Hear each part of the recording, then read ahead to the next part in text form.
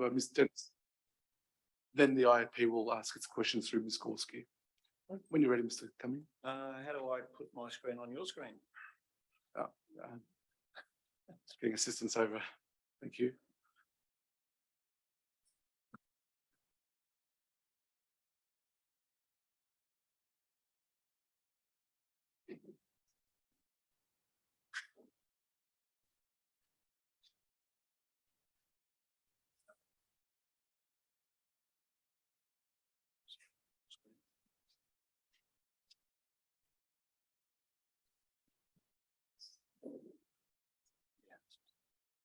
Thanks. Okay, so yesterday when everyone was flashing around screens and trying to keep track of things, to explain things to shorten the percent, to stop that, I have put everything on one PDF document that I can scroll through. So I might have to do a bit of scrolling up and down, but it should be a lot easier and save a lot of time. So Mr. Cummings, if you don't mind, taking the microphone a bit closer to you yourself, so I can hear you clearly. Is that better?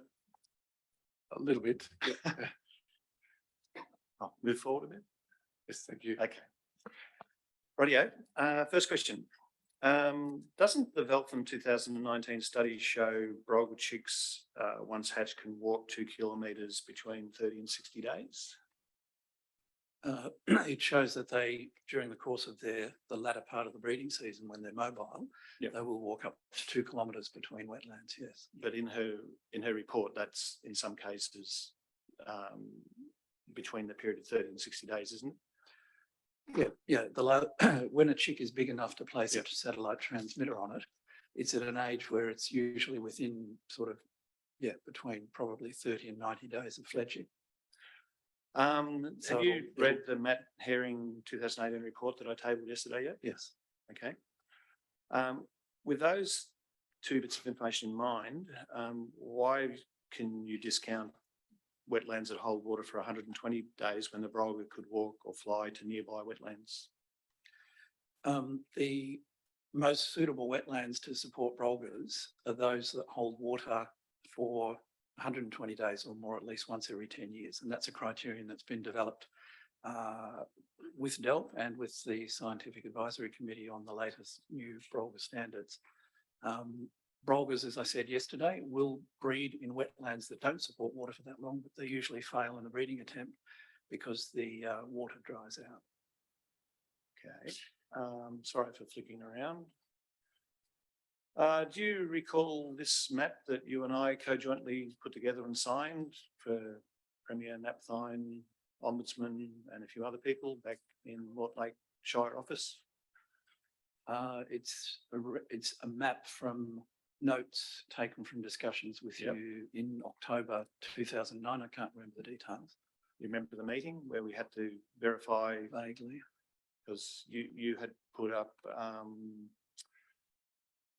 that particular site had 3 or 4 nests and we were asked to verify it, and we found it with 30 nests. And in that, there are 3 wetlands that you've signed off on, one where the cursor is, one down the road, and one there, that all had nesting within wetlands drying up within 60 days, and they walked to the nearest wetland.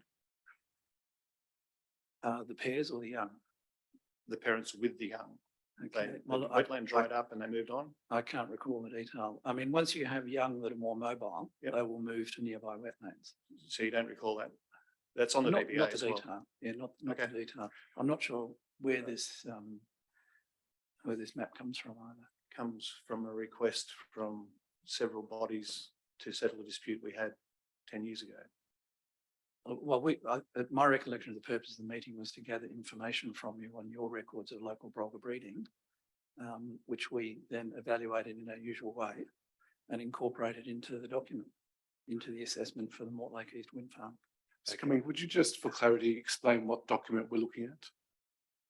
What the document was, and this is more submission than question, but seeing you've asked, Mr. Lane did 2 bird survey project EES documents for 2 side-by-side wind farms at the same time.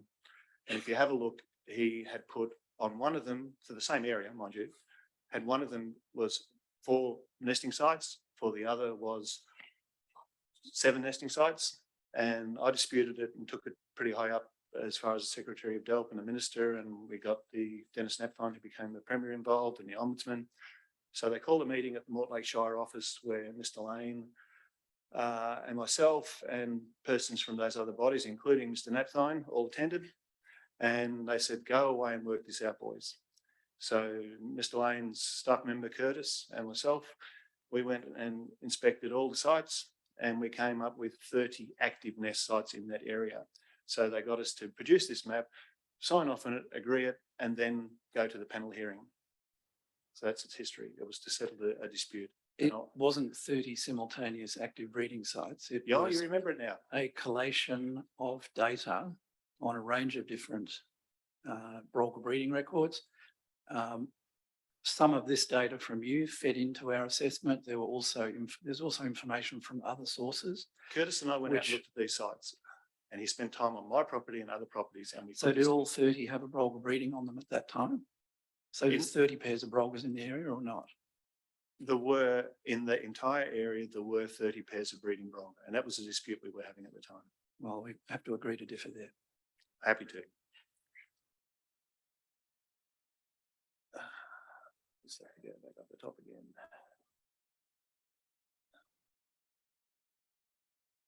Very small square. Oh, well, I'll keep flicking as I go. Now, I'd like to go to the wetlands map, wetland number 25731, which is there. And this comes out of ES document Appendix C1 and also Appendix 3, which is the identification of suitability of wetlands.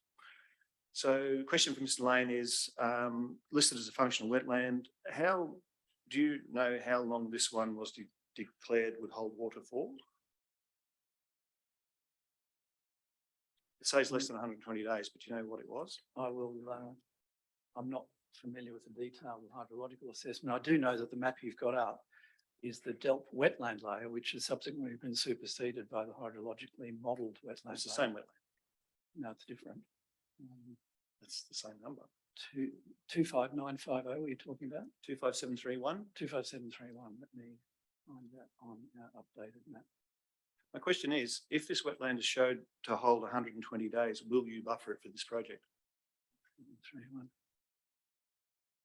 As it's raining now, we've got drone footage of the last 3 months, and we're going to run the drone over it again before I speak on the 3rd.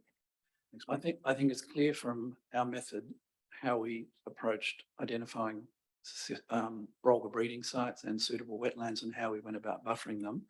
If this wetland was not found to be holding water for 120 days and was more than 2 kilometres from a known breeding site, it was not included in the buffers. If it holds water for more than 120 days in this panel hearing, will you buffer it? Because the standard clearly isn't 2 kilometres. The standard is 3.2 kilometres. I think the short answer to that is no, it hasn't been buffered. Will you buffer it? I haven't buffered it. No. My question is, if it's shown to hold water for 120 days, will it become a buffered wetland and remove 10 turbines? If it's within 2 kilometres of a confirmed breeding site, yes. If it's not, then we won't. The standard is not 2 kilometres, which we will get to in a minute. The approach that we've adopted and the methodology that we've adopted, developed in consultation with DELP, is that any wetlands within a 2 kilometre radius, based on the Veltime data, are encompassed within Brolga home ranges, which are then buffered. Standard states, unless site-specific investigations can show with a high level of confidence the site and shape of the home ranges to protect the deers, blah, blah, blah. Basically that the default DSC 3.2 will apply. If we go to Biosis's peer review of your document, they say, in the absence of the relevant data from the Brolgas at the Cockatoo Swamp section, blah, blah, blah, they're saying that you haven't done site-specific information enough to satisfy the standard. They're saying you're relying on other wetlands from other projects in other areas. The standard doesn't allow you to do that. No, the situation is, and it's been accepted in at least 3 previous wind farm assessments, is that generally it's difficult to actually meet that standard. It's difficult to get site-specific data on what brolgas are using, all the breeding sites that have in the past occurred around a wind farm, because they're not using them in the period you're doing the investigations. Therefore, the data that we've collected on flight behaviour and flight distances has been relied upon by decision makers for the last decade in determining non-default buffers. And we've used exactly the same method, but modified and updated on the basis of the satellite tracking, which shows that the 95% utilisation distribution of brolgas in the 11 situations where it's been tracked is 2 kilometres, not 3.2. So if these guidelines had been written now in exactly the same way, the default distance would most likely have been 2 kilometres, not 3.2. Okay, you referred to the 3 previous panels you're claiming this was used at. One was Golden Plains, one was Dundonald, and the other was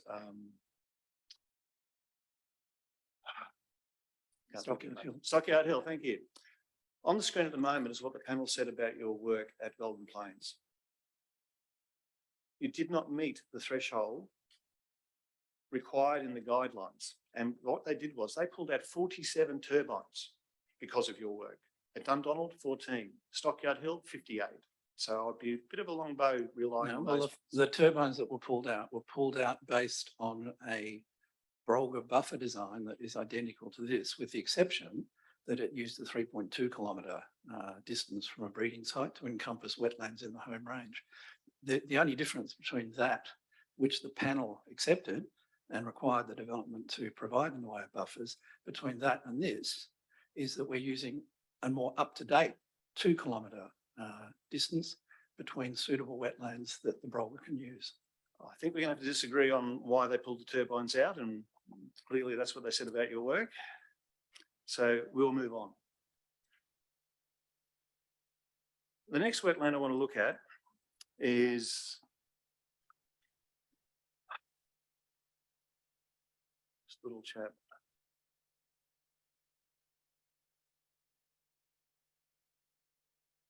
(25936). Now, 25936 on the Delk wetland layer is a happy little wetland. When we move to your wetlands that are functional, it's a happy little wetland, but a cursory glance from anyone looking at the map would appear that it's now changed number, but it hasn't, because you've omitted the number off the Delk map, and the number that there is a long arrow going across to another wetland there, and you've renumbered it W7. So when we wander Mr. Hamish, you may want to wish to ask Mr. Lane whether he has done that first to confirm whether he agrees. Yep. Is that what's happened? Yes. Okay. So we have a definition in here of W7, a small wetland, has some water in it, grazed by sheep. When we go into the Which table is that from? Appendix 3. When we go into the table that was used yesterday, Well, you're looking at this new table is Appendix 3. it's a different format start from the of table the you're on. document where you have identified what these wetlands Yeah. are, and you've got it. You're calling that Appendix 3, but it's not even formatted the same way as Appendix 3. So I'm not quite sure what you're looking at. I have done snapshots out of the table. If I do a snapshot out of it there, then it's that same table. So it doesn't, it's a way of snapshotting. Anyway. Our definitive data on brolga breeding wetlands is Appendix 3. Okay, this is now the next part of Appendix 3, which shows the wetlands, and we see that W7 isn't even there. You have to go hunting for it. So if you go hunting for it and you use the number that is by the wetland, then you see that that is an unsuitable wetland. However, Mr. Chairman, I'm quite confused about where the different pieces of information is coming from. So if I'm to provide an accurate answer, I need to be able to cross-reference the information back to my core appendix. And I'm unfortunately. Do you recognise that top of that table there? That's Appendix 3 in right. the This document. is the same. I'm just scrolling down inside that. Instead of flashing around on the screen for half an hour, I've just done snapshots out of the table. So the wetland number that you're, W7, you've Yeah. called it, and it isn't there. 1, 2, 3, 4, 5, 6, then we But- jump. what wetland do you think it was called before then, the number? We know what it was 25. before then. It was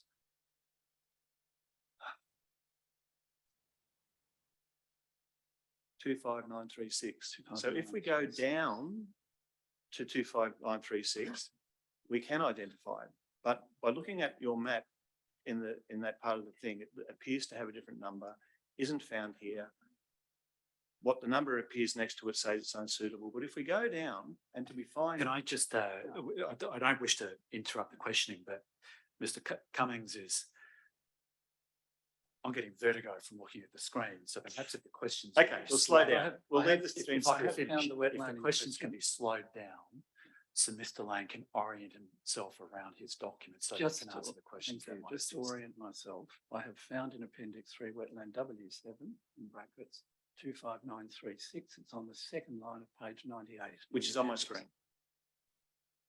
Which is on my screen. Yes, okay. Right.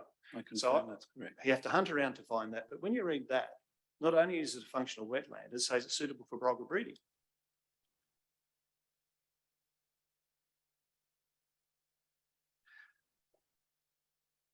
I would have to check the hydrological modelling as to whether that was actually confirmed. That's what it says in your table, sir. So when we go to the standards, so all potential breeding wetlands that are potential for nesting have to be buffered. Part of the standard, they have to be buffered. You have not buffered it. If you buffer that one wetland, you take out 25 turbines. If you buffer both the wetlands I've mentioned, you take out 35 to 40 turbines.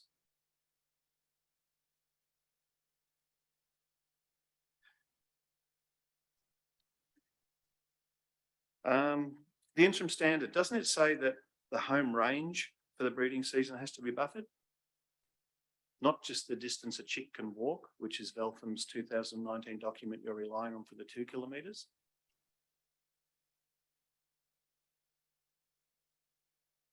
Sorry, I'm just getting my head around the hydrological assessment of W7. It is clearly suitable, functional, which is what it's clearly functional, which is what we've described it as in the Yep. report. Sorry for your vertigo, Mr. Powers, I'm looking for something else.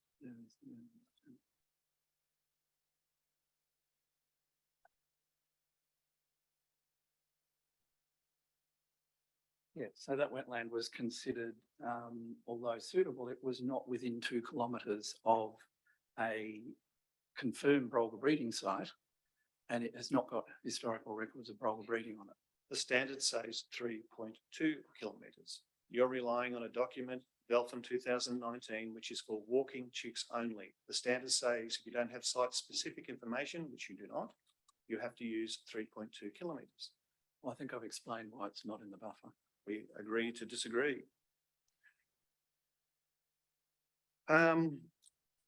So the standard says that the home range breeding season has to be buffered, not just the wetland they nest. Agreed? What are you referring to there? The standard where they talk about the Is areas that the have to interim be buffered. guidelines? Interim guidelines, sorry, yes. Stand corrected. I thought I had it here somewhere. Home range. The areas that the brolga occupies to undertake its daily activity, including breeding, flocking, feeding and foraging. That's for the 6-month period, not the Veltham 2019 report, which, by the way, some of those records you're working on are 18 days. 18 days out of 2 years data. My take on this definition is that the home range applies to all breeding and flocking sites all through the year. Yep. That's part of the glossary in the Yep. interim guidelines. And the buffer says you have to buffer the home range. Yeah, that's correct. That's right. So we should be So buffering. So we've determined a home range. We've transparently described how we've done that and the criteria we've used for that, Well, informed by the latest information, and we've developed the buffers accordingly. yeah, we disagree. From weird FOI documents, and this is one of them here, which is uploaded to your site for everyone to see. I've Um, not seen this. It's uploaded on the site. It's uploaded, it says Hamish and then Executive Director Biodiversity Division as the title. So it's on the site. In that, one of the members of the technical reference group for the standard, and it says she's female, and the only female I know on the group is Inka, who did the 2019 report herself. She's raising concerns about the use of the 2 kilometres. She's raising concerns about the fact that the adult brolga foraging and distance used prior to chick hatching and after has not been used. So you have someone who wrote the report, who's in the group, has raised concerns saying, hey guys, this shouldn't be happening. So this is documentation from your meetings. Do you agree that's documentation from your meetings? I don't know. I've not seen the document. I don't know its provenance. Wow. Okay. Now you're using Veltham's 2019 report, which is walking chick Publication, yeah. publication, thesis, whatever it is, walking chicks. Are you aware that the GPS tracking information that was taken from those birds was actually 80,000 records? No, You were her supervising TRG person for years. You didn't know. I haven't had any involvement in that study at all, apart from the initial scoping of it about 15 years ago. She did a presentation, public presentation to Delp, to you. Well, I don't. Mr. Cumming, the experts answer the question. Okay. Do you remember her doing a public presentation where she No. displayed the data? No. 2015. No, I haven't attended any public presentation by Inka Veltheim. I've just relied on the published information. And Wow. I've had various chats with her socially about her work too. You were on her supervisory group at TRG? No, Well, according to the documentations, it was you, Ian Smales, and we were Dr. on Woods. the technical reference group initially. Well, Ian Smales, myself and others are on the initial technical reference group or scientific reference group established for the creation of these interim brolga guidelines, which For we're her using at the study? moment. The scientific reference group that I served on was to work with DELP to generate a new set of standards, the draft of which has been published, but they've not been finalised yet. They're the only two groups that I've been involved in over the years on brolgas. okay. I haven't brought them with me, panel. It would be part of my submission that showing Mr. Lane was a part of that group. I don't know what group you're referring to. When she did her thesis and her study and the brolga tracking and all that sort of stuff, she had a group of people that she was relying on, advising her, etc. That was Mick McCarthy, yourself, Ian Smales, and other people. It was Cumming, not, it was not me. yeah. It was, I think, Richard Hill, her supervisor at Federation University, and possibly Mick McCarthy. They were her official thesis supervisors. And I may be wrong on that, but certainly didn't include me. Okay, moving I'm on. not aware Thank of you. any other kind of group that might have been around that I may or may not have been invited to. I've uploaded the data that from Inca's project, the 80,000 records. They are on the VBA and have been on the VBA for several years. They were provided to the proponent through communications 18 months ago. There is no excuse why the proponent has not used this data.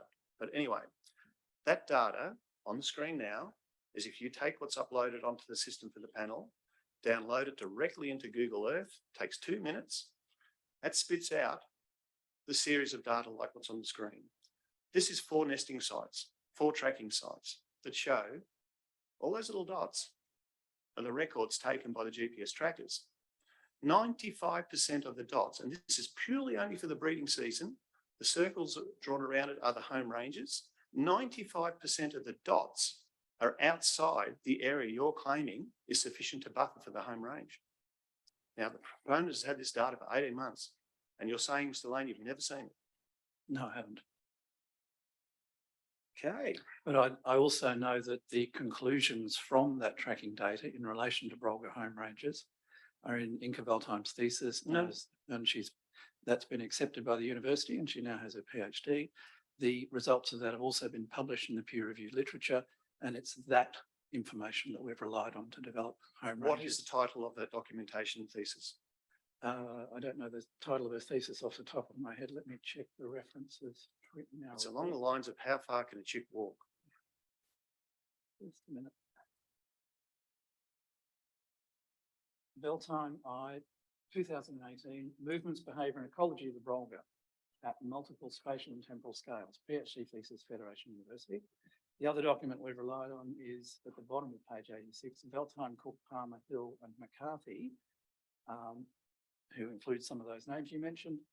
2019, Breeding Home Range Movements of Pre-Fledged Brolga Chicks in Victoria, Australia, Implications for Wind Farm Planning and Conservation. So Thank you. Pre-fledged Brolga chicks. It's That's a targeted- walking chicks, Yeah, not their parents, not how far the parents fly. It's how far the chick will walk. That's all it is. and my understanding of her observations was that she watched what the adults and chicks were doing and generally found that they moved as a family party. Her So- observations, like your observations, are limited. The GPS tracking is 4 times a day for 2 years. Do you recall during the Golden Plains hearing where Mr. Smiles admitted that 20% of his observation records were outside of 3.2 kilometres because he couldn't find them within 3.2 No, k's? I can't recall that. The information we've relied on to determine, for example, flight distance shows they fly up to 3.2 kilometres. But the bulk of the movements, most of the movements are less than 400 and something like 85% of the movements are less than 1.6 kilometres. So that's the kind of spatial information we've used to determine Brolga home ranges, overlaid with the Beltime finding that good wetlands within 2 kilometres of one another are used by the same pair, as well as the land in between. And we've then used that to calculate the residual collision risk model, all of which are steps clearly set out as in a level 3 assessment in the interim guidelines which apply to this project. Why, my question is, why would you use 2,500 data sets out of 80,000 when you've got 80,000 to use? My job is not to go back and analyse the data. My job is to rely on the experts who collected the data and the scientific publications that they have prepared. You've signed a witness statement saying you have used everything available, left nothing out, and according to your, I can't remember the exact wording of it, but it was. Well, I haven't left out something that I didn't know existed. Your question for you now, Which you're might be a working for a limitation. proponent. If the proponent has been provided the information, is the proponent required to give you the information relating to your work? If I needed that information to do my work, I might have looked at it. I didn't know it existed. Secondly, the way in which we've developed the Brolga buffers is based on the latest scientific information about the way the Brolga behaves during the breeding season, combined with 15 years of information we've collected on Brolgas in the time that we've been working on them, particularly in terms of the flight movements. The GPS tracking is the latest information available for a breeding season. On the screen But now, it hasn't been interpreted. There's no published peer-reviewed defendable interpretation of that. it doesn't need interpretation. On the screen now is one bird. It's coming.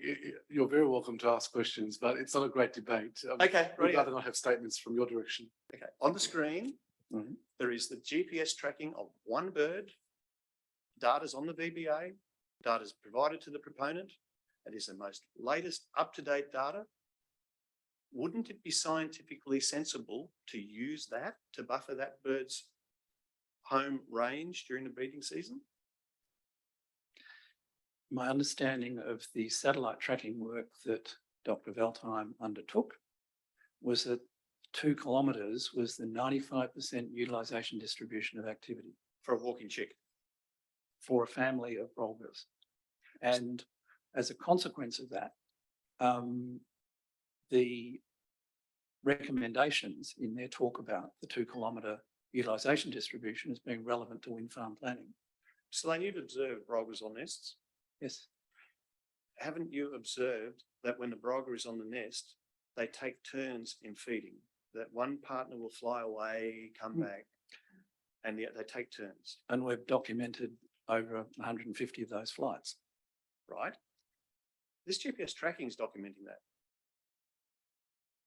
Well, Would it I guess you're claiming it's GPS tracking. I'm not quite sure. I mean, Veltheim did satellite tracking, so I'm not quite sure what you're referring to. I mean, as I say, without a proper description of the provenance of this data, of the methodology, and then an explanation of how it's been analysed.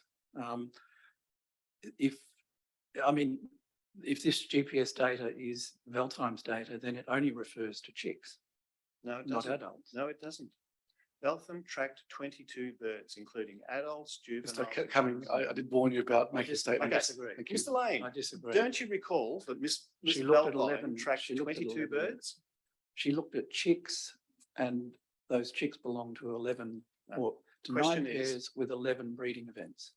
Question is, the trackers, were they attached to adult birds and juvenile birds as well as chicks? No, they're only attached to chicks. That's right. That is totally incorrect. So my submission will cover that. That is totally incorrect.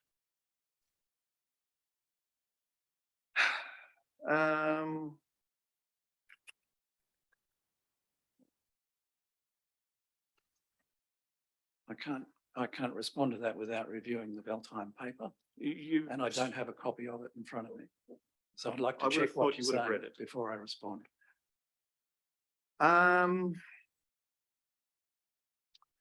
Covered that. Covered that, covered that.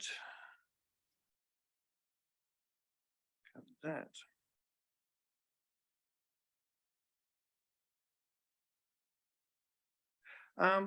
The post-completion reports that wind farm companies do, there's 12 built-in Brolga home ranges. Have you accessed and read all 12 reports for wind farms built in Brolga home ranges?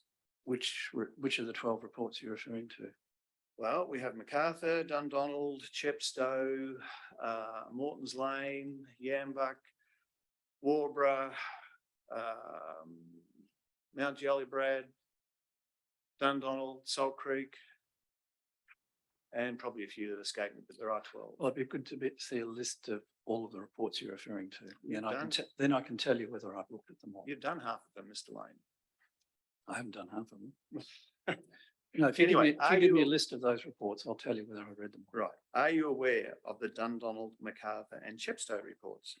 I'm certainly aware in detail of a number of the recently put on website Dundonald reports in relation to Brolga activity around the Dundonald wind farm and the monitoring of their activity there. Weren't you provided all 12 reports at the Golden Plains panel hearing? The Dundonald reports were not available at that No, time. no, They the other hadn't been 11, published. Mr. Lane. I can't recall being provided with them. Okay, No, you were.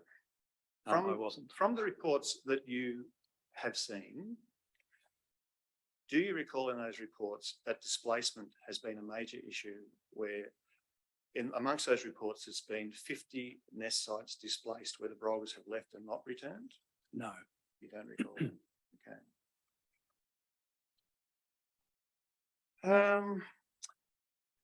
In your witness statement, you claimed that in May 2018, a Brolga successfully fledged chicks 400 metres from a turbine at AGL's Macarthur Wind Farm. I claim that they have a number of times since the wind farm was built. Right. I thought you specifically said May 2018. No? Can you take me to the part of my witness statement you're referring to? No, I can't at the moment, Mr. Lane, but I will do that in my submission.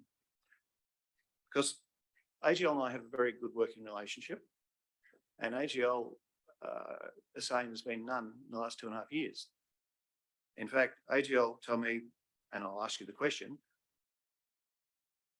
did AGL contact you and ask you for your information to prove your statements? And did you not reply to their emails and telephone I didn't personally know. Okay. From the claims, you've said 6 out of 10 years at Macarthur, how many chicks have fledged, are you claiming? I'd have to go back and just check the reports to determine that.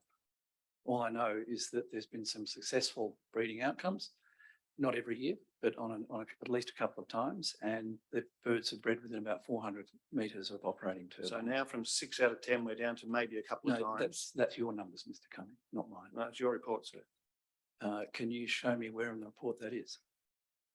if the panel wishes for us to take half an hour of I wasted can't time. comment if you can't take me to the evidence. Okay, I'll do it in my submission. I'll pull up your report and do it then. But my question is, you're saying now it's possibly a couple of times that chicks were fledged at Macarthur. Yes. Do you have photographic evidence of that? No, I'm relying on the findings of the monitoring reports done for the wind farm. You're talking about Woods reports. Yes, and yeah, in 2017. You're relying on later. the two items in Woods reports where he said chicks fledged. One of them was before the turbines began, Mr. Lane, and the other one, if you recall, and I'll ask it as a question, do you recall that the other one was seen at 2 months old and Woods had no recollection, no evidence of it breeding there? It may have walked in. Woods had no nest site. Well, that's your take on it. No, it's in his report. And I've rang and confirmed it with him. He's confirmed it with me. There is no nest site. I mean, I'm happy to have a discussion with the report open in front of you if you wish. But you don't recollect that. I can't recall Okay. everything. No. So if we take out those two that Woods has reported, you have no evidence of any other breeding at Macarthur Wind Farm. Successful fledging breeding at Macarthur Wind Farm. I'd have to check the latest records in the VBA to see whether there are any additional breeding records on or near the wind farm in that I can database. assure you there are not. Recently. Sorry. I can assure you there are not. Well, I'd have to check that. Okay. You also claimed at Dundonald and Salt Creek that they've had successful breeding. I think you said 1.5 or 1.8 kilometres from the wind farm 1.2 in question. I think it was. Let me check my witness statement.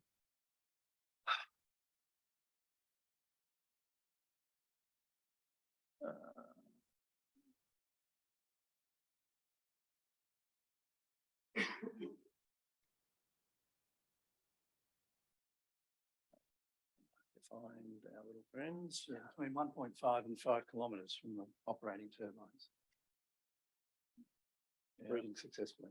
No change in the use of wetlands before and after the wind farm commenced operations. Okay, so you're saying on from page- operating turbines. That's on page 2 of, oh, it may be a pagination issue. Sorry, table 4, the second page of table 4 in my witness statement in response to submissions. Yeah. It's a summary of the findings for Dundonald.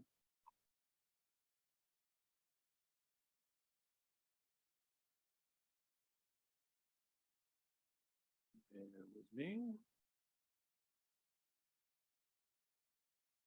We had 4 power outages last night and 1 crashed computer, so it wasn't much fun putting this together.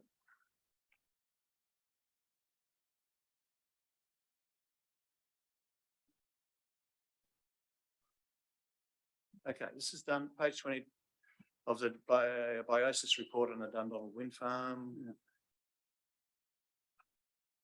The sites that they have said, do you recognise this report, Mr. Lane? Yes, I recognise the figure. There's one there, which is about 4.8 kilometres. When the blade fell off the turbine and the wind farm was shut down, it nested there. When the turbine started up, it abandoned its nest and moved it outside the 5K number. But apart from that, there's another nesting site here at 5Ks, had successful chicks, and another one up there, which is 5Ks.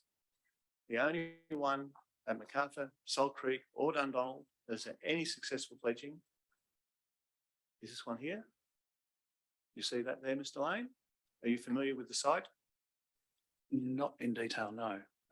Look, I'd prefer to have a look at the entire report and go back into the detail of it to confirm. Please do. The records, because I think there's more than one map.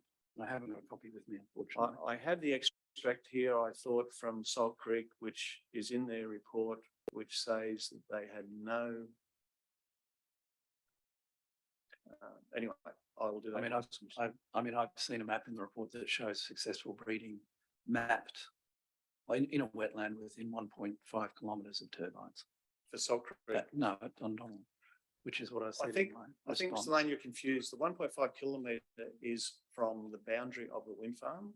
No, it's from turbines. I measured it. It's from turbines. Okay, in my submission, I will go further. But so you're still saying that you believe there was a successful breeding within 1.5 kilometres of turbines? If you refer to the report that's on the internet, you'll see there is. That is off you. That is the report, and it says there isn't. Anyway, we'll move on. I'd rather look at the original document. Fine, we will move on. Now, are you familiar with the report that I did using and in conjunction with Dr. Wood's information and the AEMO, which was for the MacArthur Wind Farm? It's on the screen. It's also uploaded to the panel site. Are you familiar with this report? No. That's funny, Mr. Lane, because in one of the sets of minutes from the group where you are a member of for the interim, for the new standard, you raise this report and say it hasn't been peer reviewed, therefore it should be discounted. So are you still unfamiliar with it? I'm not familiar with, I'm familiar with the intent of the content, Yeah. but I'm not satisfied that the content can be relied on. Okay. So you are familiar with the report? You know Not, it exists. not in detail. You know it exists. Yeah, I mean, you reminded me of when it was submitted, that jogged my memory. Correct. Now, in the standards, the Brogger standards, TRG or scientific group, or whatever else, this was talked about and it was said, well, it hasn't been peer reviewed, so we can't use it. So this was done in 2014. All the information in this is in Dr. Wood's reports and on the AMO. My question is, why didn't you go and do it yourself in the last 8 years? The work in this report is a significant interpretation of existing information presented as if it was raw data. And yeah, I haven't relied on it and I don't think it's reliable. Question is, why don't you go back, get those 200,000 data points off the AMO like I did, get Wood's reports and regenerate it to your satisfaction so you can see what it's saying? Because we approach the issue of Brolga breeding sites and their buffers and the design of wind farms consistent with the DELP published guidelines. This is consistent with the DELP published guideline because this report monitors the movement of Brolgas versus the generation of turbines. And it shows if the turbines are stopped or if the turbines are less than 30%, I think the number is, the Brolgas will re-enter the site, build nests and do all sorts of things. But if the generation of the turbine gets over 30%, they abandon their sites. And in one of Wood's reports, they abandoned their site, left 2 chicks behind to die. So I would have thought this was not only relevant to the guidelines, but it would have been very relevant to your job. Well, is it not? We have differing opinions and we'll probably have to leave it at that. Okay.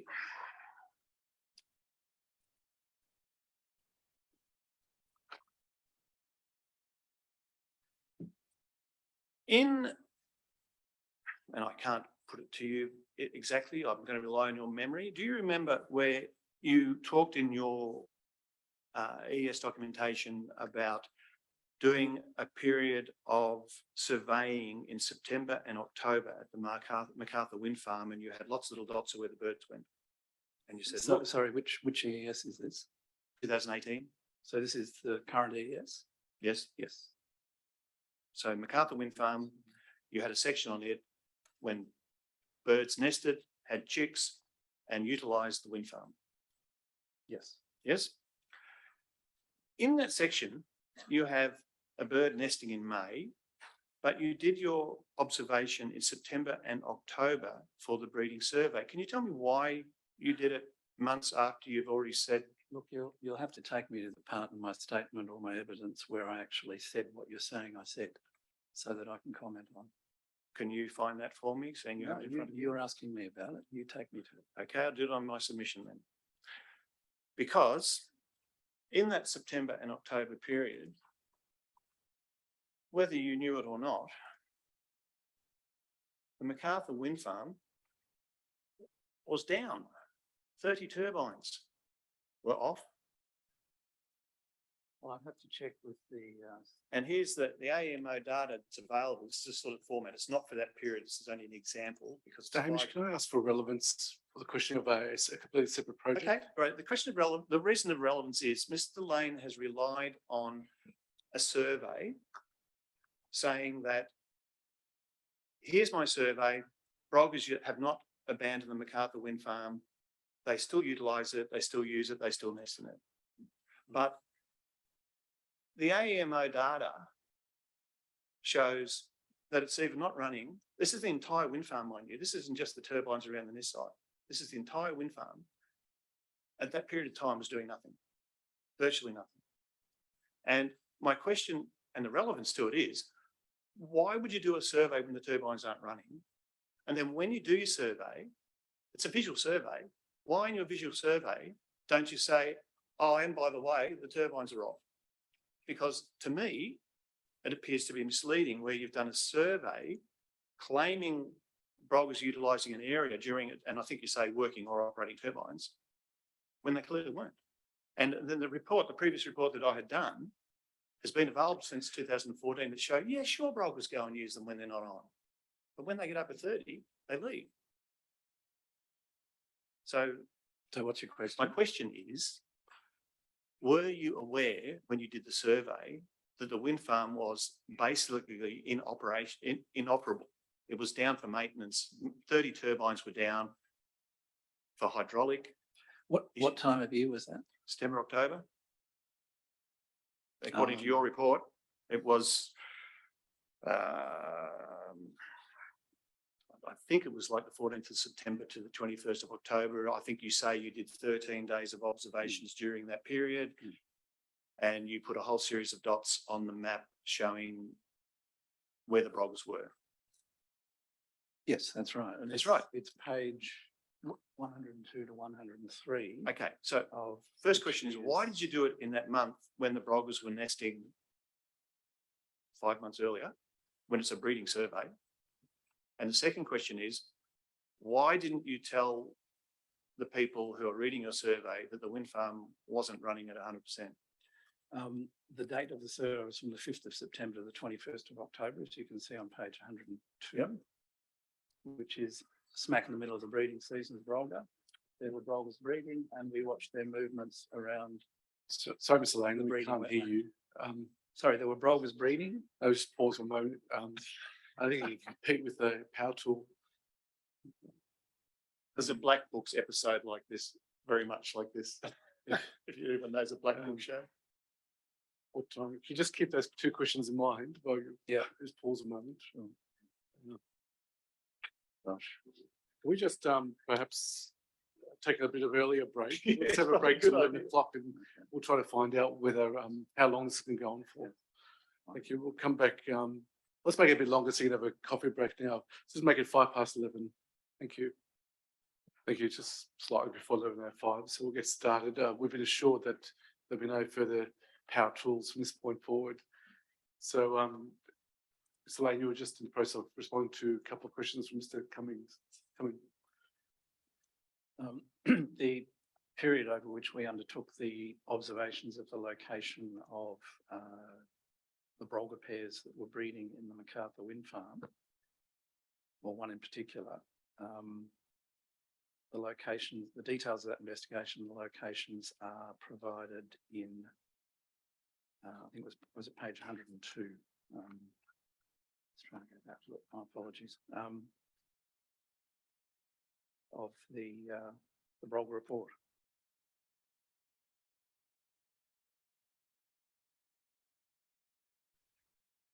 In the break, I found the Salt Creek document. Mr. Lane, do you recognise this as the second year of IOS's Salt Creek document? Post-completion report, where they clearly say none of the observed breeding attempts were successful. Mm-hmm. Okay. So moving on. I mean, that may not be due to the wind farm. That could be due to the usual things that affect Brolga breeding success. Their breeding success is known to be very low. Could be due to aliens as well, Mr. Lane, but they were breeding before the wind farm and flocking there, so I have to at least entertain the idea that it could be partly responsible. Mr.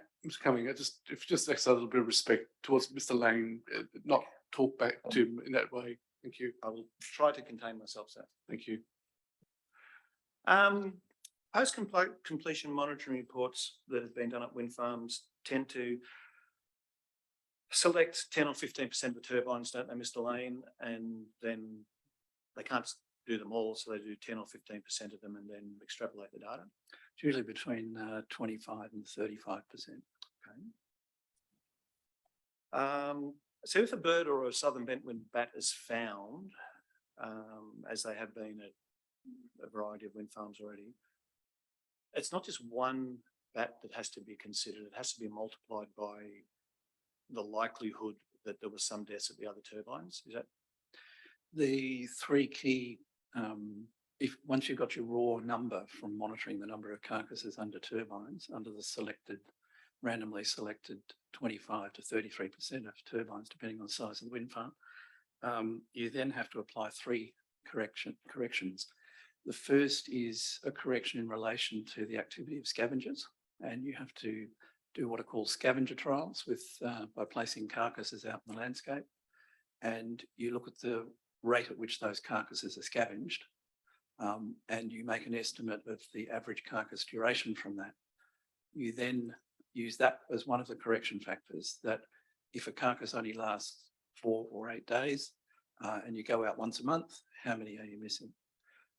Secondly, you look at the observer efficiency, or in the case of scent dogs, the dog's efficiency at picking up carcasses, because inevitably some will be missed. So you need to apply that correction factor, and then you need, having done that, to gross the number up to the number of turbines to derive an estimate of the mortality separately of birds and bats in the metric called birds or bats per turbine per year. so? The answer That's was the way it's usually done. so. The answer was yes. If we find one, we multiply it up to 3 in a broad brush. No, not multiplied by 3. We multiply it by 3 separate correction factors, which vary depending on the wind farm site. Okay. So at MacArthur, you're familiar with Wood's analysis of how 4-week surveys were deemed inadequate and you reduced it to 2-week surveys?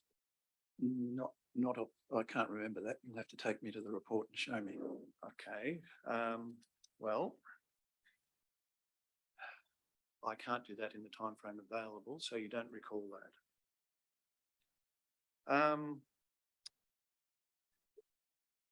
Woods found the frequency increased from 10 deaths to 13 deaths per turbine when you doubled the frequency of searches. You don't recall that?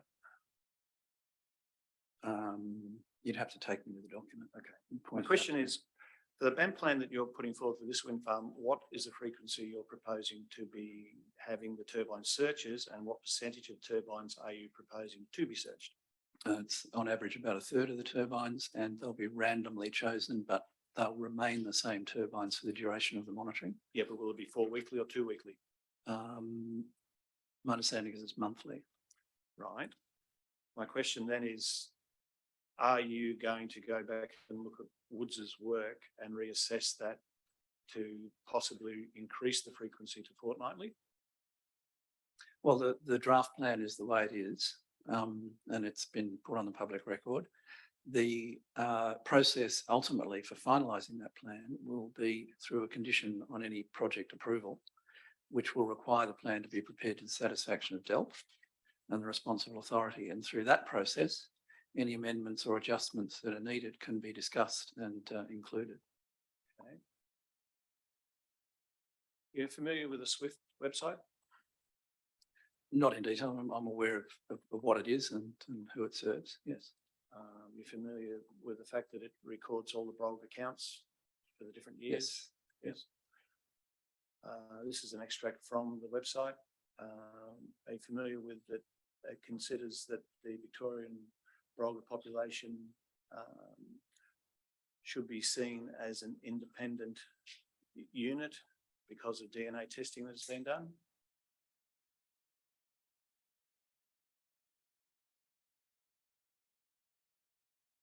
Yeah, I mean, if you're reading that from the website, that's fine. Also familiar with the fact that they're saying there's 200 to 250 breeding pairs left? This is straight out of the website. Yes, it is. Yes. Yep. So my question to you is, based on that information and what we know about broilers, isn't the loss of one nest site going to be significant to the broiler population down the track? Well, the population viability assessment is a model that was developed with the support of DELP by Professor McCarthy at Melbourne University, precisely to answer this question, to say, well, what will the consequences of the loss of birds from wind energy projects be for the Victorian broiler population? And those results are appended to the EES appendix that deals with Brolga. I presented those in my evidence in chief. Do you have a personal opinion? Is what I'm asking. My personal view is driven by what the science indicates. Okay. You talk about collision risk modelling and reliability. Do you recall the previous panel hearings where university maths professors deem that the models that you're using aren't reliable and shouldn't be used for planning? I can't remember people like that attending a panel hearing. No. Didn't attend a panel hearing. It was through written submission. Don't recall. The collision risk model that we use is based on the band collision risk model, which is used widely in Europe. Do you recall that at the Golden Plains panel hearing, it was shown that you weren't using the band model according to how band said it was to be used, and band actually documented how it should be used? Well, our advice is otherwise from our statisticians who run the model. Okay.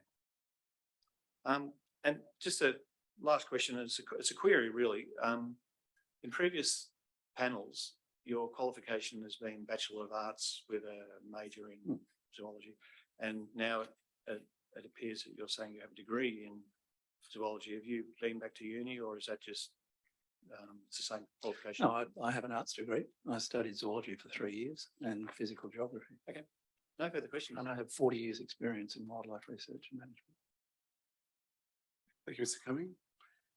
Ms. Dennis.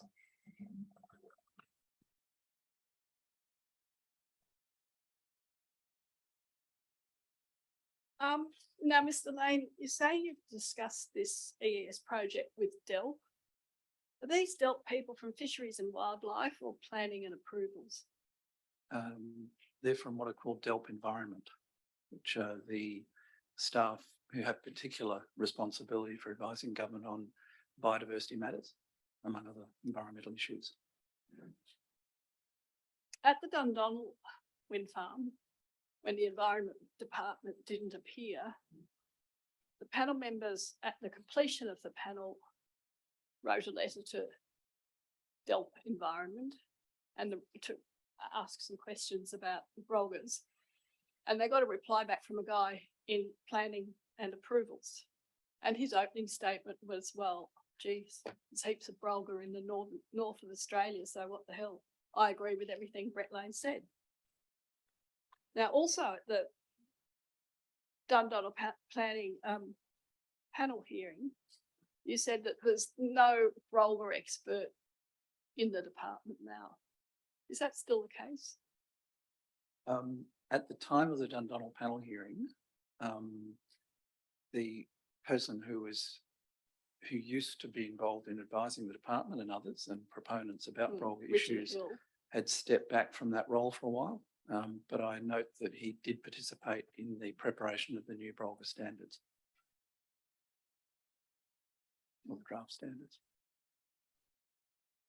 But if you've got questions about DELP, you need to direct them to DELP. Well, yeah, but I may not, I can't guarantee I'm going to be able to ask DELP. So I'm asking you because you're dealing with DELP. Do you think it's satisfactory that that an endangered species like the Brolga doesn't have a higher level of commitment within the department? I have to object to that question. I'm sorry. I mean, it's, and of course, we need to be flexible, but that's not a question asking Mr. Lane about his expert opinion on a subject matter. That's asking about what he thinks of DELP. If there are concerns or submissions to be made about DELP, then of course people are at liberty to make those submissions too, but I'm not sure how Mr. Lane can really assist you in answering that question. Okay, that's all right. If I get the chance, I'll ask DELP. Apart from yourself, who are the other members of the EES technical reference group that you keep referring to?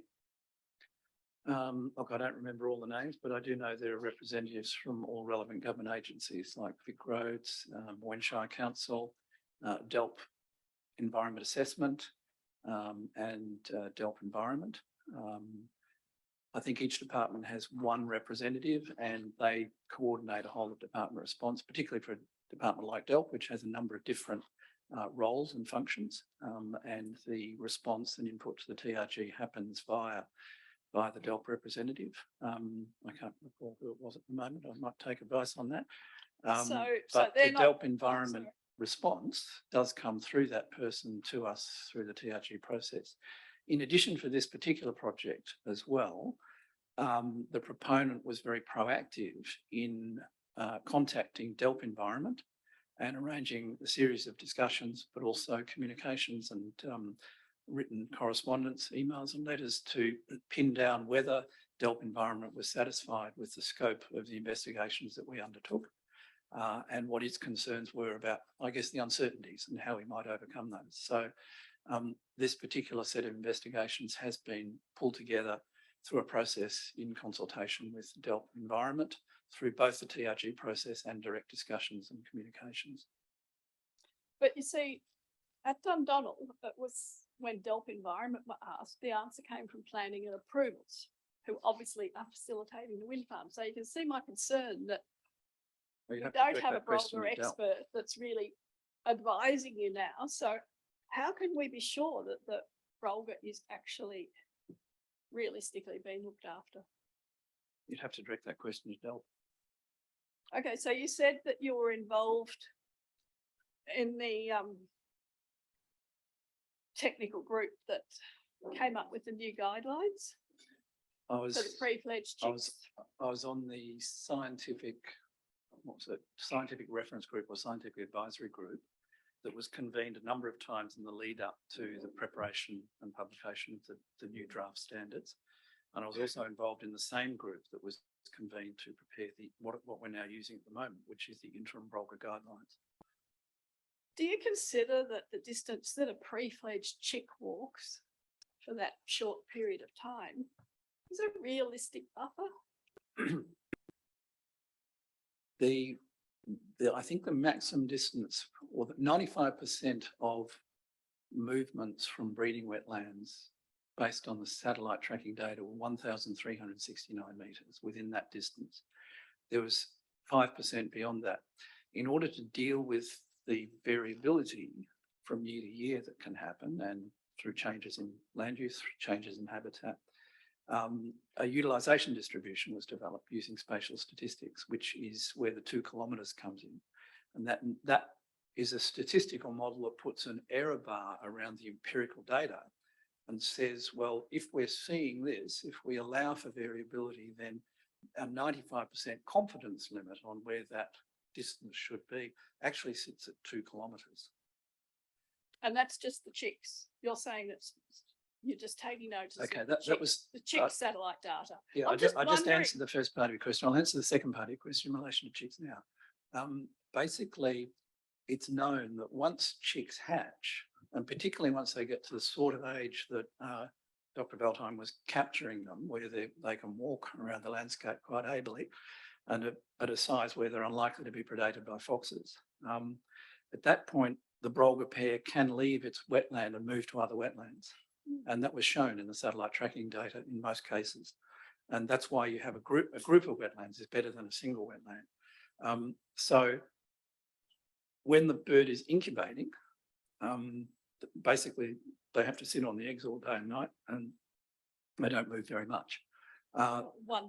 One will move out and one will come back. And a lot of the movements that we have in our observations are of birds moving to and from breeding wetlands when they've been sitting on eggs, because a significant proportion of those breeding attempts didn't get to the point where they had chicks as old as those tagged by Dr. Beltime. So my sense would be that by looking at the movements of half-grown and pre-fledged chicks, you're actually getting a better idea, you're getting an idea of the sort of maximum likely movement. In other words, you're looking at a phase in the breeding cycle where the family becomes much more mobile because it's not tied to the nest, it's not tied to incubation, and it's not tied to a young hatchling, for example, which needs to be closely shepherded and protected from predation and encouraged to go into dense vegetation when predators are around. So if you think in principle, the way that breeding birds work, they start to become much more mobile once their chicks are mobile. So I think the use of chicks as a surrogate measure of brolga activity around nests is a perfectly valid approach. Well, I've noticed with my breeding brolgas that, you know, they'll fly in, the adults fly in. This is long before nesting. I mean, how do you count for these birds? They fly in, they do exploratory, check out. Oh, no, it's not ready yet. We'll go away and we'll come back a week later and see if it's rained enough. There's a lot of flights in and out of the wetland. And then they muck around and they'll build the nest in the morning when they finally decide that they will nest there, that, yep, okay, the water level's right. And then in the afternoon, they fly away again. Then you're not counting any of those flights in your buffers if you're just using pre-fledged chicks. Those flights are most likely to be within the sorts of distances that we've documented in our flight data. But if Miss Veldheim has put her satellite transmitters on those adult birds, why aren't you using that data? My understanding was that she placed the satellite transmitters on chicks. No. She placed it on 22. It's in her PhD thing. It's a tabled document. You'll be able to check that. She did 22 birds. She killed a couple of them off. And I know because she did one very close, a wetland very close to our place. So I'm interested in seeing the data. So, I mean, my concern is with this that, you know, it's not a realistic buffer. And are we going to just end up in the situation that BirdLife Australia has suggested, that we're actually just facilitating wind turbines and we're going to result in the extinction of the southern brolga? The interim brolga guidelines are designed to ensure no cumulative impact of the wind energy industry in Victoria on the brolga. And the important mechanism in that is obviously the provision for a compensation plan. And the work that we've done on wind farms for the last decade have essentially followed those principles. And the conclusion, as long as you're working to those guidelines and those doing the assessment in the way that it prescribes, gathering the data that's necessary and committing to a compensation plan, then you are committing to an outcome that will not lead to a cumulative impact of the wind energy industry on the Victorian brolga population. So that's the government policy position. That's the approach that they've asked us to take. And it's eminently sensible and consistent with modern environmental regulation, not just here in Australia, but elsewhere. Would you consider that it's unethical to capture and place satellite transmitters on brolga and then not use that data? I'm not aware of a situation where that's happened. Well, it has with Inca's ones. I remember because years ago I was president of the Friends of the Brolga Association back in the 90s. And we had a lot of discussion about putting satellite transmitters on, and they were big chunky things back then. And the Arthur Ryler Institute guy was very keen on the ethics, and it wasn't ethical to capture birds and put these big transmitters on them at that stage. So I'm just intrigued with the ethics of the Southwest Brolga project going out, capturing 22 birds, putting transmitters on them, and then just not using that data. In fact, turning the transmitters off before, I mean, in America, they went for 6 years, and here they just turned off. And I just... Yes, I'll just ask you to move on because Mr. Lay's an expert on ethics or that I sort think of field. you have to be, though. If you're a wildlife expert, and as I say, this was really drummed into me at this meeting. I'll ask you to move on, Mr. Links. Thank you. Okay. Blade length is included in the suggested buffers for Willatook. How does blade length impact on the brolga? If you're going to create a buffer, you want to make sure that you don't place the turbine pole right on the edge of the buffer with the blade going into the buffer. So the purpose of the 95 metres is to get the pole position outside the required buffer. And 95 metres is larger than any model turbine currently available, but it's got some contingency in it as in case technology changes. So does this increase in size of the turbines that are being suggested for Willatook going to mean more turbulence and therefore more displacement of the brolga? Look, I think most birds, and particularly larger birds like brolgas, are adapted to turbulence because they can fly. I don't think they're adapted very well. I'm sorry, I saw one hit a power line and it was a very windy day and it was a single wire earth return power line and it was the third one up and the turbulence, no, he wasn't adapted to it. He hit the power line, unfortunately. End of that one. Now, yes, you were referring about your mitigation and compensation. Over many years, you have managed the mitigation for brolgas.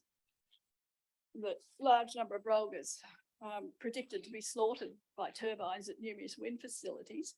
How many breeding wetlands have you restored or created, and how many chicks have been successfully raised to mitigate these potential deaths? Well, look, it's early days. The compensation plans have only been a condition of approvals in the last 5 years. And any information that's available is available on the internet. The results of the early selection and subsequent securing and management of four wetlands for the Dundonnell Wind Farm are presented in the Dundonnell Wind Farm report. And you can see that in all 4 cases, pairs of brolgas have turned up. They haven't yet started breeding, but having all 4 of them have pairs of brolgas turn up is very encouraging. Secondly, the Nature Glenelg Trust has been restoring wetlands probably for the last 5 or 6 years in southeast South Australia and southwest Victoria, and has had considerable success in doing so. And I'm aware of at least 2 of their sites where brolgas have turned up and bred successfully. So am I, but they're not ones that you had to do under compensation plans. But they show that compensation can work. Oh yeah, we know they'll work, but I'm asking you, like Chepstow, that was more than 5 years ago. God, how many years ago was Chepstow? About 15 years ago. I wasn't You had to do a compensation plan for that. You had to do your mitigation and create a wetland. What happened to Well, that the proponent had to do that. I wasn't involved in the project after its approval.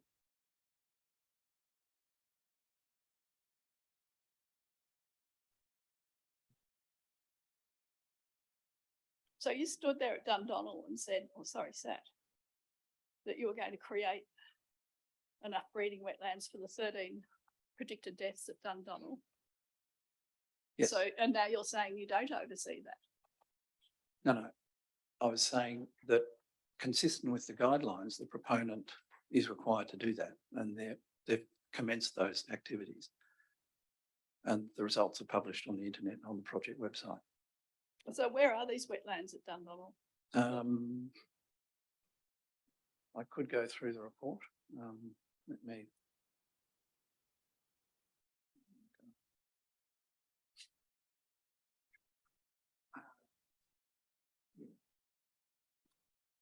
Okay. I'm referring to the Dundonnell Brolga Compensation and New One report by Odinata, dated April this year. I'm trying to find some wetland names in it, just bear with me. Okay, there's a wetland at Caramut of 33 hectares. There's a wetland at a place called Crossroads, I don't know where that is, of 7.7 hectares. Sorry, Mr. Lang, what are you referring to at the moment? The Dundonnell Brolga Compensation Plan Year 1 report by Odinata, which is on the Dundonnell Wind Farm website. Thank you. And it's required as a condition of their approval to put these reports on their project website, which is an excellent development. There's another wetland nearby at Warndoo of 18 hectares, which is being restored. And fourth wetland is at a place called Westmere of 29 hectares. And so they're wetlands that had been previously drained, lacked significant areas of aquatic vegetation and were not functional wetland ecosystems. They've had the drains blocked, they've had the water level increased, they've had the grazing removed, consistent with the requirements of the compensation plan that we prepared. And it is of interest that in the initial year or so, Brolga pairs have inspected all 4 of those wetlands separately. Just to start But over with. the years and all the other wind farms you've overseen, you've never ever successfully raised a chick. Well, as I say, it's early days in terms of implementing these plans. They started back in 2000s. The requirement for a I'm just compensation. worried that we have this zero net impact, and if we're never actually the compensation plan's not working and we're not replacing these birds. We've got this massive deficit within the Brolga, and I'm just wondering how you can justify this. And you're saying here that, oh, yeah, we'll kill 1.3. I'm not quite sure if 0.3 is at its feet or its head or whatever. But surely we're so far behind now that even the death of one extra bird here is too much. The Brolga guidelines acknowledge that collisionless turbines may occur, and it encourages us to try and use the best available science and mathematics to understand what that impact will be. It also requires that that impact be compensated through the preparation and implementation of a compensation plan. Dundonnell, I think, was the first wind farm to go through the process consistent with the guidelines, and therefore is the first wind farm to have a very explicit requirement that that compensation plan be implemented to compensate for the impacts of the project. And since the project's only just started operation, because construction takes some years, it's documenting the first year of its implementation of that plan on its website, and that's the document I'm referring to. So it is early days, and it's vital that these compensation plans work, but we have plenty of examples, and including recent examples from Nature Glenelg Trust. Yes, but not for Brolgas moving into restored wetlands and breeding. I mean, Nature Glenelg Trust did that one just because the landowner there wanted to, he loves Brolgas and he wanted to reinstate his Brolgas. Yeah, and it shows that Westland restoration works. I'm just, my question really, you know, the wind industry is just miles behind. It's not doing. Well, it's only a year or so. It's duty of care with these compensation plans and mitigation. It has to do them. It's required by the regulator and decision maker to do them. Not. It was never done at So this is turning into a conversation which we're not pleased about. No, I just ask if I'm you not just pleased about it either. please both pause not talk over each other, and also Mr. Lane, you're not required to answer any question which is preloaded with a statement or an opinion. So I have warned parties about that. All questions must be genuine questions without preloaded submission or opinion. Okay. Thank you.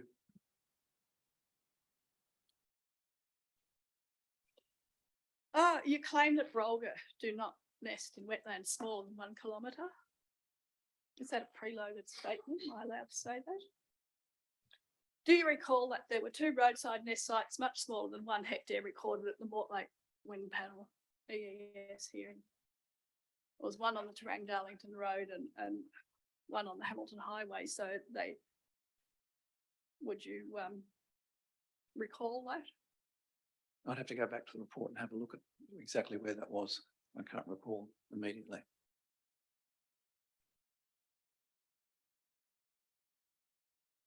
So you don't mention the recently undertaken genetic research at all. Do you not believe or care that the interbreeding of the Sarus crane and the Brolga in Northern Australia is actually happening and scientifically proven? There's no Sarus cranes in Victoria that can interbreed with the Victorian Brolga. Exactly. Thank you. Thank you. So it's not relevant to the Victorian population. No, I would agree entirely. So my question was, how do you think this would impact on the perceived importance of the Southern Brolga, as it definitely does not breed with Sarus crane? Well, I mean, it's the significance of the Brolga and its conservation status is recognised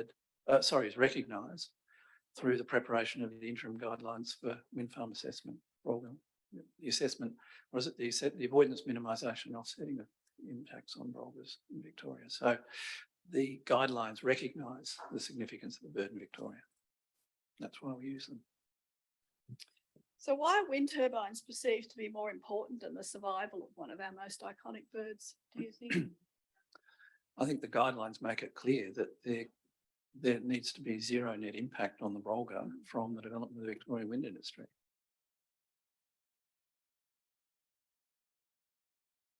Is the extinction of the Southern Brolga an acceptable outcome from an increase in renewable energy?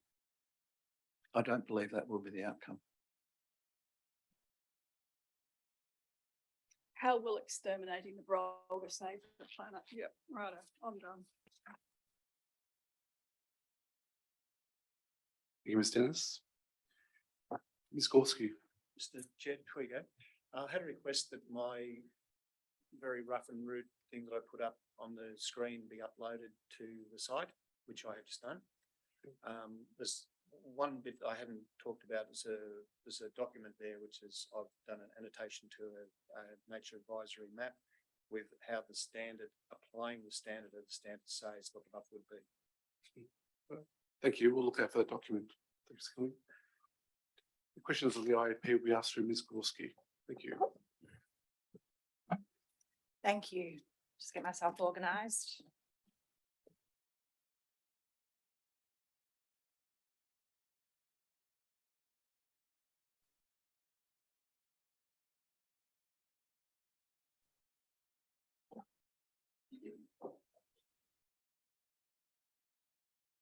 Okay, I'm just sharing my screen. I've got a series of pages from the EES and supporting documentation just to run through.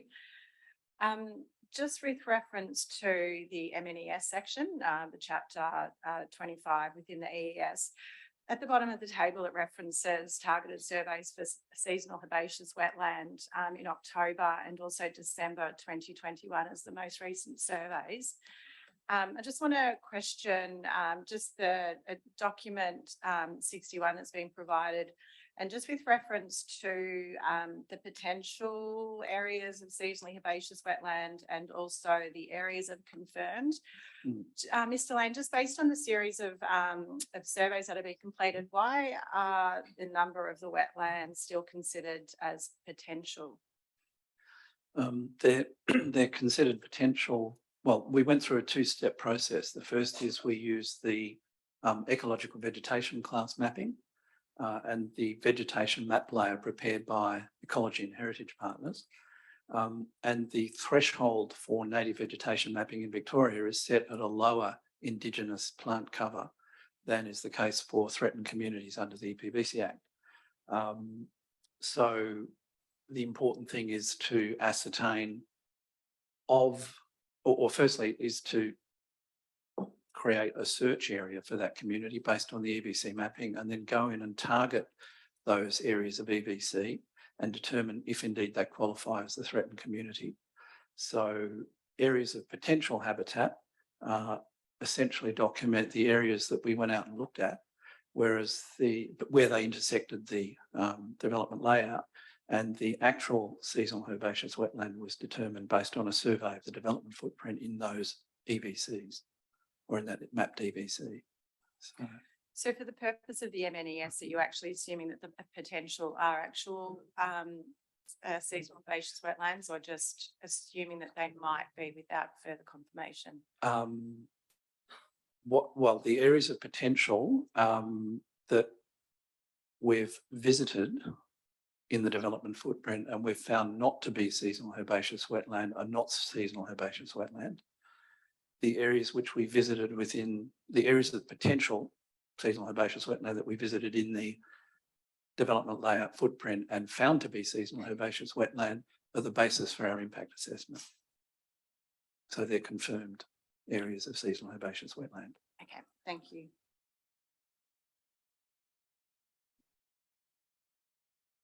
All right. Just a question, just in regards to the buffers that are proposed for Willatook, for Brolga and bats. Just want to understand just simply, why is the proponent looking at reducing the proposed or the guideline buffers for both species? When you say reducing, what do you mean? So just considering that if you look at the buffer proposed for Eurobat, it's 200 metres for the bats, and the proponent is proposing 120 metres as the buffer. Plus the 95 metre turbine blade. Plus the 95 metre. And also with the Brolga, there's the 400 plus 300 plus 95 opposed to Delp's 900 metre buffer. Just wanted to simply understand why those buffers are not considered appropriate. Well, I'll take the bat first. I explained earlier under questioning that the work that we'd done at Dundonald showed that at 120 metres from significant habitat for insectivorous bats in open agricultural landscapes, the level of bat activity dropped right off. So once you're at 120 metres, you're at a distance where the bat activity is not elevated because you're too far from that habitat. So you then add the turbine blade to that and you get 215 metres from the pole to any habitat. So that's the basis for the bat buffer. The reason for the Brolga buffer is that we basically have used that habitat model of a 400 metre zone of activity around a wetland as the basis for previous buffers, and that has been accepted. The basis of it is that something like 54% of Brolga flights from the nest in our observations occur within that zone. And once you get above that, the Brolga flights significantly favour other wetlands, flying towards other wetlands. Now, there is a residual number of flights that will not go to wetlands, but the further you get from the Brolga breeding site, the more likely it is that flight's going to a wetland. So the reason or the way we deal with that is we encompass all suitable wetlands within 2 kilometres of the breeding site into the home range and protect the country in between the breeding site, or if you like, in between the 400 metre or 800 metre wide diameter area around the breeding site out to the next 800 metre diameter area around suitable wetlands within 2 kilometres. So that way you're encompassing the vast majority of Brolga movements in the area, or likely Brolga movements within the area, based on the sorts of behaviours and the habitats to which birds fly to that we've documented in our flight data. Just also questioning, I think Mr. Powell yesterday mentioned that a precedent had been established for the reduction of the buffers, and that was, I think, reference to, is that reference to Dundonnell? Yep. Okay. And as I understand it, Golden Plains as well. And Golden Plains. Yeah. And the same model was used for Stockyard Hill as well, which sort of predates the guidelines, but similar habitat modelling approach. Thank you. Sorry. Okay, just moving on to well time. Just an extract from one of the reports tabled. Why is the assessment of suitability? And this, look, just I'm mindful that some of the questions and some of the topics have actually been discussed over the last couple of days, but I'm just sort of like trying to hone in for the understanding of the IAP. Why is the assessment of suitability of wetlands for Brolga being confined to those that are inundated for 120 days? When it is documented that Brolga may use multiple wetlands within their home range, noting that we have discussed it, but I just wanted you to address the targeted question, please. The reason for focusing in on the suitable wetlands is that those are the wetlands that are most likely to support the required foraging habitat and resources for Brolgas, and to which they're most likely to move.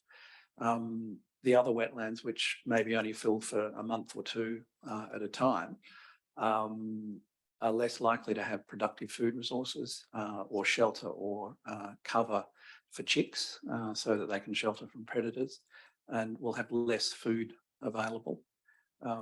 So they've been, to the extent that they occur within the broader home range that includes the suitable wetlands, they're encompassed, but the lower productivity, less inundated wetlands, or wetlands that are inundated for less time are by definition less likely to be used or less frequently used. So if you're trying to find a kind of core home range in which a Brolga would occur, you go for the best wetlands and encompass the best wetlands within 2 kilometres for them.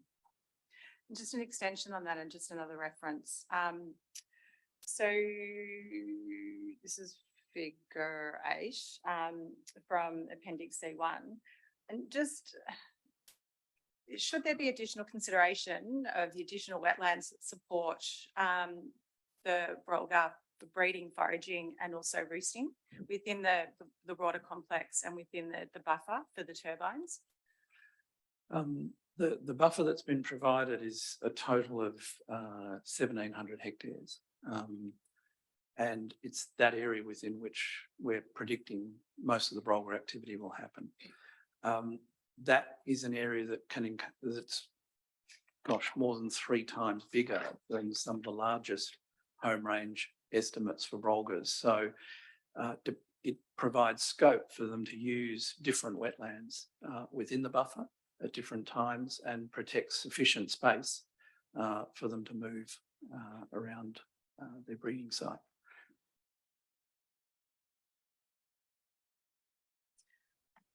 Okay. Sorry, and the home range, the estimates of home range extent based on radio tracking and observation are documented in the Brolga report in some detail, so that we're able to compare the buffer we've provided with the estimated extent of home range based on observations of Brolga breeding pairs elsewhere. Okay, thank you.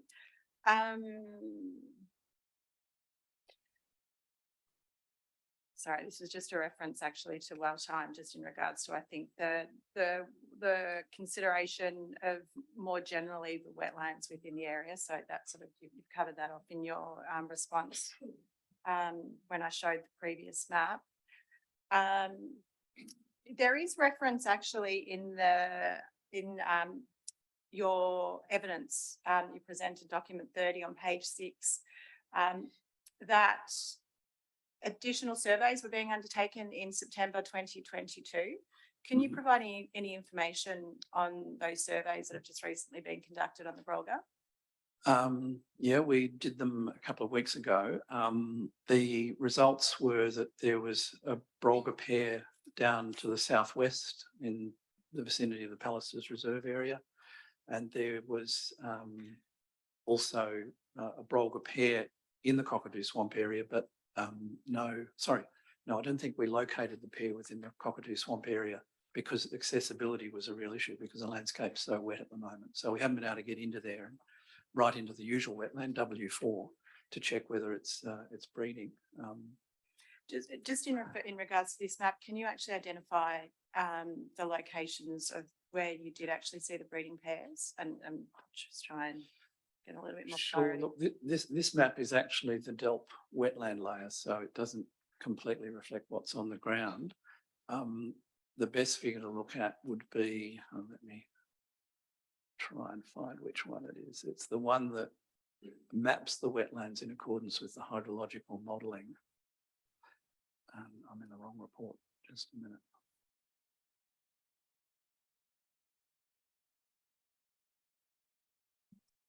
It might be figure 9. It's the next page after this one. Yes. Let's have a look. I'm going to have to reduce the size of this, sorry. Yeah, figure 13 shows the Brolga breeding wetlands in our report. I don't actually think I've got it as a direct, easily referenced map. Is it possible to bring it up? It's PDF page 16 in the Brolga appendix. Sorry, page 61. Sorry, not 16, 61.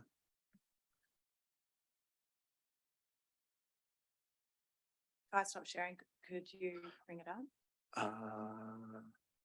I don't think. Can you, sorry, instead of sharing it, can you just identify the labels or the name of the wetlands that you've actually attributed to the wetlands? So, because you said did you say in the southeast? The southwest. Southwest. So it's wetlands. Well, yeah, there's a number of Brolga breeding sites to the southwest of the project. I mean, on the map you have at the moment, if you scroll slightly to the left and down, you'll see that there's a cluster of green wetlands, which are confirmed Brolga breeding wetlands, relatively small ones there. Around here? In that, yep, around here. We had one pair in there in September.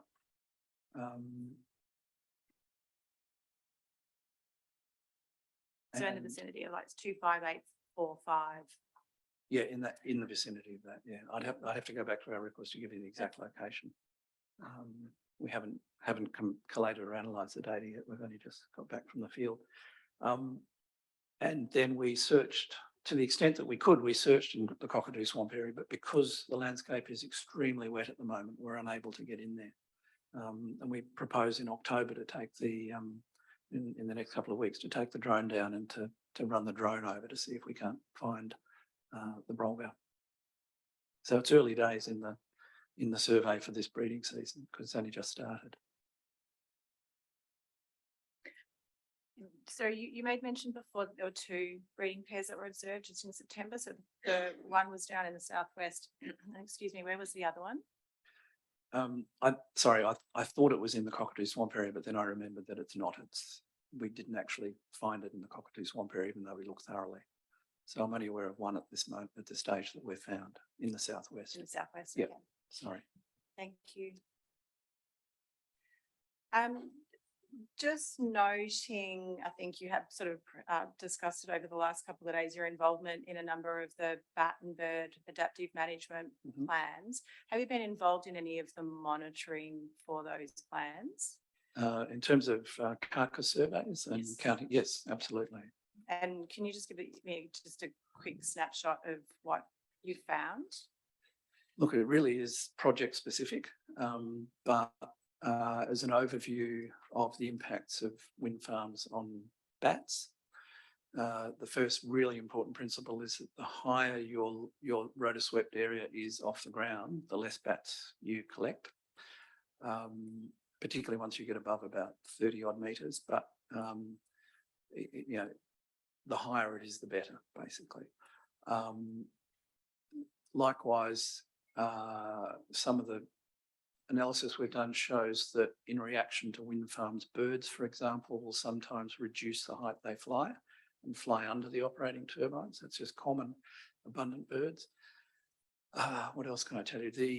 The most commonly struck bird in the projects that we've worked on is the Australian magpie, which is obviously common in agricultural settings throughout southern and eastern Australia, followed by the wedge-tailed eagle. The wedge-tailed eagle is particularly vulnerable to collision because of its behaviour.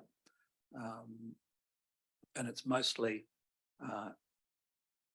subadult wedge-tailed eagles, which are not resident in the area. It's those eagles that they, if you like, they're the floaters that have left a breeding territory as young birds. They've been effectively forced out by the parents prior to the next breeding attempt by those parents, and they're moving around the landscape, and satellite tracking shows that they can move a couple of thousand kilometres within Australia when they do move from their, I'll call it their natal territory, the territory where they were born. And it's those wanderers, if you like, those younger wanderers that seem to be overrepresented in the wedge-tailed eagles that we find under turbines, which is, we've even observed a circumstance where, because of the territoriality of resident pairs, the young eagles that are wandering around the landscape really do get very heavily and aggressively attacked by the resident pair. And we've actually seen a circumstance like that that's actually driven a young eagle into a turbine. Because if you're being attacked by a wedge-tailed eagle, it's a pretty frightening thing. So it definitely distracts the juveniles. Other birds which occur frequently under turbines include brown falcon, black-shouldered kite, Nankeen kestrel, particularly when you get eruptions and breeding events of Nankeen kestrels in response, for example, to the New South Wales mouse plague. There were many Nankeen kestrels struck by turbines in New South Wales during that period. Once the numbers drop back down again, then and the mouse plague drops off and the kestrels move out of the area, the collision rate drops off again. So, I mean, I hope that's given you a bit of a perspective on our findings. No brolga? No, we haven't. None of our projects have found brolgas under turbines. Okay, thank you. Just the next question in regards to the monitoring, and just referring back to well time, there's reference to, I think, just some of the complexities with monitoring programs. And there is a reference, and I'll just try and find it.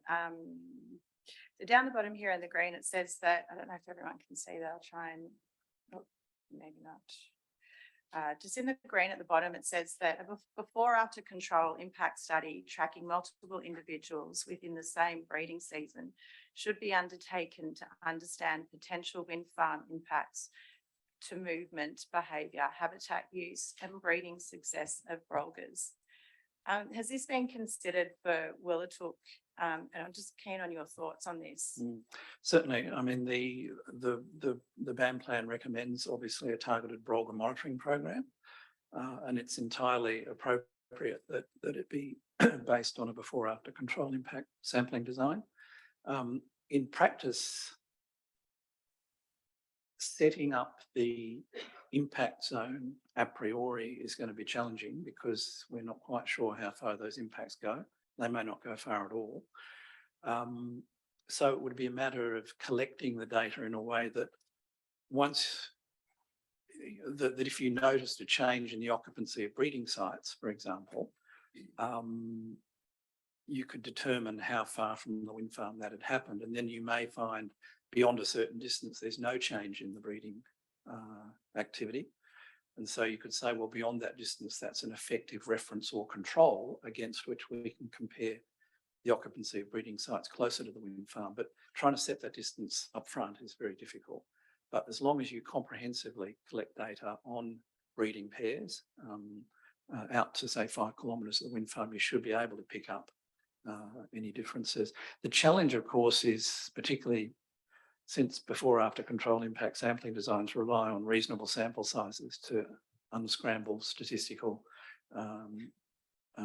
information and information on variability and statistical significance of differences.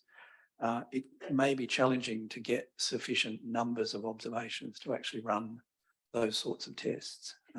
So although in principle before after control impact studies are helpful, it can be hard to get sufficient data to apply the available modern statistical methods. That said, a study that tracks individuals and looks at, you say you select 4 or 5 breeding sites close to the wind farm and 4 or 5 breeding sites beyond the wind farm, or what you think is beyond the wind farm's influence, and place satellite trackers on the chicks because it's very difficult to catch the adults, then you might be able to find differences before and after in those pairs that breed near wind farms in terms of the extent of their home range and their behaviour, the timing, when they move certain places versus what's happening beyond what you think is the influence of the wind farm. So, yeah, you could do it, but it's a significant study which is probably more suited to sort of a PhD or something like that, which I know the industry supported PhD studies such as Dr. Beltime's in the past and would potentially get together and support a similar thing in the future. So there is a possibility of doing it on existing wind farms, or particularly those that are in construction phase at the moment. Well, if it's before or after control impact, you need to actually commence the investigations well before any disturbance starts to get into the landscape. There's that kind of cut-off date. When does the impact start? You definitely want to make sure your before data is before there's any disturbance in the landscape that could change the natural behaviour of the species. Thank you.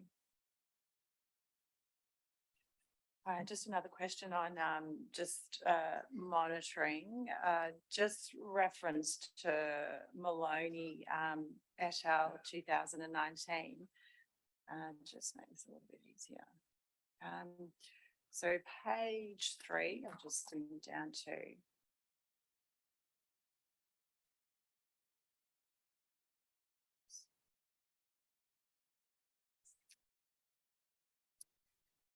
Hang on, I'm just trying to find it.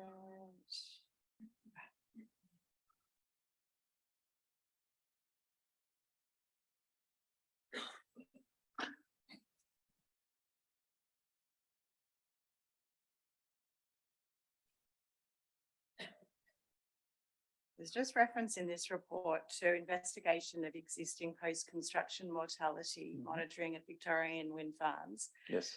To assess its utility in estimating mortality rates. And it notes that monitoring conducted at wind farms is not designed in a manner that would enable valid estimation of total mortalities. And particularly, I think, cumulative impacts to a species across the region. I just would be keen to understand what your thoughts are about what could be done to better understand cumulative impacts of wind farms. Well, I think the most important thing is to drive consistency in the monitoring programs and in the, I guess, the statistical design of those monitoring programs to ensure that you can compare like for like across wind farms.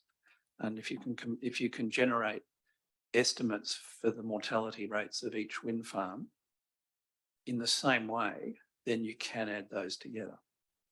If you're estimating them differently, you get different numbers with different sets of assumptions and different sampling designs, and you're unable really to total them up and determine what the overall cumulative impact of the industry is. So that's only something that government can do, and can, hopefully encourage proponents to do the right thing.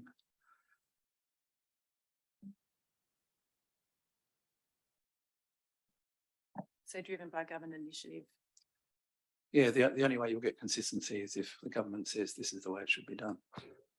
Otherwise, you'll get different consultants thinking differently and different scientists doing different things, which in terms of the particular questions of a project might be a relevant and valid way to do it. But if you want to create a database across the industry that informs, or increasingly better informs decision-making around impacts and cumulative impacts, then you need a consistent approach between projects.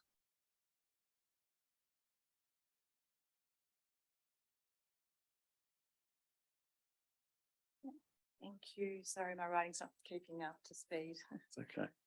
All right, just turning to our friends, the bats.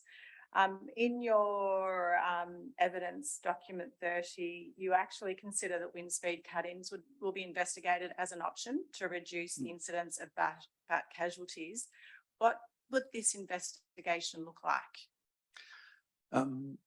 I think you basically do it by monitoring the impacts and monitoring the number of carcasses of the common insectivorous bats which are affected by wind farms. And you would do so under a group of turbines which you're going to subject to the treatment of increasing their cut-in speed, and the same size group of turbines in a similar landscape setting that you're not going to apply their treatment to. And then you would look over, you'd be before or after control impact assessment to look at the differences in bat fatality rates between the turbines that are treated with the higher cut-in speed versus those that are not. So again, that batchy design or before or after control impact design is very important. Can it be possible to do it on other wind farms? Yeah, you could do it on a whole range of wind farms if you chose to.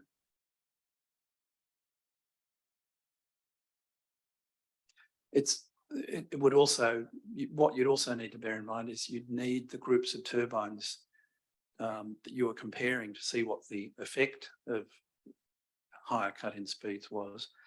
They'd need to be the same design, same model turbine, same height above the ground. You wouldn't want any other differences. So you'd want to have a kind of matched pairs as much as possible. Sort of what I call a matched pairs design. So the only thing that you're changing would be the cut-in speed. Everything else about the turbines is identical.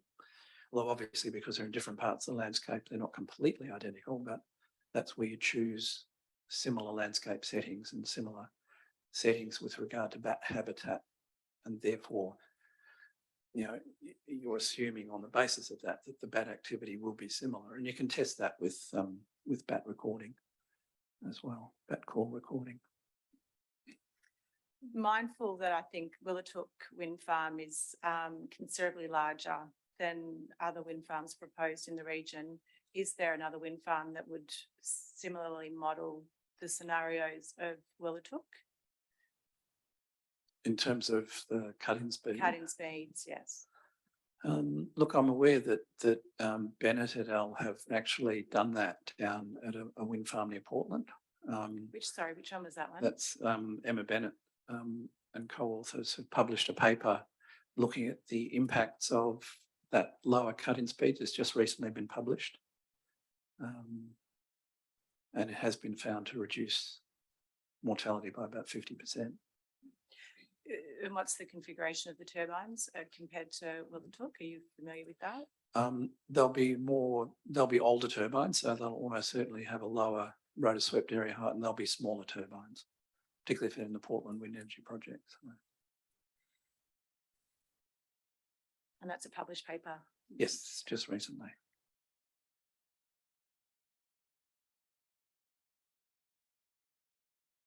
Would you have a copy of that? We do. We can certainly provide the We've got a panelists. little table. Oh, Okay. Great. Okay, and just similarly, document 30, your evidence does actually, I will get it up just so that I've got a reference point. In the BAT or the Bird and Bat Adaptive Management Plan, page 23, there is a recommendation if the southern Bentwood bat collision mortality is recorded, meeting investigation to determine if the impact was a one-off event or potential to be ongoing. How would you do that? Sorry, I haven't got that document in front of me. I need to read the text to fully Sorry, appreciate it. I'm sharing it. It should actually, oh, hang on a sec. Sorry. I'm coming to another screen. Hang on a sec. I will, apologies for that. I thought it was That's okay. sharing. Sorry, I'll share it.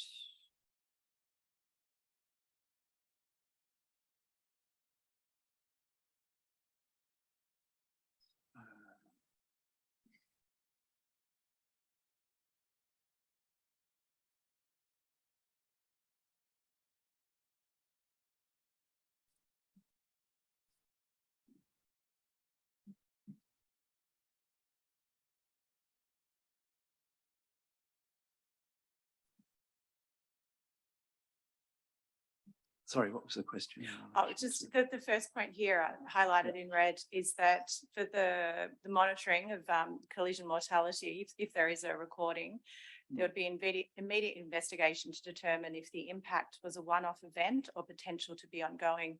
Just keen to understand how you would do that. Essentially, what you would do is you crank up the monitoring for the presence of the species using song meters, both at turbine height and at ground level, and increase the frequency of carcass searches. And if you found it was a repeated event, then you would clearly move to the next phase in the impact response. And I think the next bullet point does reference that monitoring would be increased from or to fortnightly. Do you think that would be adequate? Look, that given the sorts of carcass durations of bats, you may miss some at that frequency. So under the turbine, perhaps the turbine where the mortality was recorded, you might choose the other turbines adjacent to it and also monitor those maybe 3 times in a month or weekly.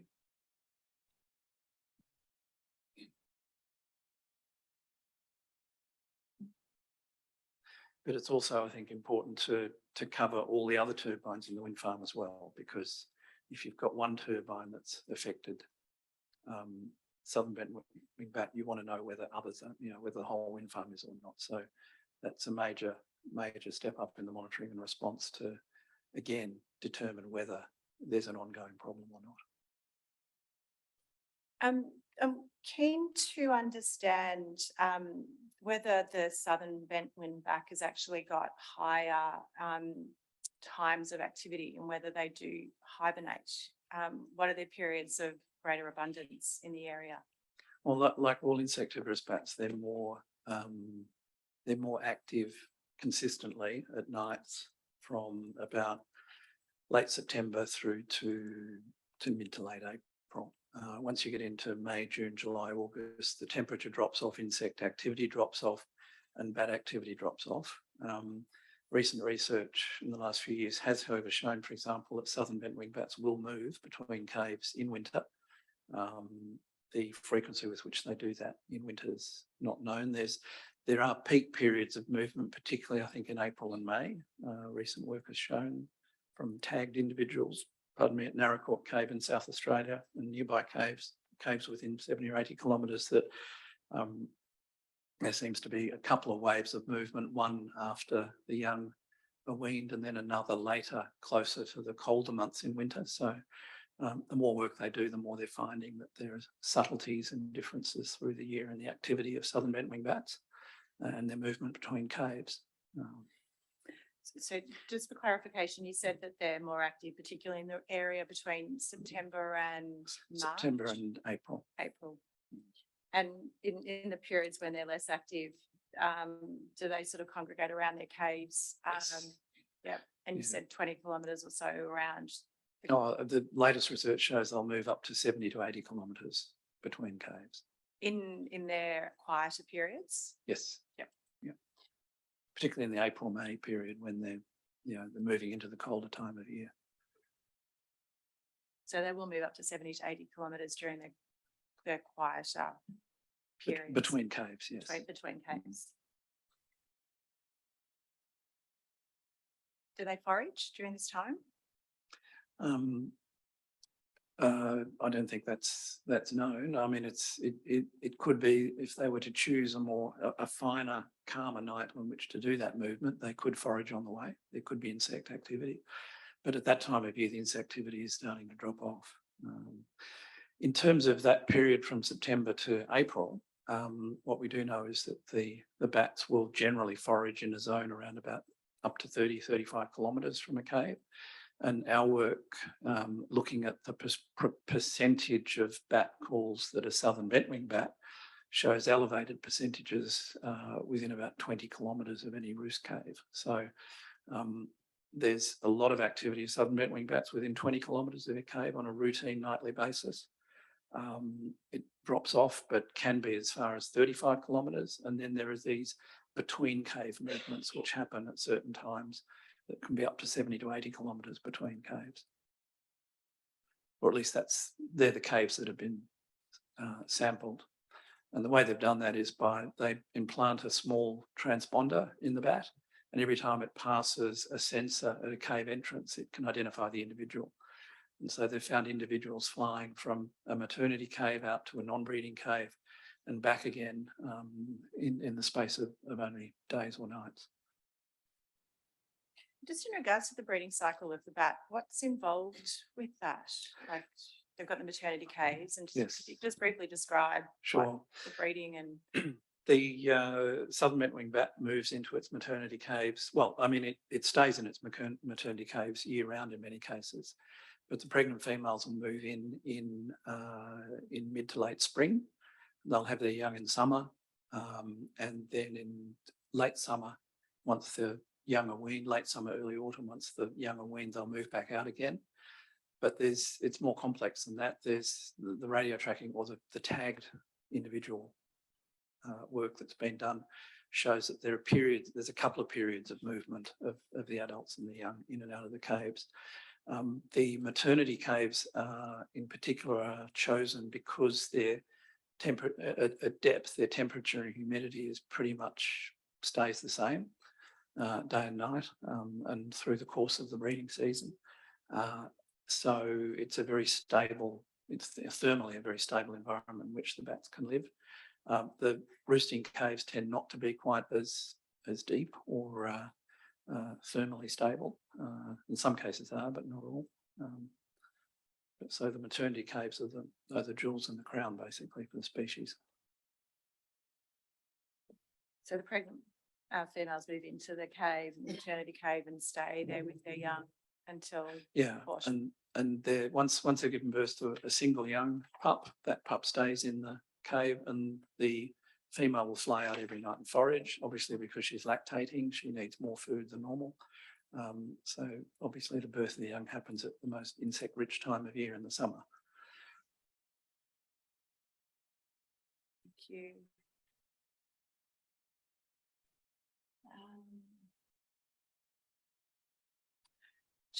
I'll just stop sharing and just jump to another document.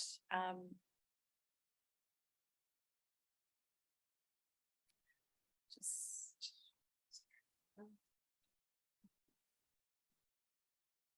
Thank you.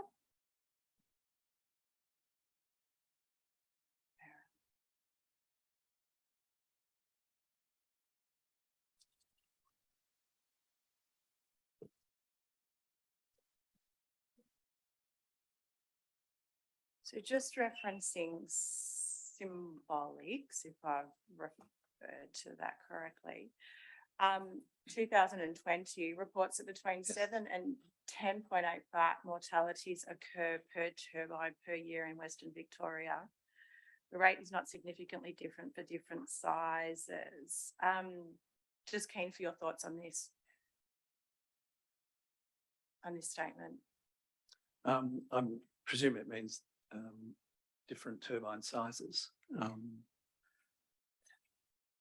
Yeah, again, our experience is that the height of the lower rotor swept area above the ground is a significant determinant of the rate of mortality, and that mortality rates are higher in wind farms with lower turbines, particularly around between 20 and 30 metres. There's a very clear trend. Thank you. I'll go through this report in a little bit more detail. This sort of jumped out at me, and I was just keen for your thoughts on it.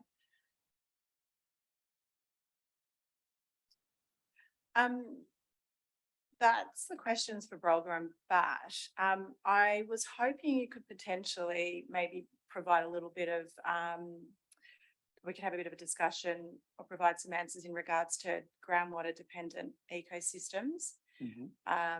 I did sort of present a couple of questions to Mr. Hughes yesterday. He was unable to answer them. But my questions surround, I think, some of the wetlands and also the groundwater dependent ecosystems that have been mapped and I think referenced throughout the EES. So I might just present a couple of questions to you and we'll see how we go with them.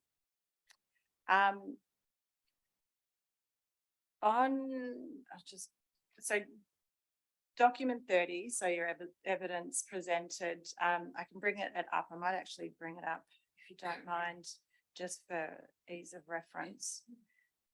Here we go.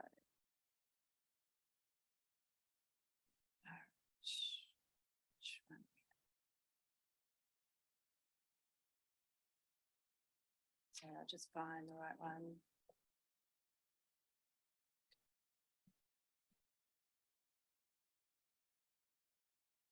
Page 8. All right, so page 8 down the bottom. Sorry, I had to take snapshots from your report. Can't see it. Oh.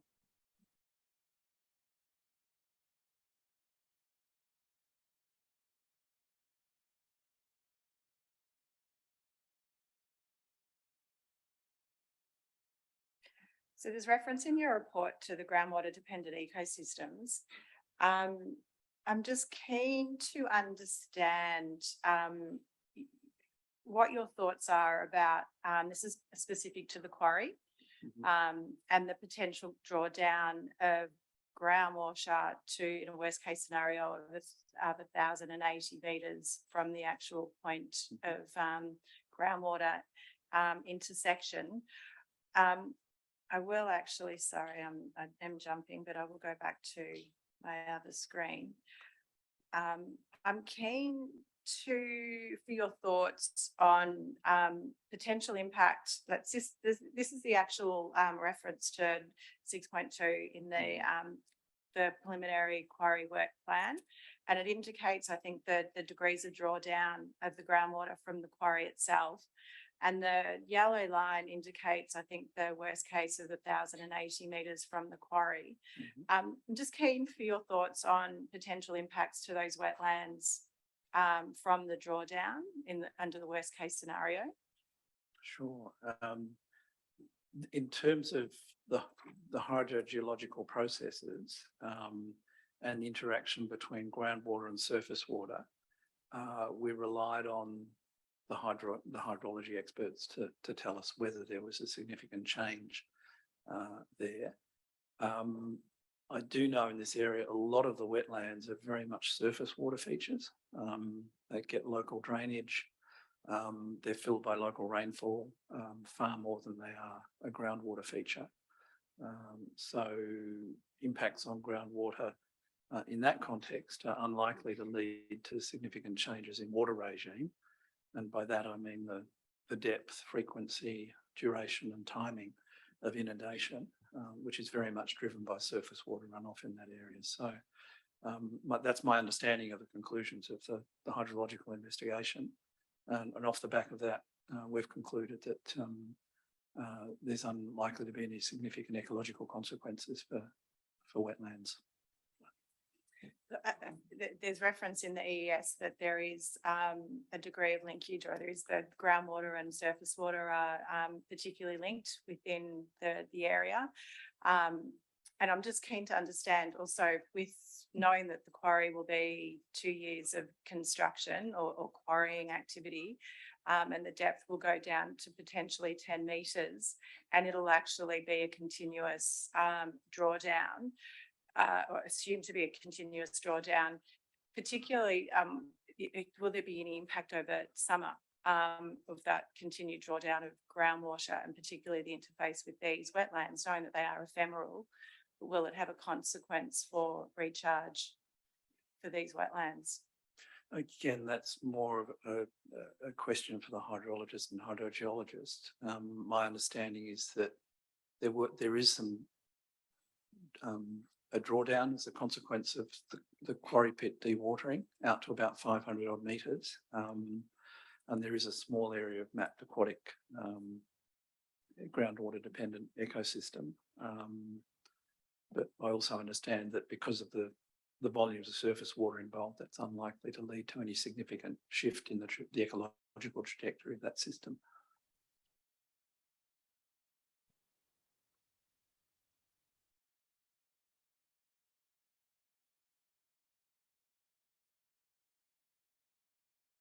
Thank you.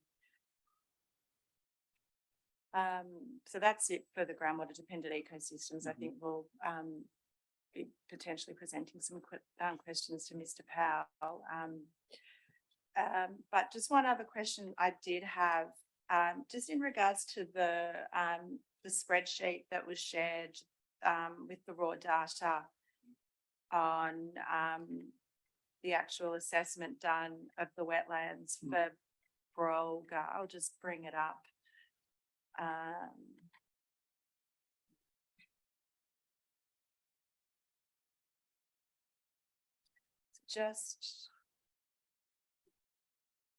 Sorry, I was thinking. So this is the aerial survey data. Sorry, where did it go? So the aerial survey data is on one worksheet. Sorry, it's thinking. The aerial survey data is on one worksheet, and then there's general notes in the second worksheet, and it does note that swan nests have been put under nests, interchangeable and impossible to tell at height. And the presence of swan and cygnets in wetlands do not rule out Brolga.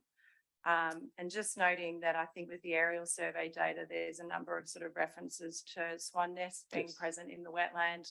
Yep. Is there the potential that the swan nests could potentially be Brolga nests? One of the things that we did was obviously follow up during the breeding season on these wetlands where they're accessible to determine whether Brolgas were breeding there, and also surveyed a number of landholders and asked them about the occurrence of Brolgas. That didn't completely cover, obviously, the full ROI, but it was a good sample of it. And yeah, it's interesting as you build up a picture of where the Brolgas are breeding. There are sort of clusters of records which indicate probably the activity of one or occasionally two pairs in a particular area where there's a rich assemblage of wetlands.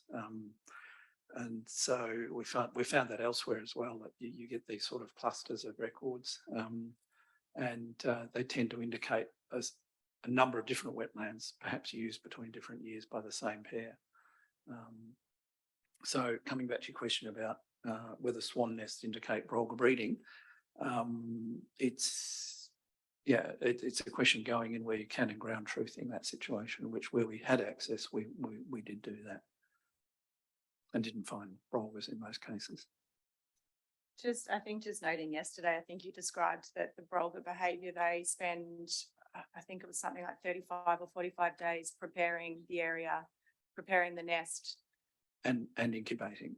And incubating. So there's a 30 or 32 day incubation period in there, but they come in sort of, 10 days to a week before they want to breed, or if they've been there, through the non-breeding seasons can sometimes happen. They'll start building their nest and engaging in courtship and mating, and then they'll lay eggs once they've built the nest. That period can be a week to 10 days. And then they have a 32 day incubation period. 32 days? 30 to 32 days. 30 to 32 days. Is it possible that some of the swan nests that have been identified, just noting that you have talked about that brolga would potentially visit a habitat and establish a nest, and it might not be successful and they might migrate and move to another wetland that's more conducive? Is it possible that some of the nests that you identified could have potentially been brolga that weren't established nests in which you had hatching of the young? Look, there's certainly that possibility, but as I say, the work that's been done since 2009 has shown these very clear clusters of sites where the species occurs, which, as I say, almost certainly correspond with individual pairs using different wetlands between years, and occasionally another pair perhaps moving in. The other interesting thing is that when they're breeding, brolgas are quite territorial, and they generally, if another pair of brolga comes in and breeds within a couple of kilometres, often that pre-existing brolga pair will be quite proactive and aggressive in trying to exclude that additional pair from their territory. So that tends to spread the brolgas out a bit more. So the picture we've built up, I think to some extent, the consistency of the pattern and the consistency of the records suggests that there's not too many gaps in the information that we've assembled. Okay, that's all the questions from me. Thank you, Mr. Lane. You're welcome. Thank you, Member Gorski. Mr. Power, do you have any re-examination? I do. Mr. Lane's given me firm instructions to let him go by 1 p.m, but that should be sufficient, I hope. Mr. Lane, I'm just going to take you back to yesterday afternoon for most of the questions of re-examination that I want to put to you. Well, first, I'll turn my camera on, I beg your pardon.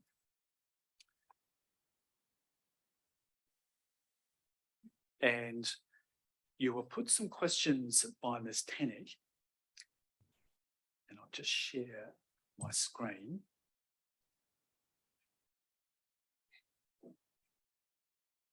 Do you recall being shown this extract from a map? I'll scroll down. You see it's a Wind Prospect Proprietary Limited Neighbourhood Consultation Map. Yes. And if you look at my mouse, you were asked a question about, I think a submitter that we'll hear from in due course observed a brolga nest on the 27th of August in that location. And the note that this person wrote was that it was between 1 to 2 kilometres from the turbines. Do you recall that? Yes. Now, I'm just going to flick to Appendix C1. This is very large scale. This is Figure 9. And this is the redefined wetlands with wetland numbers, which takes into account as we understand it, the Willatook modelling. I'm going to zoom in. Actually, before I ask this question, let's just go back and remind ourselves. This cross is just to the southeast of this wedge or corner at the eastern end of the site.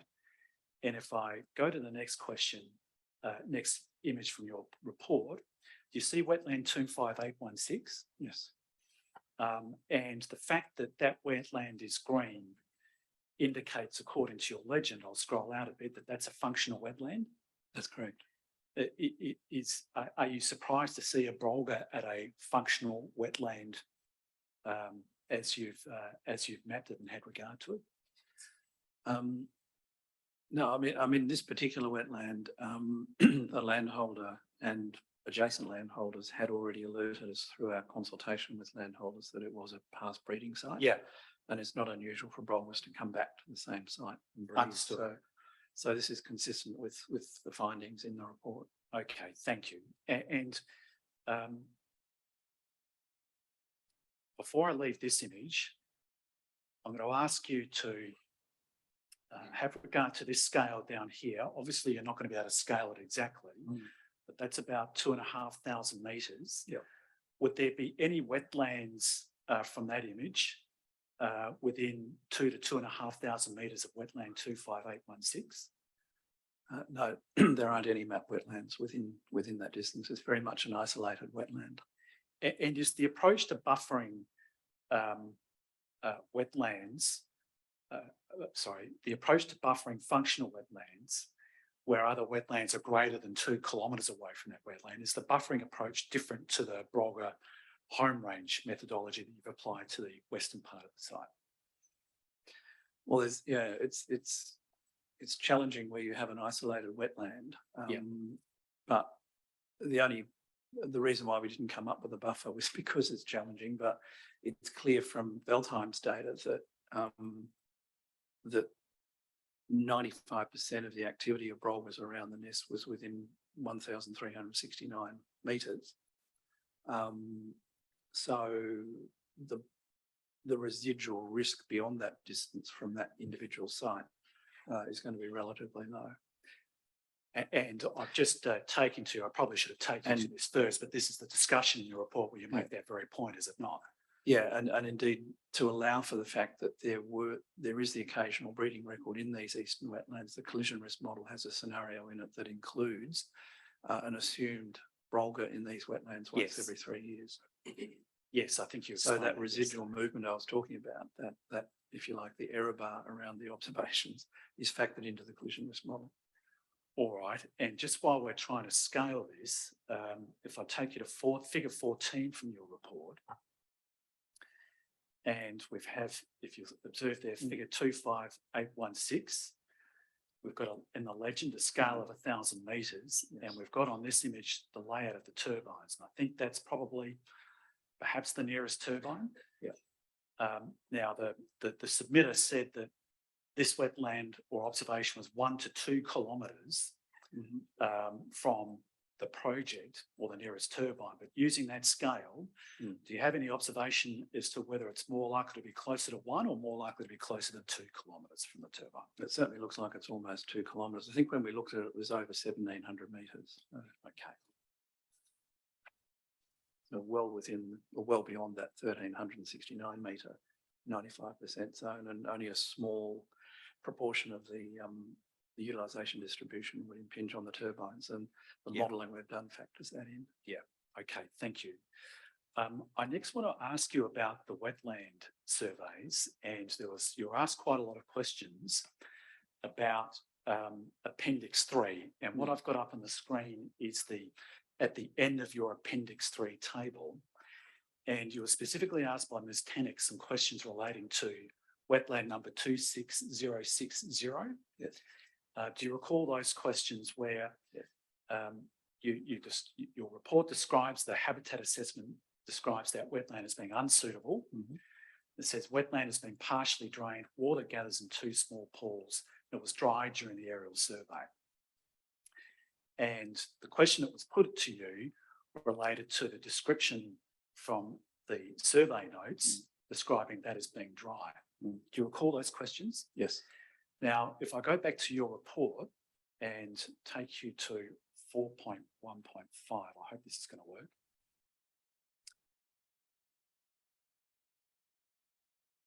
Technologically challenged, but there we go. There's a discussion in here about a functional wetland potentially provides nesting, foraging and or nighttime roosting habitat for brolga. There's a discussion about the features of a wetland habitat that's suitable for brolga. But then you describe, if you can see, shall I zoom in? Can you read that? It does look actually that small on the screen. I might zoom in a bit. My apologies. you say the Victorian wetland inventory was reviewed and wetlands within the inventory were assessed using the following methods. The first was aerial surveys and imagery. And I think you're able to, we got there in the end, but when Mr. Feder was questioning you, you explained that those notes were from aerial surveys only. But secondly, also field assessments for the majority of wetlands within 5 kilometres were undertaken. Yes. So going back to Appendix C, would we be right to assume that the descriptions of the wetland characteristics in that appendix are based on both the aerial surveys and the field assessments? Absolutely. Yeah. Okay. It's an integration of all the available information for each wetland. Okay. My next question, you were asking specific questions about particular wetlands, and there's just a couple I want to focus on.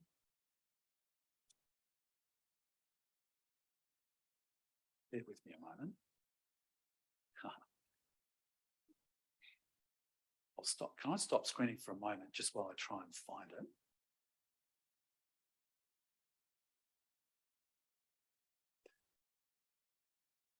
Smelt it, that's right.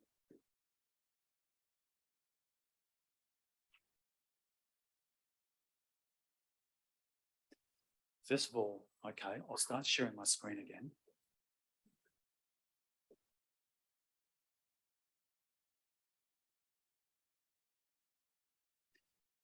Now, I'm on figure 8. You don't like us to go into figure 8, so we'll go to figure 9.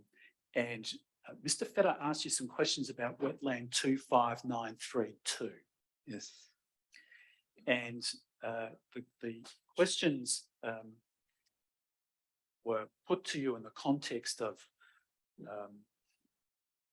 the discussion of wetland 25932 in Appendix 3. And landowner observations that it's an isolated wetland with many drains running through it. But what wasn't put to you, and I'd just like you to comment about wetland 25932, is this discussion of page 36 of your report. If you need to, do you want to take a moment reading that paragraph and just explain to the inquiry why that wetland was not treated as a potential wetland suitable for brolga breeding? I'm sorry to interrupt, Mr. Power, but we might be at cross purposes because I thought that the one I tackled Mr. Lane on was 25895. 25895. Yes. 25932, 25913 and 25895. Okay.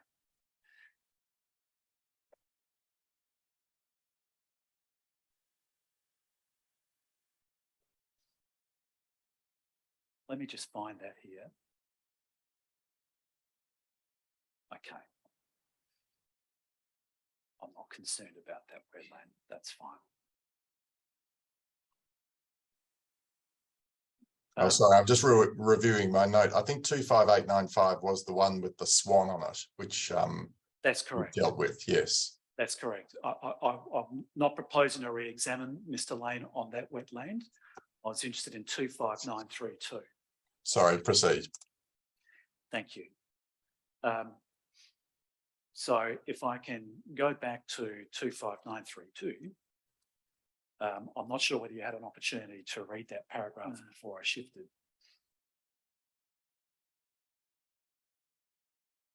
Mr. Lane?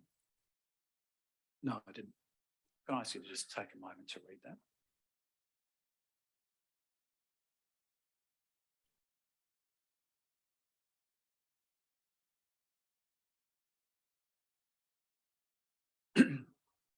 And then the following page. Yes, of course, sorry.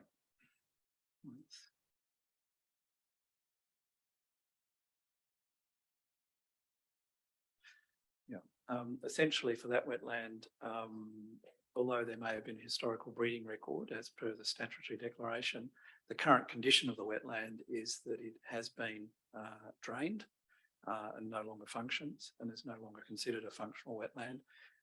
Even if it wasn't drained, the hydrologist had indicated that it still wouldn't meet the criterion of a suitable wetland for breeding broilers. Okay, thank you. My next question is related to construction impacts. Did I hear you say in answer to questions yesterday that you've done surveys at Dundonnell or did I mishear that? No, there's a published report by the consultants Biosis who are doing the Brolga monitoring for the Dundonnell wind farm. That's what I was referring to. Do you happen to know, and if you don't, then please say so, whether any of those surveys looked at the addressing the construction effects of the project on Brolga or other species? The reports that have been published on the project website refer to monitoring after the operations of the wind farm commence. Okay, thank you. And yesterday, in response to a question from Mr. Fetter, I seem to recall you referring to studies of the impacts of quarries on, I don't think it was Brolga specifically, but it was water birds. Now, I just noticed that there's a reference to a study, I've got before you Appendix C2, which is the peer review report prepared by Biosis. And there's a discussion in the first highlighted paragraph about their views about your conclusions on siting. But then in the second paragraph, the second yellow paragraph, explains that Biosis undertook monitoring of the effects of quarry blasting on wetland birds close to an operational basalt quarry for an ES investigation in 2005. And on the basis of the results of that study, we, being Biosis, agree with the project's assessment. Was that the study that you were referring to in response to the question from Mr. Fetter, or is there another study that you think would assist? Okay, thank you. Also, in response to a question, I don't know who put the question to you, but in fact, I think it might have been from the council. You are asked questions by reference to the Eurobat guidelines, and you just made a throwaway comment about a different guidelines, which I think is you referred to a different 50 metres, I think. Now, I've just put up on the screen a document called BATS and Onshore Wind Turbine Interim Guidance. And on the second page of that, there is a reference to 50 metres. The Europat's got the authors of this document say the Europat's guidance proposes that the buffer surrounding woodland areas should be 200 metres, while this document suggests the buffer zone of 50 metres, and it goes on to explain why. Was this the document you were referring to when you answered that question, or was it another one? Yes, it was. That's good, because we've uploaded it, and I was hoping it was the right one. Thank you. I have no other matters of re-examination. Thank you. All right. We got there, Mr. Lane. So we appreciate your time and the exploration we had over the last few days. So thank you. May be excused. No, thank you very much. We're also just noting that we had Member Gorski also stay on for today. She was good to be excused yesterday, so we'll be excusing her over lunch break as well. Thank you. So, Mr. Power, I assume that Turnbull will be ready to go immediately after lunch. Yes, you certainly will. Thank you. I will break now. We'll come back at 1:45 p.m. Name. I'll start again. Mr. Turnbull, can I ask you to state to the inquiry your name, occupation and business address, please? Our name is Christopher Paul Turnbull. Occupation is acoustic engineer, and the business address is 17 Ruthven Avenue, Adelaide. And can I ask you to just briefly summarise your qualifications and experience as an acoustician, particularly on wind farm matters? Sure. Have a honours degree in engineering, studied from the University of Adelaide, concentrating in the field of acoustics. I have a Master of Engineering Science degree, also in the field of acoustics.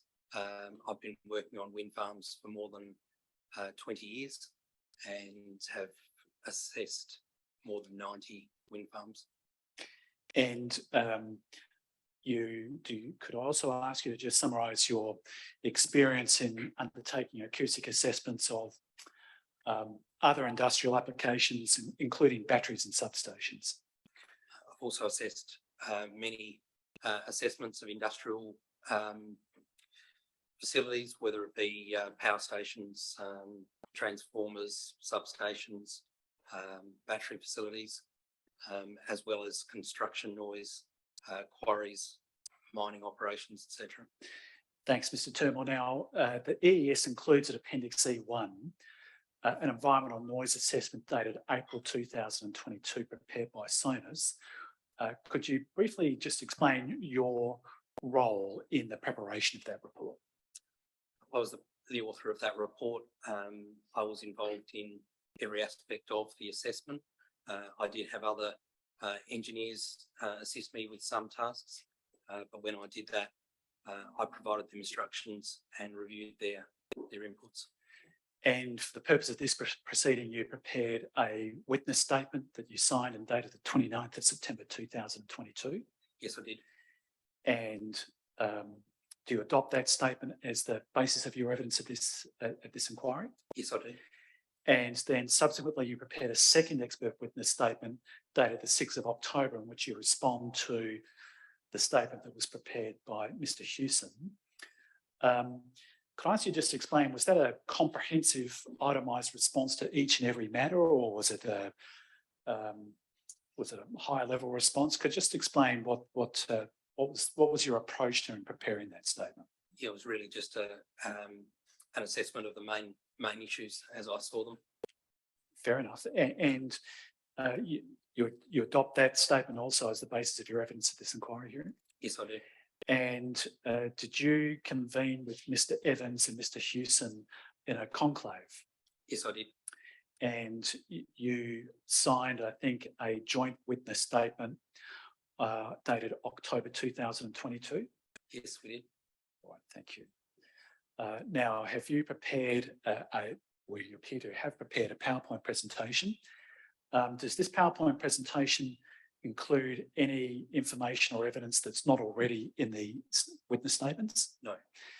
And before I finish, I should have asked this before then, but before now, but are there any matters on which you changed your opinion or any material corrections you wish to make to either of your witness statements? No. All right, thank you. I invite you to take the inquiry through your presentation. Thank you. Thank you for the opportunity.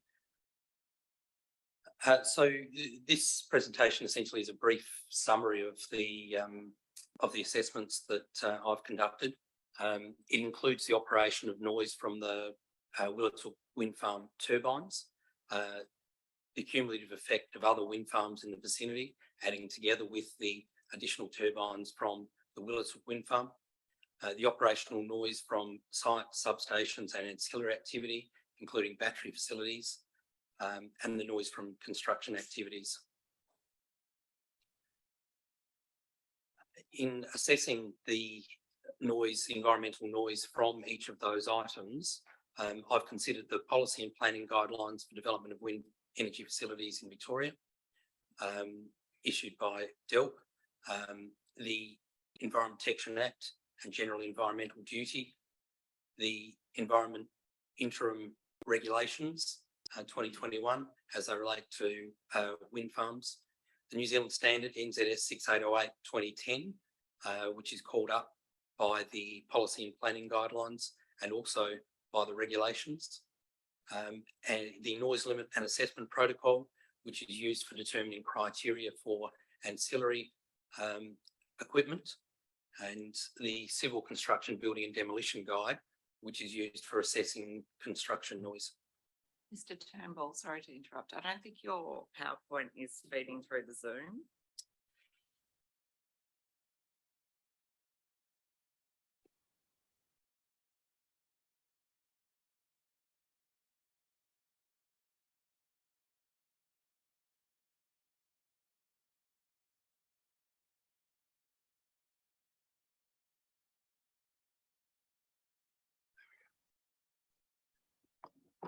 Sorry about that.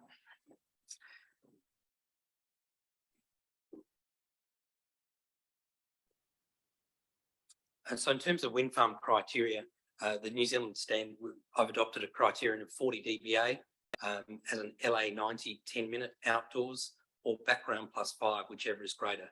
In fact, as I'll explain a little later, I've actually adopted the baseline level of 40 dBA outdoors rather than considering the background +5 approach. This is based on the New Zealand standard. The New Zealand standard says that in most circumstances, those criteria are appropriate, but there are special circumstances where a more onerous high amenity noise limit of 35 may be justified. EPA Victoria has provided guidance in that regard and says that a high amenity noise limit should only apply up to and including a wind speed of 6 metres a second. It should not apply within the farming zone, and noise levels at residences and also, sorry, the New Zealand standard says that it should not apply where the predicted noise level is less than 35. So the noise levels at residences in other zones other than a farming zone are predicted to be less than 30.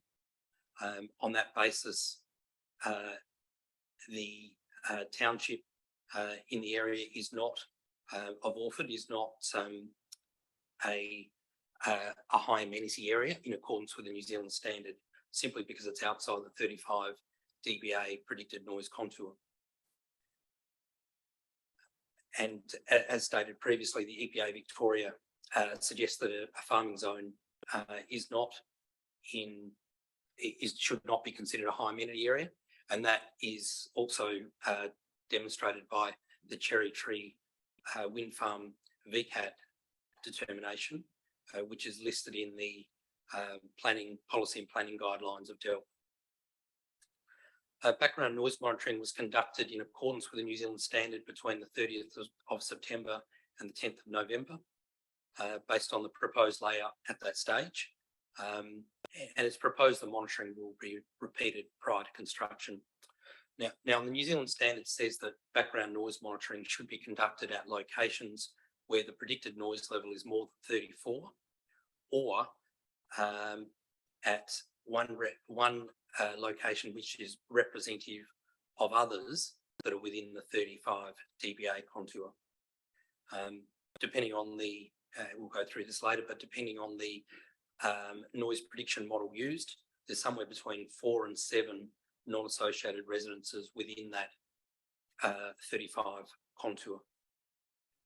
There were 12 background noise monitoring locations used in 2010, and certainly at that time it was considered to be an appropriate number and in accordance with the New Zealand standard. So these are the locations where the background monitoring was conducted. You'll see that there are some to the north of the site, which are locations where they would have previously potentially been in the vicinity of turbines. The layout of the wind farm has now changed, and so it is now confined more to the south of the site that is further away from the MacArthur wind farm. When measuring background noise levels, the noise levels are measured in 10-minute intervals using the LA 90 descriptor. Each 10-minute period is plotted against hub height wind speed measured at the wind farm site. And so each one of those blue dots represents a 10-minute period. When all of the dots have been plotted, a line of best fit is created. That's the thin black line, which you can probably just see on that graph. And then the criteria are derived based on the New Zealand standard as the higher of 40 or the background +5, that is that black line +5, whichever is greater. For the current proposal, the Willatook wind farm, it's proposed that that only the base level of 40 will be used, and so the assessment has been done against that 40 level overall. Essentially what that means is that the background noise levels are not relied upon in any way in determining compliance with the New Zealand standard. So although the criteria here you can see were 40 pretty much everywhere other than, sorry, I should say that the residences are shown in columns. So you can see D9, 11, 15, etc. across the top. The varying wind speeds from 3 to 10 are shown by the rows. You can see there that in most cases it would have been 40 in any case, other than the high wind speeds for a few residences.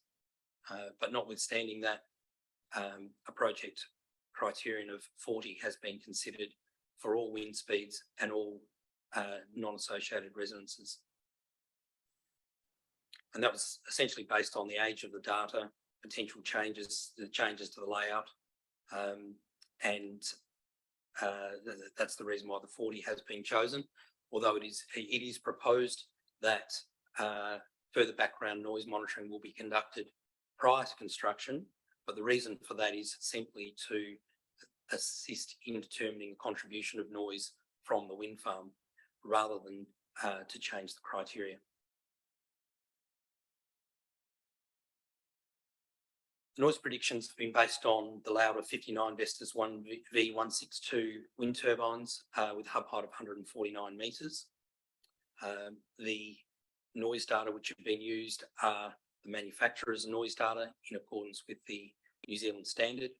Now the V162 is a turbine which is relatively new, and so there are no current measurements of noise from that turbine, but the manufacturers have provided their indication of what they believe the highest noise from that turbine will be, and that's the data that has been used in the noise model. Ultimately, it's proposed that there will be, if the project gains approval, there will be additional noise modelling conducted prior to construction with the final selected turbine and any measured noise data which may be available at that time. Although there's generally only one noise model which is used in wind farm assessments, either the Kinkawi or the ISO 9613-2 noise model. In my assessment, I've used both to demonstrate that with both noise models, the criteria will be achieved. And the inputs to the model for both models is in accordance with the recommendations in the Queensland Code of Practice for wind farms, with one exception, that is that the atmospheric conditions of 10 degrees C and 80% relative humidity, which has been used in Kinkawi, will predict very marginally higher noise levels. That is, it's a more conservative input than what is recommended in the Queensland State Code, which is 10 degrees C and 70% relative humidity. That difference is going to be less than a decibel, probably less than half a decibel, maybe 0.1 of a decibel, but I just thought I'd point that out, that it is pretty much in accordance with the requirements of the Queensland Code. The recent South Australian guidelines provide a suggestion or acceptance of the noise model 9613-2 and the exact inputs to that model that I've used in my calculations. So that is, these inputs to the model are not unusual in any way. They're as recommended in Queensland, South Australia, and because New South Wales and Western Australia both use the South Australian guidelines, by inference they're acceptable in those states as well. There are no recommendations for inputs to models in Victoria currently.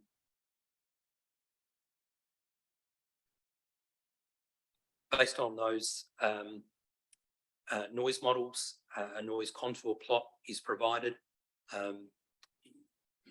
The blue dots are non-associated, or triangles in fact, are non-associated residences. The red triangles are where background noise monitoring has been conducted and are also non-associated residences. And the light blue triangles are stakeholder dwellings. The highest predicted noise level is at D11. If you can see where my mouse is, no, it doesn't seem to be showing up. But it is a predicted noise level of 39, which is below the 30 base level. And I should point out that that is at high wind speeds. At lower wind speeds, in fact, at the cut-in wind speed, the predicted noise level is more than 10 below the predicted noise level at high wind speeds. A cumulative noise assessment has also been conducted based on Ryan, Corner and Hawkesdale. There's a separation of more than 5 kilometres from the Willatook wind farm. And essentially, when you have separations of that distance, the way that logarithmic additions of decibels works, there's no significant increase in noise associated with the two wind farms. That is, for example, at a distance of 3.3 kilometres from Willatook, which is then in the order of 1.7 kilometres from Ryan, Corner or Hawkesdale, the contribution of noise from Willatook is less than 25. And even if the noise at 1700 metres is only just achieving the criteria for those proposed wind farms, that is, the predicted level is right on the limit of 40, 25 from Willatook plus 40 from the others still equals 40. I know that might sound strange in terms of additions, but in logarithmic terms, that's the way it works out.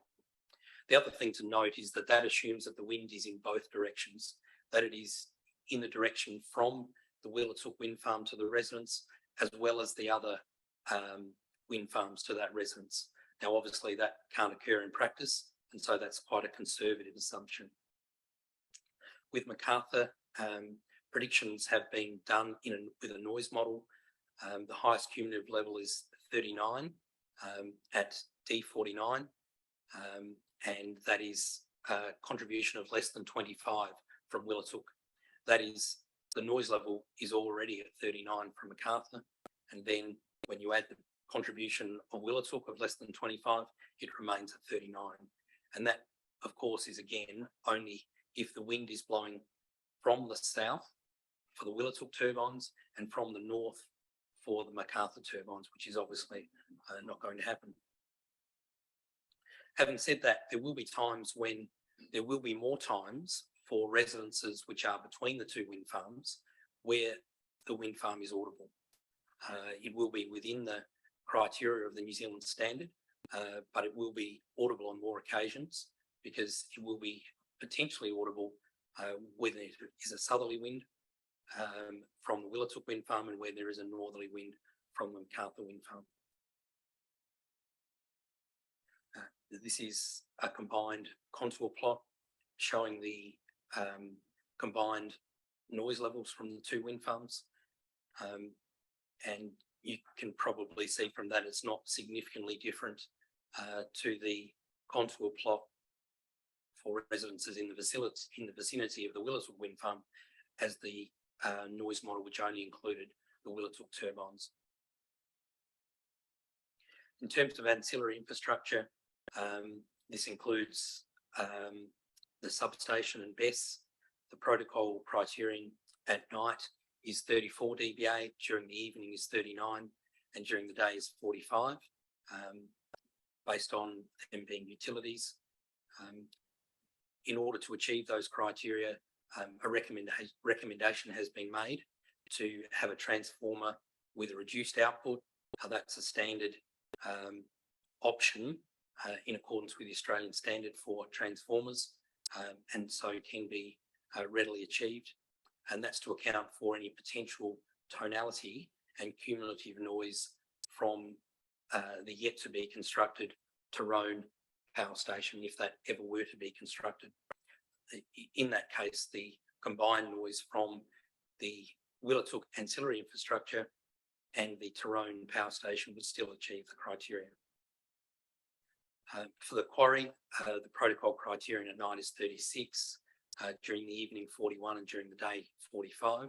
Noise levels from the quarry are predicted to be less than 25, meaning that it could potentially operate at night, although that is probably unlikely, other than potentially just before I suppose the daytime period of the protocol starts, but in more likelihood, it'll operate during the day.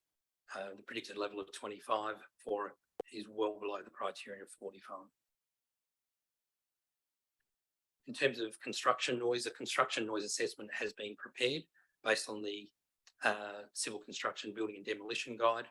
The guide requires minimising the impact of noise and vibrations at all times.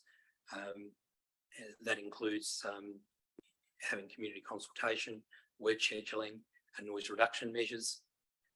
It should be noted that the noise assessment that we've provided is an indication of what could be achieved, but there will need to be a construction environmental management plan, which will incorporate in some way a construction noise and vibration management plan, either as part of that or separately, which will outline all of these things.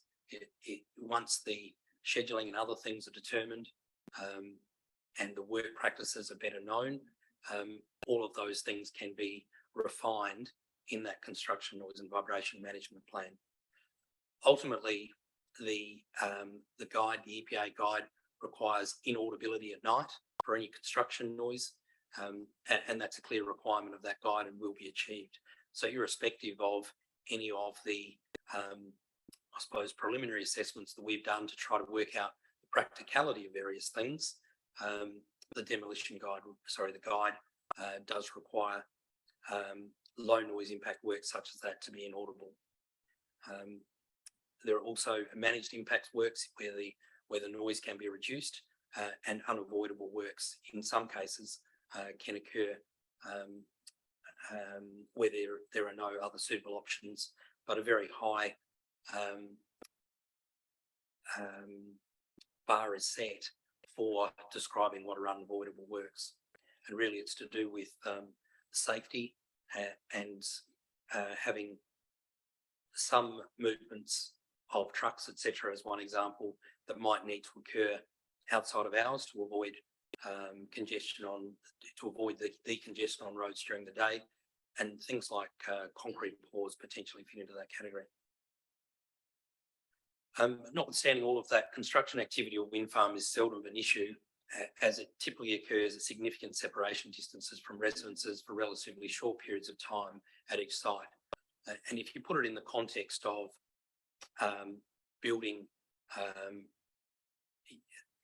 in a location which is heavily populated, you may have separation distances of 20 metres or 30 metres to a residence, whereas in this case you've got separation distances which are in the order of kilometres. So in conclusion, the wind turbine criteria have been determined based on the policy and planning guidelines in Victoria, the New Zealand Standard 6808/2010. Noise predictions have been conducted using both the Kincowie and ISO 96132 models, and they include the Willatook wind farm and cumulative noise from other wind farms, and that's demonstrated to be compliant with the New Zealand Standard, the base level of the New Zealand Standard, in fact. Ancillary equipment has been assessed in accordance with the protocol, and the construction noise and vibration assessment is proposed to address construction noise and vibration, in addition to the preliminary assessment which has been conducted. Thank you. Thanks. No further questions from me. Thank you. At this stage, we'll get an indication of parties seeking to ask questions of Mr. Turnbull. I'll start with Mr. Fetter. If an indication of how much time you'd be seeking. Yes, well, it depends on how succinct the answers are to the questions, and the previous witness was a little troublesome that way, but I would expect an hour and a half again, but could be 2 hours. Thank you. Will there be questions from DELP? No? Or any DELP unit that may be online as well? No? All right, and Moyne Shire Council? Depends a little bit on the questions from Mr. Fetter, but I imagine between, I'd say about half an hour is likely. might be less, depending on the overlay, extent of overlay. I'll just check with any other party who may be online, seeking to indicate if they have questions to ask about how much time. And the questions of the IAP will be asked through member West, and they'll also depend on the extent of the answers provided. So we'll commence with the what we're referring to as the society, the Willatook Society. Mr. Fetter. Thank you, Chair, and good morning, Mr. Turnbull. You'll remember me, Joel Fetter, at this time acting for the Willatook Landscape Preservation Society. Now, as you've just heard, it would assist the process, Mr. Turnbull, if you could keep your answers as succinct as possible. If there are other matters that need to be explored, Mr. Power, acting for the proponent, gets a chance at the end to invite you to clarify. So if you can be succinct, then the process can be quick. The other thing that will help us all is, have you been provided with a copy of the Society's submission that was filed in this proceeding? Yes, I have. Good. So what I'm going to do, partly for reasons of speed, is take you through some parts of that submission. No doubt you'll see that there are many things that the Society and you will agree upon, and so I'm hoping we can just run through those and make sure the panel sees where we agree. In areas that we'll disagree, the general approach to my questioning, just so you understand what I'm getting at, I'll generally ask you to confirm your position on an issue, which should be a yes or no answer, and then we'll get into an exploration of why that might be your position. So I'm explaining this to you just so you understand that, unlike the court process in the UREN case, this will be a case where you've seen all of the points that the Society wishes to make, and it really just is a process of testing those with you, and you can indicate through that process which parts you agree with and which parts you disagree with. Is that all okay with you? Thank you, yes. Okay, excellent. In that case, I will share on the screen the submission and we'll start going through.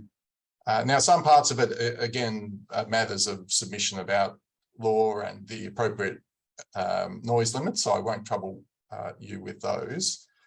Can you see either on your laptop or on the big screen the text here? Yes, I can. All right. Now, before I do launch into the document, I'll just ask you, you accept, no doubt, that noise can be annoying in certain circumstances, yes? Yes. And you no doubt agree that the purpose of the IAP process now is to set appropriate limits in the planning permit for any wind farm that might be granted, yes? Well, for them to consider the appropriate criteria, yes. Yes, but would you agree that the panel should take a conservative approach when assessing these matters? I think they should take an appropriate approach, which is in accordance with the relevant guidelines. Well, we don't know for sure how the wind farm will actually operate, do we? We don't know the final design, no. No, but we also don't know how an individual turbine will operate in situ in the field, do we? I'm not sure what you mean by that, I'm sorry. Well, all I'm putting to you is that while we have plenty of models, the actual future is unknown. You must agree with that. It's unknown at this stage because the final selection of turbine has not been made. Yes, but it's not just the question of the model of the turbine, it's how the turbines might interact with each other and create complex patterns, yes? No. No, you say it's... That's well known that the way that the turbines interact. All right, so your position is that the only uncertainty is in the selection of the model, is it? In the noise model and the turbine model and the location on site are things that are unknown at this stage. If you take the UREN case, You know what I'm talking about when I say the urine case, don't you? Yes. Yes. Now, you're aware in that case, a different firm of acousticians, Marshall Day, had made predictions that the wind farm would comply, yes? Yes. And in the end, the Supreme Court found that the wind farm did not comply, or at least the wind farm couldn't demonstrate compliance, correct? Well, it's the second of those, not the first. Okay, but in that case, as one thing that came out in the evidence, some of the gearboxes were faulty, weren't they? Yes. Yeah, so that might be an example of something unknown that lies in the future that you can't know at the point you do the modelling, whether the turbines will be manufactured properly, correct? Yes. Okay, so all I was trying to put to you, and it was in my basket of uncontroversial propositions, that the actual future is unknown. And what I'm putting to you, and I'll put it, if you don't mind, two propositions together, but you can answer them separately, is because the future's unknown, that's part of the reason that we, professionals like you, should err on the side of caution. Do you agree with that, those two propositions put together? Well, there's nothing special about this wind farm in that regard. That's the same for all wind farms, and the guidelines and policies which have been developed with that in mind. Okay, but you're familiar with a very large number of wind farms, aren't you? 90 or so. 90 or so proposed. Not all of them have been built, but yes, a large number. But you know it to be the case that for a large number of wind farms which have been actually built, there have been at least complaints of noise nuisance from neighbours, correct? Yes. And so again, I'm putting to you that despite the best efforts of modellers, sometimes in the real world, the assumption that there'll be no problematic noise doesn't necessarily come to pass. Would you agree with that? Well, I do, but I think you need to make sure that there is a separation between complaints and an indication that is as a result of poor modelling, etc. Yes, but you accept that noise is a complex phenomenon, yes? Yes. And it's partly an objective question about how loud or how much sound energy is emitted, yes? Yes. And it's also partly a psychological phenomenon about how that sound energy is perceived, correct? That's correct. That area is outside of my area of expertise. Sure, but I think on the margins, you're allowed to agree with the common sense proposition. Yeah, okay. But I want to put to you that that's another reason one should be cautious, because noise is a complex phenomenon, and it's not just about modelling the number of decibels that are forecast to be emitted. Would you agree with that? Well, again, I would say that those things are taken into account in the requirements of the relevant guidelines and standards. Okay. All right. Well, let's then get into the document. There are a few things that I just want to put to you now quickly to confirm that there's no serious dispute with some of our counting. So what we've done, this is from paragraph 6, is work off your map in Appendix H. You've got two noise prediction models. I'll call one the ISO model, the other is the Konkawi model. I can put the thing on the page here, it'll be on the screen. So this is for the panel, page 54 of the SONUS report, which is appended to the EES. And what we've done, if I just skip back to the opening, is we've just counted up your little triangles, and we count 173 dwellings on the page. You don't have any reason to say we've gone seriously wrong with the counting, do you? I haven't counted that number. No, okay. We then counted 73 dwellings in the zone that's coloured on that map, where you expect at least 30 decibels. So again, you wouldn't have any reason to disagree, at least roughly, that we're talking about 70 or 75 if we missed one, 70 to 75 dwellings in that zone, yes? Actually, the number's less than 50. Less than 50, is it? Yes, within the 30 contour. Okay, well, I won't detain everyone now. Sorry, when I say in the contour, I mean anywhere in this entire area. Well, that's not. So Hmm? the green contour is between 25 and 30. Yeah, sorry. What I was pointing to is that we've counted 73 dwellings that are covered by any colour here. And Okay, that's fine, but that's not what your submissions say. Well, we say at least 30 decibels in noise will be added. That's correct, isn't it? No, it's not. It's 25 within the coloured area. Oh, sorry. Yes. Okay. We made an error. At least 25 decibels will be added. Now, the only reason for putting that forward, of course, is to alert the panel that these are the houses that should attract the most consideration because these are the ones at greatest risk of noise. You'd agree with that proposition? Well, no, I think the greatest risk is those in the orange contour, that is between the 35 and 40. No, you know that I mean compared to houses that fall outside the zone at all. So we don't need to worry so much about these ones, do we?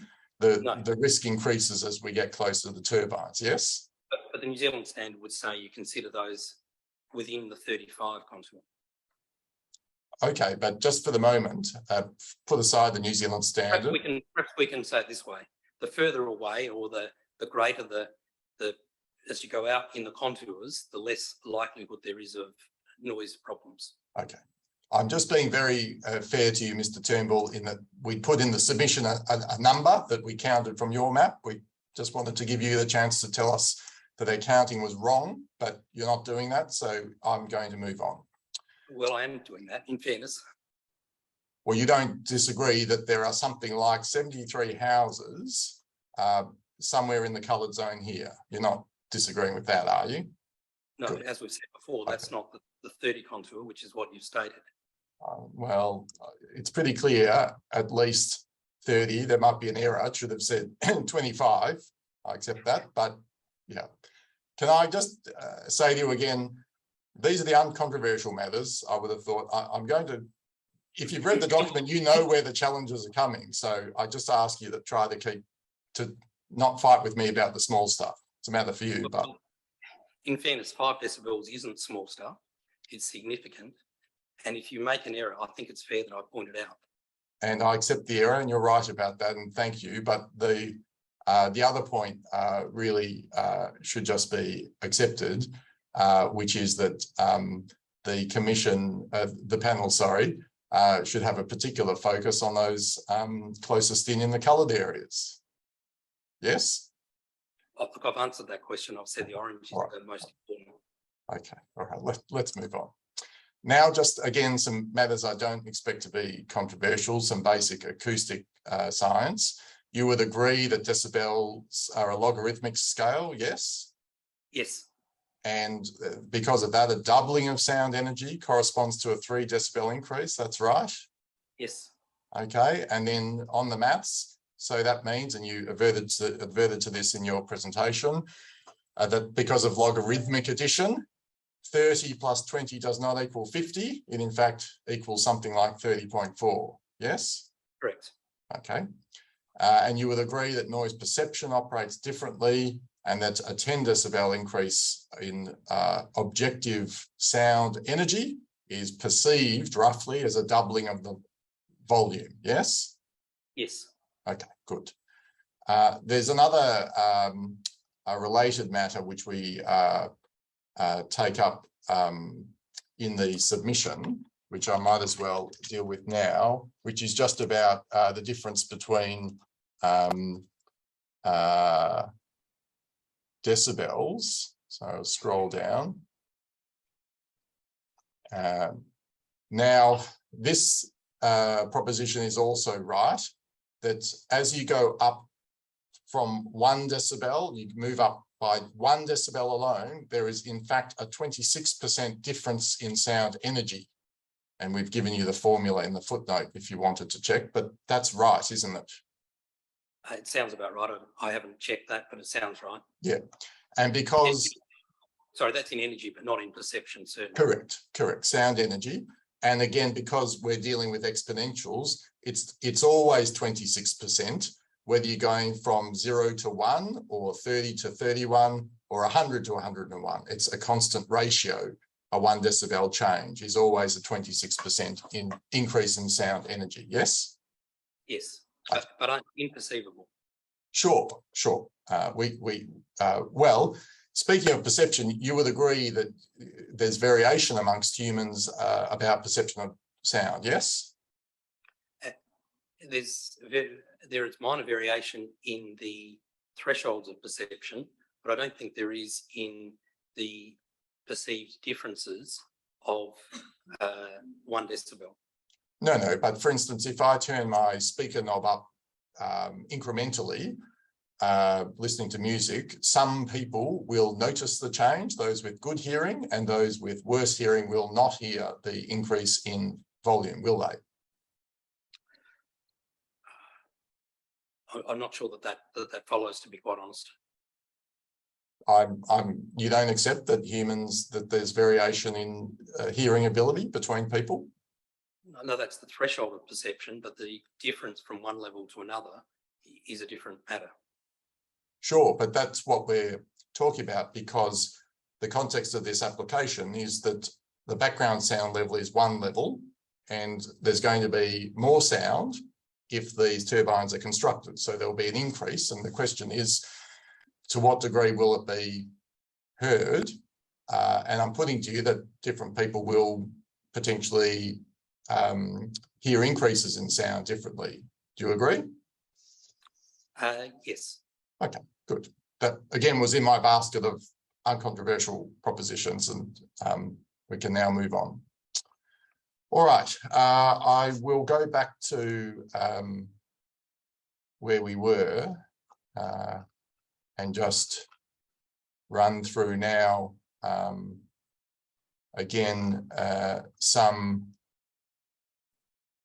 matters of counting, just as a matter of fairness to you, if you want to tell us that we've made a mistake. And Mr. Turnbull, as we've just exposed with the example of paragraph 6, we may have made a number of errors in our submissions here, and we are not putting to the panel that this is gospel and you are always wrong.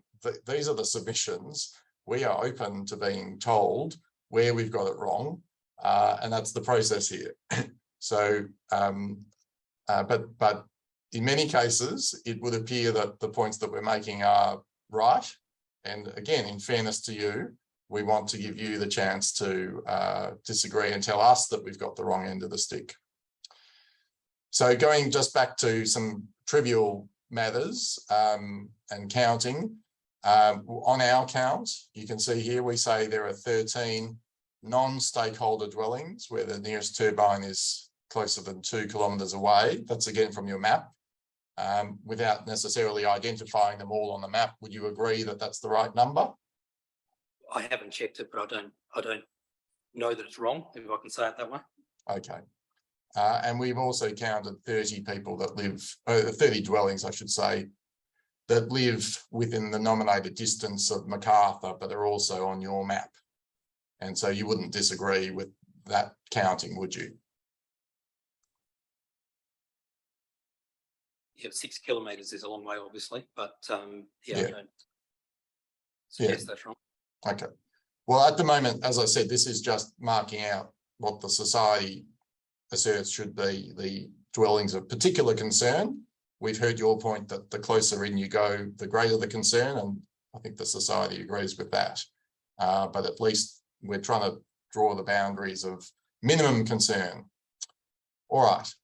Now, can I start to ask you some questions about the New Zealand standard, which we deal with from paragraph 18. But before getting into the details of it, it's right that you've, in your report, effectively assumed that the New Zealand standard is the proper standard for the panel to consider, correct? Yes. But if the matter were free for the panel to determine its own approach to setting noise limits, would you agree with me that the New Zealand standard is not an ideal standard for putting in a planning permit to regulate noise? Yes? Well, it's the criteria from the New Zealand standard, if they are achieved, will result in the World Health Organization guideline levels being achieved. Okay. And so in that way, it is appropriate in terms of the criteria. Okay.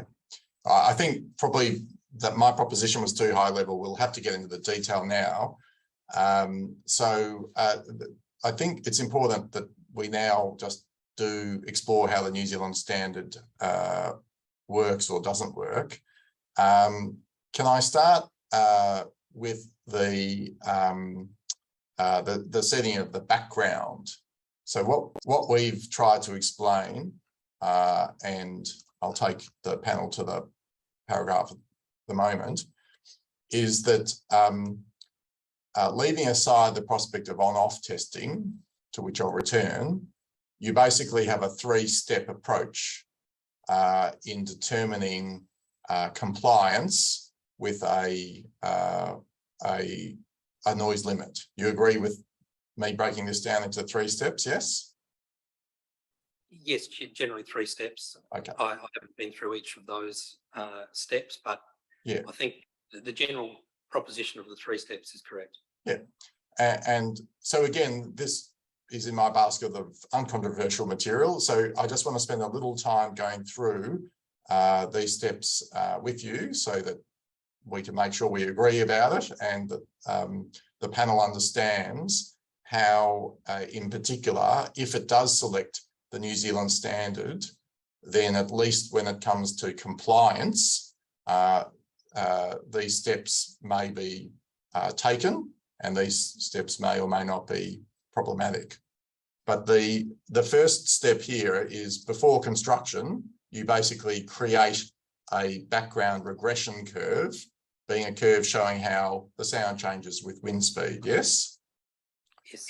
And you've done that for your background locations. And if I take you now to your report, we can see an example here. And for the panel, this is page 29 of the background testing report, which was appended to the main SONUS report. And just so that it's clear how this works, what you've done is you've had microphones on recording sound levels for a period of time, yes? Yes. And then a computer measures the actual objective sound level, correct? Sorry, could you repeat that? I didn't quite hear what you said. Sorry, a computer assesses the noise levels and works out how loud it was in decibels, correct? No, that's done by the sound level meter. Sorry, whether it's a computer or a machine, a piece of machinery, not a human being. Yes. Yes. And so, and then the particular sound that's heard. So if we take this data point, which I'm circling, which is this one here, the sound was heard at say 42 decibels on that occasion, correct? Yes. And then it's correlated with the wind that was measured at the time that recording was taken, yes? Yes. And the wind speed, as noted here on the x-axis, is measured at the hub height. Yes. And so by plotting the data point there, what we're seeing is that for that data point, which represents 10 minutes worth, it's an average figure itself, 10 minutes worth of listening, the average sound heard was 42 decibels, yes? No, it's not the average. That's the L90. Yes. So it's the noise level exceeded for 90% of the time. Yes, okay. So this is the lowest 10% of noise. So it's not an average. And what that means is if, for example, a car drives past or there is an intermittent bird or something like that, that noise would be excluded from that measurement because it is the 90 measurement. So not an average. Yes. So the other way to flip it around, it's the quietest sound that's heard for 90% of the time. Is that right? It's the quietest minute of the 10-minute period. Yes. Okay. And that, as you've explained, is just to rule out through filtering effectively any short bursts of loud noise that distort that aren't representative of the 10-minute sample, correct? Or that aren't representative of the background noise. They're certainly representative of what happened at that time, but it's not representative of the background noise. Okay. All right. So, but putting aside that little complication about how L90 figures work, the fact that this data point appears here on the plot shows that for at that moment, or for that 10 minutes, 43 decibels was heard at the same time that the wind was blowing 170 meters up at 2 meters per second, yes? Yes. Okay, now we then repeat that exercise over hundreds of data points, correct? Yes. And you get the blue dots that we're seeing. Yes. Then what you've done in green is you have removed certain data points that you subjectively consider are outliers, correct? No, I think they're objectively considered based on wind and rain. No, I'm not, it wasn't meant to be pejorative. Let me just break that down. You listen to these data points, yes? No. No. A computer or software or machine excludes them, does it? Well, no, we have rain loggers and wind loggers, which determine when there might have been an influence of weather on the microphone. And in those periods of time, we exclude the data. Okay, so some data is excluded here in green, and the remaining data points in blue, you then apply a regression curve to it. The formula's up here. And yes. Effectively, I know it's not mathematically rigorous to call this an average because it's a least squares method, but it's a curve designed to capture the variation in the data and give you a representative single number that can fit all of the different data points, yes? Yes. Okay. And you would agree with me that as is a part of any regression function, it doesn't necessarily, at a glance, reveal the underlying variation in the data, does it? No. So, for instance, if you asked what is the general, or I'll use the word average, sound, background sound at 6 meters per second, if you looked only at the regression curve, your answer would be 30 decibels, correct?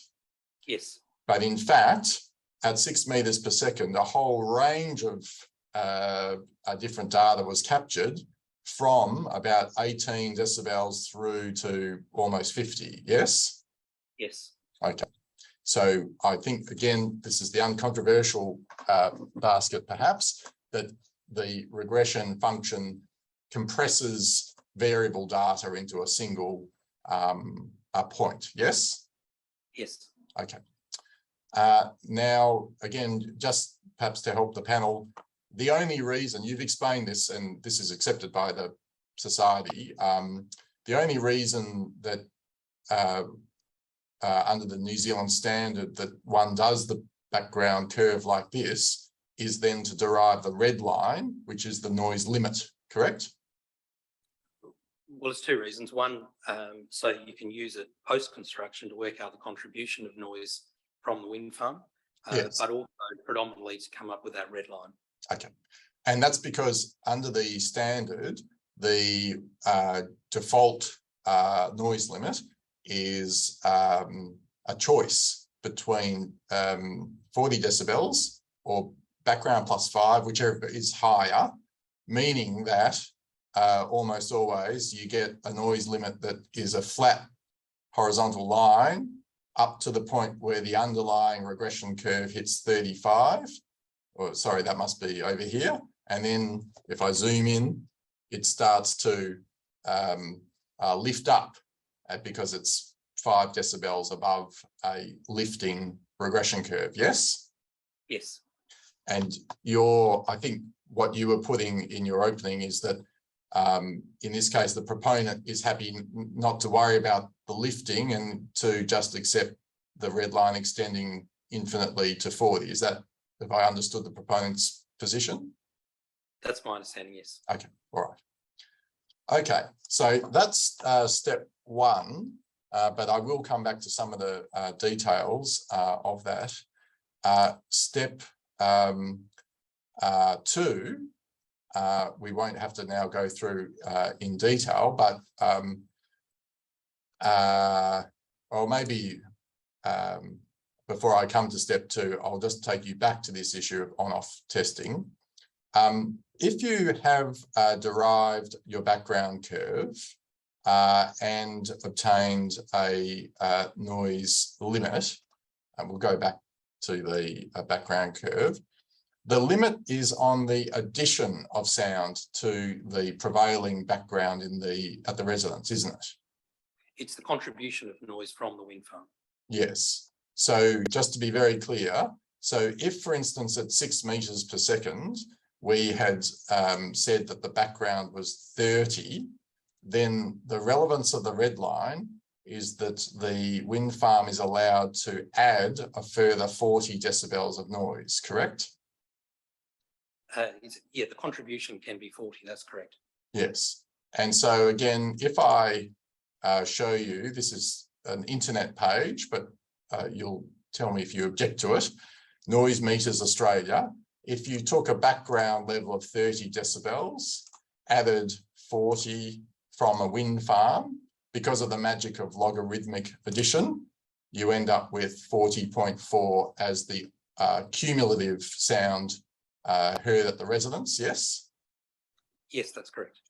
And you agreed with me that to move from 30 to 40 decibels would be perceived as a doubling in volume, yes? Generally, yes, and in most circumstances that might be the case. Just with the rider, I suppose that this is the L90 noise level. So adding the decibels, etc., is all correct, and I agree with the maths, obviously. But there is, remember that this is the noise level exceeded for 90% of the time. So there can be gusts of wind, other things that occur in the background noise, which can come into that. So all I'm saying is that, yes, generally I agree with that proposition, but there are riders that come with it, and that is not the entire noise, but rather the lowest noise in the environment. Sure, I take that point, but then, so putting, well, let's just imagine a concrete scenario. So let's say that a rural background property is generally at 30 decibels, but occasionally for 2 seconds a bird tweets in the tree, yes? And it flukes up while the bird is tweeting, correct? The point is, yeah, the point is that the bird tweeting will be ignored for the purposes of setting the background. Yes, and you're saying that it's a little unfair to ignore that bird when assessing the background. Is that the point you're making? Well, look, if it's one bird for a second, or as you've said, then no, I accept what you're saying.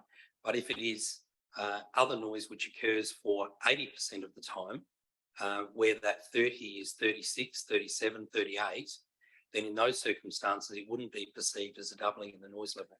But if the bird was tweeting for 9 minutes and 58 seconds of your 10-minute audio sample, because of the way L90 works, you would no longer record 30 as the data figure for that 10 minutes. You would record 33 or 35, whatever the volume of the bird was, correct? That's right. That's why I gave the example of 80%. Yes, but putting aside intermittent noise of the kind that L90 filters out, I think you are agreeing with me that if 30 is generally a fair representation of a background level, that moving to 40 or adding 40 decibels of sound, so 30 plus another 40, would move the whole environment from 30 to 40.4, and that would be perceived as a doubling in the volume, yes? For the periods where the wind farm is producing the highest noise levels, which is when it's at a high wind speed and at times when the wind is in the direction towards that residence. Yes, yes. I'm not suggesting that it will be at 40 decibels every minute of the day, but for those times where the wind farm is emitting lawful noise in the sense of complying with the permit, if that's where the permit ends up going, you can then have under the permit a doubling of the volume at the residence, yes? Yes. Okay. And in particular climatic conditions, it may be that this doubling of the volume endures for a very long period of time, yes? Like in windy conditions, persistently windy conditions, correct?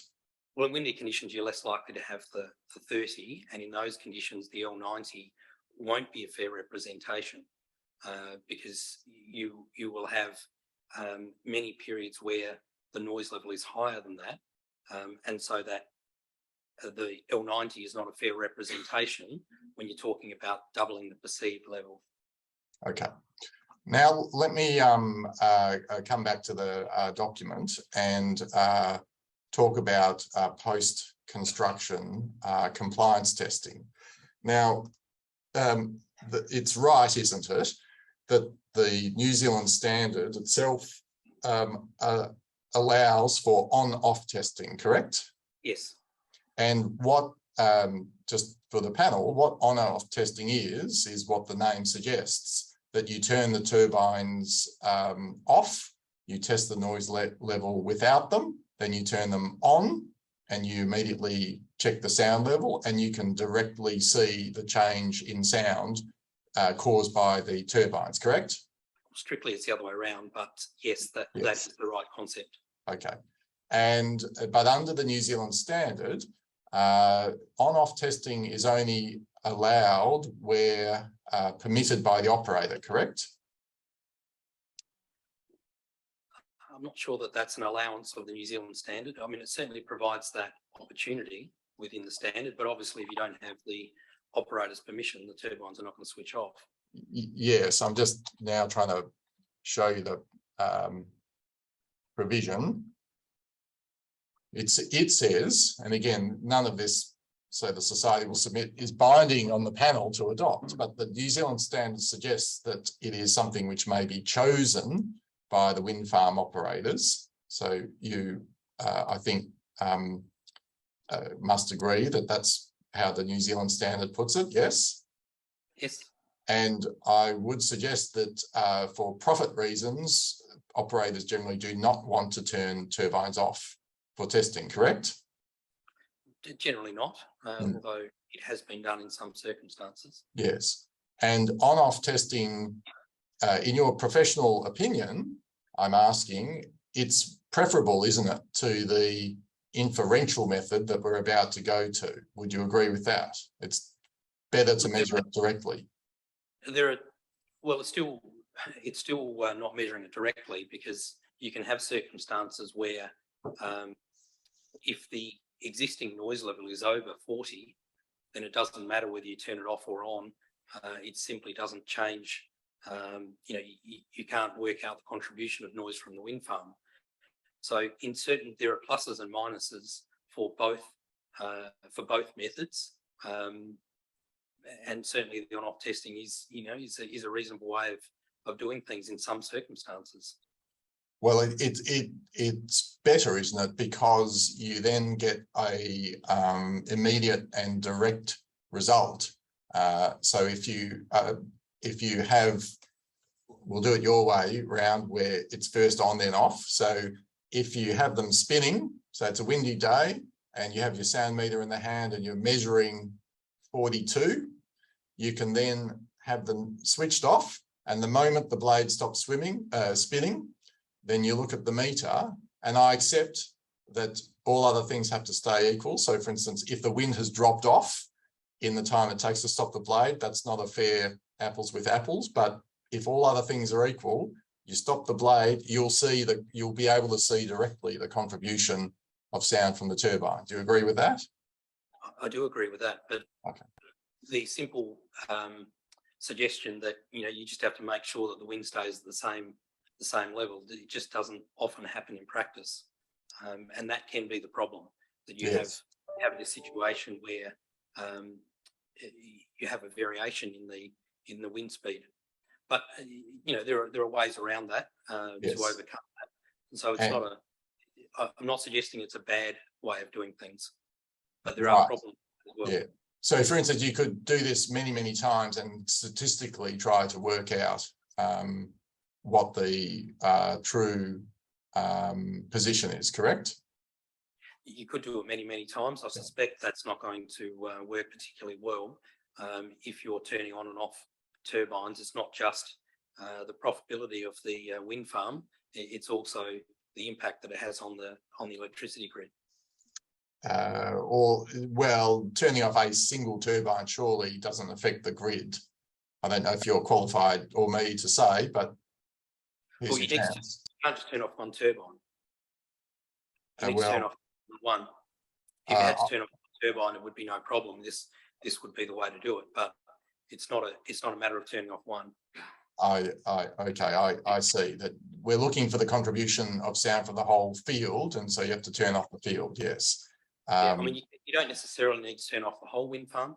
You do need to turn off a percentage of it. Okay. You need to make sure, as you were showing in your maths, that the contribution from the remaining turbines is more than 10 below the total contribution. Okay. However, whatever the troubles with it, you then have to compare that to what we've described as the inferential method that the New Zealand standard then lays down, which I'll now come to. So if you're not doing on-off testing and you're proceeding this way, what you do is you measure sound levels again, and you then plot a second curve looking in the same way that you plotted the first curve, correct? And then you subtract the first curve from the second curve, and in theory, if all other things are held constant, you're seeing the addition of sound from the wind farm, yes? Yes. Okay, all right. But having established that as the basic methodology, now let me put to you a number of the difficulties with that one. The first is that you're not necessarily comparing apples with apples, in that the time of year and the conditions in which you did the background testing might not correspond with the time of year and conditions of the post-compliance testing, yes? That is a difficulty, and there is the potential for the backgrounds to change. Yes, and in fact, in rural areas, is it right that with seasonal activity, harvests and things like that, you can get quite different background levels through the year, yes? I don't think it's got much to do with harvests, but certainly insects and frogs can make a difference. Yes. Well, during the day, the microphones will record machine noise and farming noise, won't they? They will, but it won't be a significant noise in the overall scheme of things. And also the winds can be quite different in summer compared to winter, correct? I don't think that's significant in terms of changing the level. It just means you might have more dots up one end than the other, but that's not a problem in terms of consistency. Well, there seems to be a curious feature with many of the graphs that you've captured. Here's an example where, again, going back to the way that averages can mislead, at 6 meters per second, it's, according to the black line, 30 is a representative sound. In fact, I can suggest to you what the actual data shows is two separate trends. One trend lies along the 20 decibel line, suggesting that one thing is happening there. And then there's a separate trend of the data which lies on the diagonal. You see that? I can see what you're saying, yes. And what I'm suggesting to you is that one explanation for this is that at this particular property, you might have the microphone set up near the house such that the microphone is shielded from the wind on one side and not the other. And so this diagonal line might capture the wind as it blows through, and the horizontal line is showing you where when the wind is blowing from the side the microphone is shielded on. Would you agree that that could explain the two trends? No, I don't. The wind on the microphone is not the concern, because we have that filtered by a local wind monitor. But it's more to do with the wind in the trees. So it's not the wind on the microphone, it's the wind in the trees which creates the noise. But what I'm first make clear, this wind speed that you use is not the wind speed measured at the residence, is it? It's the wind speed measured on a meteorological mask somewhere miles away on the project site, yes? That wind speed is, yes, but we measure the wind separately at the wind farm site, sorry, at the residence. Okay, but let me just explain what I'm putting to you. So if we take, say, the points down here, yes, this shows that the wind is blowing a gale 14 meters per second at the wind farm site, yes? Yes. And yet, at the residence, when you measure the noise at those times, you don't hear a lot of noise, correct? So yes, quite 20 decibels.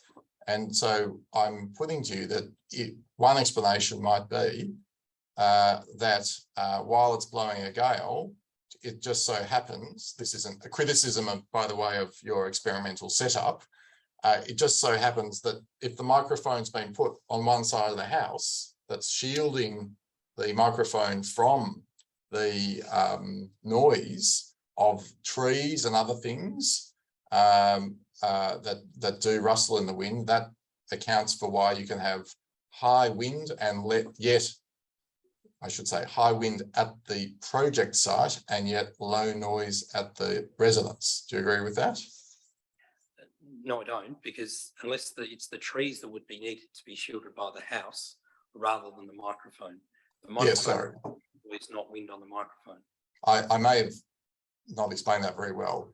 What is being shielded, and now maybe we agree, is it in high winds, it would be, for instance, trees near the residence that would shake, correct? That's right, yeah. So tall trees. Yes. Tall trees, and so that will contribute to an L90 level. Yeah, and so maybe these ones, this horizontal trend is where you have tall trees, then the house, then the microphone, so that when the wind is blowing that way, you're not going to hear the tall trees. Yeah, no, I don't agree with that. Okay, all right. Anyway, it's only a small point, but the point I was putting, and I think you agreed with, is that you can get different backgrounds at different times. Yes, that is possible. Yes. Okay. All right. Now, let me take you also back to our paragraph 18, which is it's right that the New Zealand standard is regulating average noise emissions, and that's because when constructing these regression curves, we're measuring noise over a period of time, a minimum of 10 days, yes? Yes. And then when it comes to constructing the post-construction compliance curve, we're also looking to see whether the wind farm noise on average, measured over a minimum of 10 days, meets the criteria, correct? Essentially, yes. I mean, the point is that the compliance monitoring is to confirm the noise predictions, essentially. So the noise predictions really should be used to demonstrate that the criteria will be achieved at all times.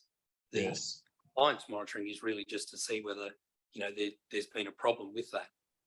So the New Zealand standard doesn't just require the compliance monitoring, it requires a combination of things, including predictions to demonstrate that the noise level is no more than 40 at all times.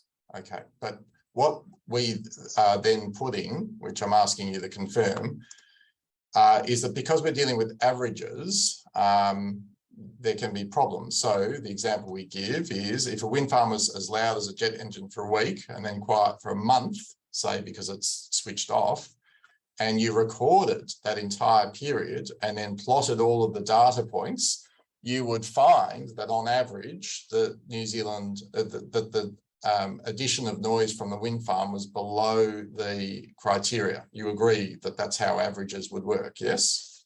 Well, no, I don't, because you wouldn't use the data if the wind farm switched off. You would Okay. only put data when the wind farm's operating. All right, then take out the words in brackets. If the wind farm, assume there's a fault, assume it's for whatever reason, noisy for a week and then quieter for a month. You agree that because we're doing scatter plots and then taking an average, the variation gets averaged out, and you may well conclude that on average, the wind farm has been quiet. You agree? That's possible, although it's not the way the wind farms operate. No, but you remember from the UN case that the human being plaintiffs concerned, their concern was intermittent noise, wasn't it? Yes? Yes. And I'm suggesting to you that the New Zealand standard, while it might be good at setting limits on average for the emission of noise, does not do a good job in regulating against the emission of intermittent noise, because it's just not designed to capture it. Would you agree? No, I wouldn't, because there are special audible characteristics which come into it. So if you have that intermittent noise, which are associated with special audible characteristics. Well, no, just to be applied.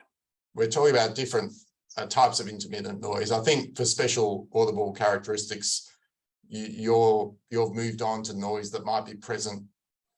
We've described as the whoosh whoosh sound. Yes. Well, you're taking me to the intermittent noise associated with Bald Hills, and in that circumstance, certainly was about special audible characteristics, and that is covered by the New Zealand standard. Well, no, I don't. Just hang on. I don't want us to be at cross purposes. We'll come to SACs, we can call them that in a moment. At the moment, I'm focused on a scenario where, as has been reported at Bald Hills and other places, the turbines wake people at night because they're just noisy for an hour. So it's not about SACs, it's that they're noisy for a short period of time. And what I'm putting to you is that because of the scatter plot and the regression curve, that wouldn't feature necessarily in any analysis that you did post-compliance. The person being disturbed for that one night would just be one little data point. Maybe it's here, but then it can get drowned out and averaged away because of all these other data points down there. That's how averaging works. Do you agree with that? Yes, essentially, it's a least squares method, but again, I would say that that's typically not the way that wind farms work, and the New Zealand standard has been designed in that way. The other thing is that the World Health Organization guidelines provide recommendations based on averages, and so the New Zealand standard is in accordance with the World Health Organization guidelines. Sure, but other approaches are being tried, and it's right, isn't it, that in several wind farms, including Bald Hills, planning panels have put on additional conditions to do with intermittent noise, yes? That has been done, I think unsuccessfully, but it has been done. There's also now... Well, hang on, yeah, I think the answer then to that question was yes. Let me ask the next question. Sorry, Mr. Fitter, I was taking notes. I just need to get the rest of the answer. Thank you. There are also now regulations which talk about alternative monitoring, which covers measuring at an intermediate distance to better measure the contribution of noise from the wind farm alone. How does that deal with intermittent noise? It just gives you a different location to measure noise. Well, it measures the contribution of noise from the wind farm alone. And as I said, the New Zealand standard is in accordance with the World Health Organization guidelines regarding the average noise, which is what the World Health Organization considers to be the best guide to potential impacts from Yeah, wind farms. Okay, you've made that point twice now, but my question was whether you're aware that other panels had added special conditions for intermittent noise. I think your answer was yes. Yeah, correct? Yes. Okay, and in particular, at Bald Hills, there was a condition that the noise comply or the noise not exceed the permit for more than 10% of the night, yes? That's true. And if you can see that. Hang on, these are, I have to interrupt because yesterday with another witness, we were having trouble with the witness not answering the question and running on and answering other Mr. questions. Fetter, can I just interrupt here? Can the witness please be allowed, sir, to answer questions that are put to him? Well, my question was answered and then the witness went on to start to want to make some other points. But It's rather hard, Mr. Fetter, for people to hear when you keep talking over it. So my suggestion would be that you allow him to answer the questions. So what do you think? Yes, it may be inadvertent, Mr. Fetter. You've done it a couple of times. Just allow Mr. Turnbull to answer your last question. Thank you. I will, but I'll just be clear. This is for the chair. I'll try to phrase, or when I phrase a question as a yes or no, that's a signal that I'm going to object if the witness then, without good cause, seeks to just make a speech. But I'll allow the witness to. Just to clarify, the IAP is interested more in the why and the how than the what. So the expert is entitled to qualify his answer beyond a yes or a no. So Yeah. we'll allow him to qualify his answers. Yeah, no, I accept that if qualifications needed, of course, but I was asking about 10% night noise and then I got answers about the WHO that had nothing to do with the question. That's why I've got a bit stroppy, but I'll be quiet now and I'll let Mr. Turnbull say what he wanted to say. Thank you. Thank you. If you can see by the graph showing there, I was just going to point out that there are more than 10% of points above that line already. So therefore, if you are trying to assess 10% at night or at any time, it's very difficult to do that when you've already got 10% of the points above the line. Yes, and your approach to this was rejected by the Supreme Court, wasn't it? Well, it wasn't my approach, in fairness. Well, you were an expert witness in the Supreme Court, weren't you? Yes. This is a yes or no question. You gave evidence about how you thought the 10% rule in the Golden Plains permit should work or did work, yes or no? No. You're saying you didn't give evidence as to your understanding of how the 10% rule worked. Is that your answer? Yes, that's the answer. All right. Let me go to the judgment.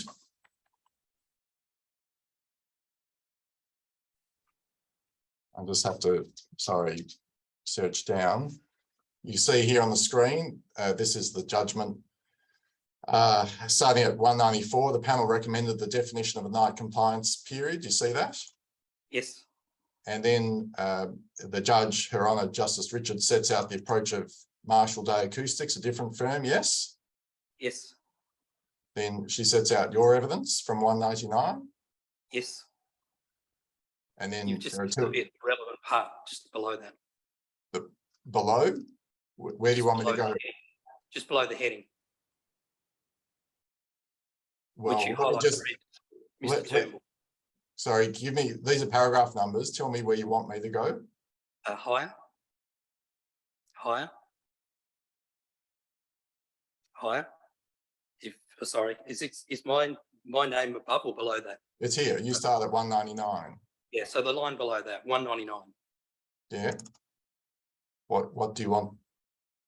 Well, you asked me whether I was provided an opinion on what it should be, and I said no. This clearly shows that I gave evidence about the instructions that were given. Oh, okay. You're saying it wasn't actually your own opinion. You were told to take a particular approach. Is that right? That's right. And that's the problem with yes no answers. All right, but hang on, just for completeness, as recorded 201, and as I recall it, you then supplemented that by offering your own approach here, another approach that Mr. Turnbull had tried. That was your own approach, this one here, wasn't it? For another wind farm, yes. No, at Gold Plains in the Supreme Court, you gave evidence to the court that another No, I approach. No, the judges misrecorded your evidence. This is not Gold Plains. This is the, sorry, if I said Golden Plains, I've made a mistake. The Uren case is Bald Hills. Correct. Yes. So at Bald Hills, you set out the, you're instructed to take one approach, and then you Yes, set sir. out another approach recorded at 201, take 10% of the noise data most downwind, yes? Yes. And that was rejected, was it not? That approach was rejected, yes. Okay, thank you. That's all. You also gave. So, Mr. So maybe interrupt Mr. Turnbull. I was going to say we're due for a break shortly, so we'll pick a time in the next couple of minutes. Thank you. Sorry, Mr. Turnbull, I may have interrupted you. No, that's fine. Yeah. And in fact, some other approaches that you had given evidence about were rejected too, correct? Approaches to what? So in the Bald Hills case, to be fair to you, it wasn't the 2010 New Zealand standard, it was the earlier version, yes? Yes. And you had given evidence that you thought it was proper if there wasn't background data to use proxy locations, correct? That was your evidence? Yes. And that was rejected by the court, wasn't it? For the 1998 standard, yes. Yes. And you also gave evidence that it was proper to, when doing the post-construction analysis, to filter out from the data set any data points which you considered didn't represent sound coming from the wind farm. That was your approach, yes? Yes. And the Supreme Court rejected that as a proper approach too, didn't it? To the 1998 standard, yes. Okay, thank you. Chair, that's a convenient time. Thank you. We'll take a break and we'll come back at 3:28.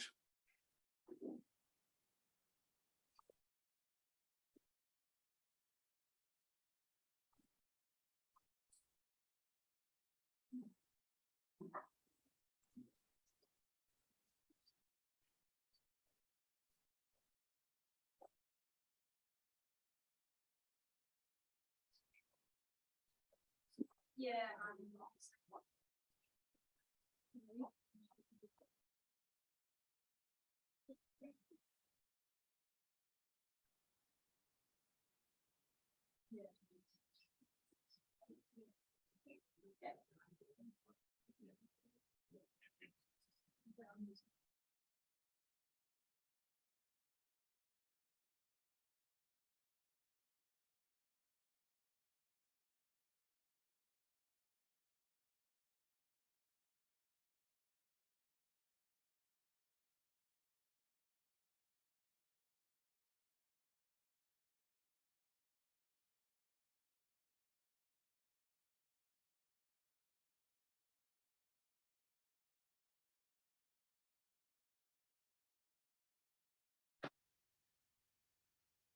Thank you and welcome back.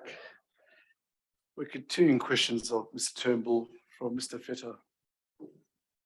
Thank you, Chair. Just one last question about Bald Hills, which is relevant to the adequacy of the New Zealand standard. Now, in that case, Marshall Day Acoustics conducted an analysis to see whether the wind farm complied with its planning permit, yes? Yes. And the results that,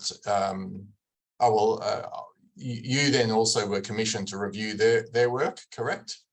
Yes. And you concluded that they had properly applied the New Zealand standard, yes? Yes. And so you agreed with their assessment that the standard was met, yes? Yes. And you didn't express any concern or reservation. Apologies for that. Can I just ask Mr. Turnbull to turn his camera back on if you don't mind? I've been trying, but it's been stopped by someone else. Okay, you can't restart it. Is that okay, Mr. Feta? If we can Yeah, do that? I can see Mr. Turnbull. Okay. I can. Okay, good. Thank you. And you didn't express any major reservations about the Marshall Day approach in your reports, did you? No. Okay. Now, can I put on the screen the Marshall Day analysis just to show how the New Zealand standard works with its various curves? I'll just try and zoom in on this. Is that because it's a detailed graph? I'm just trying to make it as big as I can. Sorry to give everyone whiplash. Okay, so the black line is the noise limit, yes? Yes. The blue line was the background regression curve, yes? Yes. And the yellowy green line is what Marshall Day opined was the post-construction regression curve, yes? Yes. And you agreed with this graph and their conclusions, correct? Well, I agreed with the conclusions, yes. Yeah. And in the end, what this suggests is that after the wind farm was built, this particular property got quieter. That's what one reads from that, yes? Well, we don't know which property that is, and we don't know what the backgrounds are, etc. But well, I'll just scroll up. This is Mr. Zakula's property, who's one of the plaintiffs. So that I'll just cut to the chase. The judge described this as, quote, patently absurd. Do you remember that? yes. Yes. And so I'm suggesting to you, Mr. Turnbull, that in you having told the court earlier that you thought that Marshall Day had done a proper job and their assessment was right, that you had fallen into pattern absurdity in your own opinion. You disagree with that, yes? All right, I missed that. I'm sorry.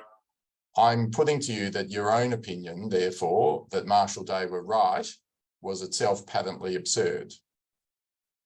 Well, I don't agree with that. Okay, but at the very least, you would agree this shows the danger of this inferential method because it can throw up results like this, where the post-construction curve can lie below the background curve, which doesn't make any sense. Do you agree? Well, what it shows is that the noise varies over time. Yeah. What it shows is that the wind farm is not having a significant contribution to the overall noise level. And what's shown is the actual variation in noise level rather than the contribution of noise from the wind farm. You can see there the line is below 40 at all times. All right, well, I'll get rid of this one.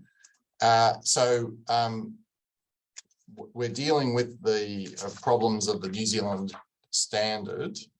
And I just now want to look at in some more detail at the background testing that you have done yourself. So if you like, we can work off the submission document because these are the points that we think arise, and I want to be fair to you and give you the chance to reject them if you think they're wrong. Now, what we've put first in paragraph 31 is that your background testing does establish that in low wind conditions, the general range of sound is in that range. Would you agree? I think it extends beyond that range. My footnote takes me to your table on page 14. Shall we just have a look at that so that there's no dispute about the raw figures? These are the properties you tested for background noise, yes? Yes. And so in low wind, which I'm calling 3 meters per second, the range is 24 to 32, I think, is the highest number. You agree? Yes. Okay, and so that fair enough, that is an error. I should have said 32 instead of 31, but otherwise that is the range, 24 to 32, you agree? Well, that's at 3 meters per second, yes. Yes, okay. and a whisper, according to Yale University's environmental unit, which we footnoted, is 25 decibels. You wouldn't disagree with that? Well, it's a strange proposition. It just depends what distance you are from the whisper, and the whisper's not continuous. In an L90, it wouldn't record. I mean, there are so many problems with that. Well, hang on. The point of a figure like that, and I'll show you the chart that I'm talking about, is that measured at the ear, a whisper is 25 decibels. I'm just going to put this chart online. You would have seen charts like this before. Sorry, that's not loading for some reason. Just give me a moment. You've seen charts where acousticians set out example illustrative sounds of everyday things, lawnmowers, fridges, etc. Yes? Sure. Yeah. And so these figures that are given are for the noise. Here, I found it. A jet engine, 140 decibels, a power mower, traffic. And what I'm putting to you is that coming out of Yale's unit, these figures are right, aren't they? Not to the decibel, but they're generally indicative of the loudness of different typical sounds. Yes? Yeah, look, okay, yeah. Okay, well, It again, depends how far away the person is whispering. I mean, it's... I know, come on, Mr. Mr. Turnbull, yes, a loud whisper is louder than that and a soft whisper is quieter than that, but you don't seriously disagree with the idea that a whisper is quieter than a suburban area at night, but louder than a natural area with no wind. Yes? Sure. Okay, all right.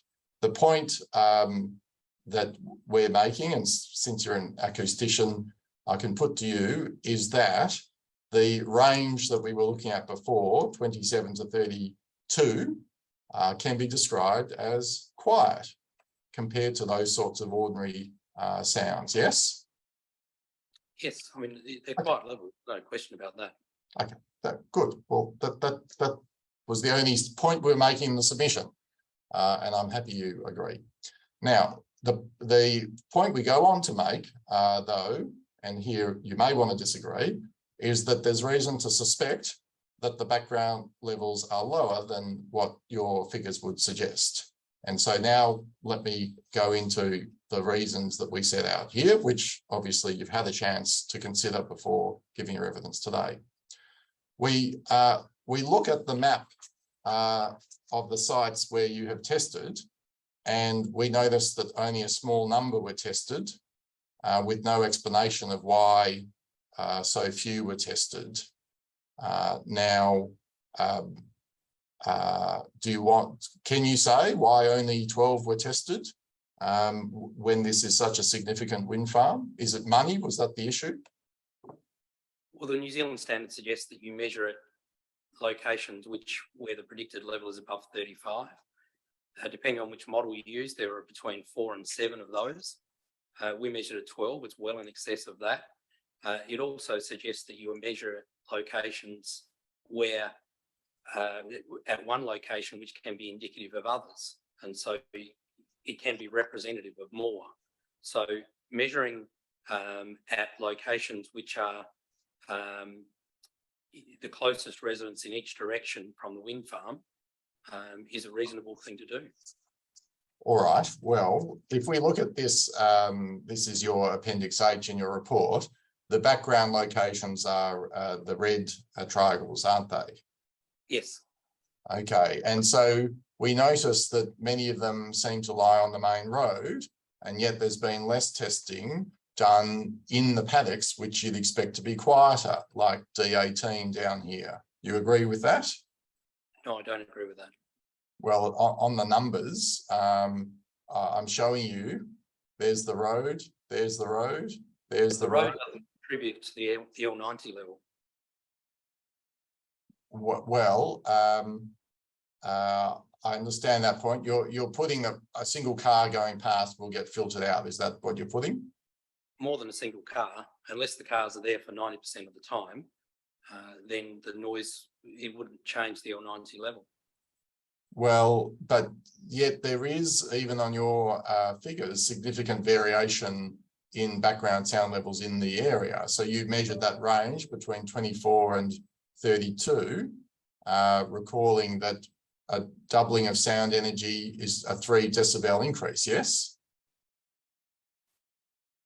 Yes, the doubling energy, yes, that's right.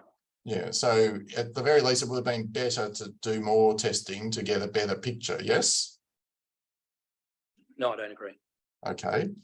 And again, your testing was done at in spring of 2010, yes? Yes. And since then, we make the point that there's been 12 years of tree growth that may have led to, if the trees are around houses, have led to better shielding of houses from sound, which your 2010 testing won't pick up. You agree with that? No, I don't agree with that at all. If the trees are taller, then the noise levels will be higher. Because the majority of the noise is from wind in trees. Do you accept that trees can also mask sound, or do you say they only produce sound? They don't mask sound, no. Well, they can mask the sound of other sources by creating more noise, but you will end up with a higher noise level overall. Well, apart from trees, if somebody's put on an extension of their house in the last 12 years in a way that completely, blocks sound coming from particular directions, your 12-year-old testing doesn't capture that, does it? I don't accept that that would make any difference to the overall noise levels. Well, if someone put a brick wall between them and where, the prevailing sound comes from, that would make a difference, wouldn't it?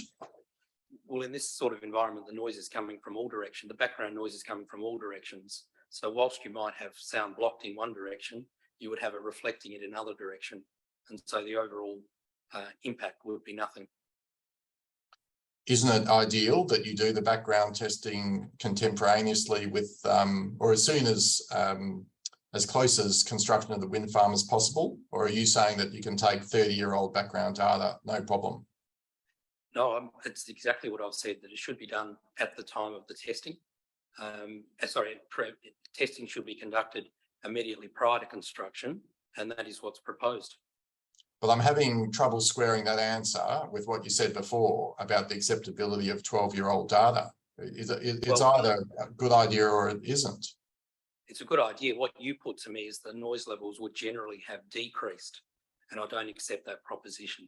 They may have changed, but I don't accept they would have decreased, and I don't accept that measurements conducted in the vicinity of road would have made any difference. All right. And the other fact that we rely on is that your measurements, the 24 to 32 range, is an average of the noise that's recorded over a 24-hour period, yes? Well, that's not quite right, but we've been through that in detail about the L90 and then the best fit, which is drawn between the L90s. No, I'm just put L90 to one side. What I'm putting to you is that the figures that are reported in your table represent sound levels you've collected 24 hours a day. You haven't separately tested night and day noise, have you? Sorry, no, that's correct. It's 24 hours a day. Okay, and then what I want to put to you is that it's probably the case that the background at night is quieter than the background during the day. Agreed? Not necessarily, no. It can be the case, but not necessarily. For example, areas where there are insects would have higher noise levels at night, and other areas, may have lower levels. All right, but at the very least, you've got no positive reason to think that in this area, the night is going to be louder than the day, do you? There will be variation. There's no question about that. Okay, but if then this area measured over a 24-hour period is whisper quiet. What I'm putting to you is that at night, it's likely to be as quiet, if not quieter. Yes? I don't think we can say that definitively. Because there could be more noise from other sources, as I've said. Well, no doubt you still have the raw data, do you? Yes. Would it be difficult to produce for the panel to disaggregate the figures and show the panel the difference between night and day noise? Well, it's not a requirement of the New Zealand standard. No, I'm just asking you whether it would be too much trouble. Well, the data is raw data being provided. In a way that allows a user to do that analysis? I assume so, yes. All right, well, we won't trouble you if it's possible to do it on our end. Thank you.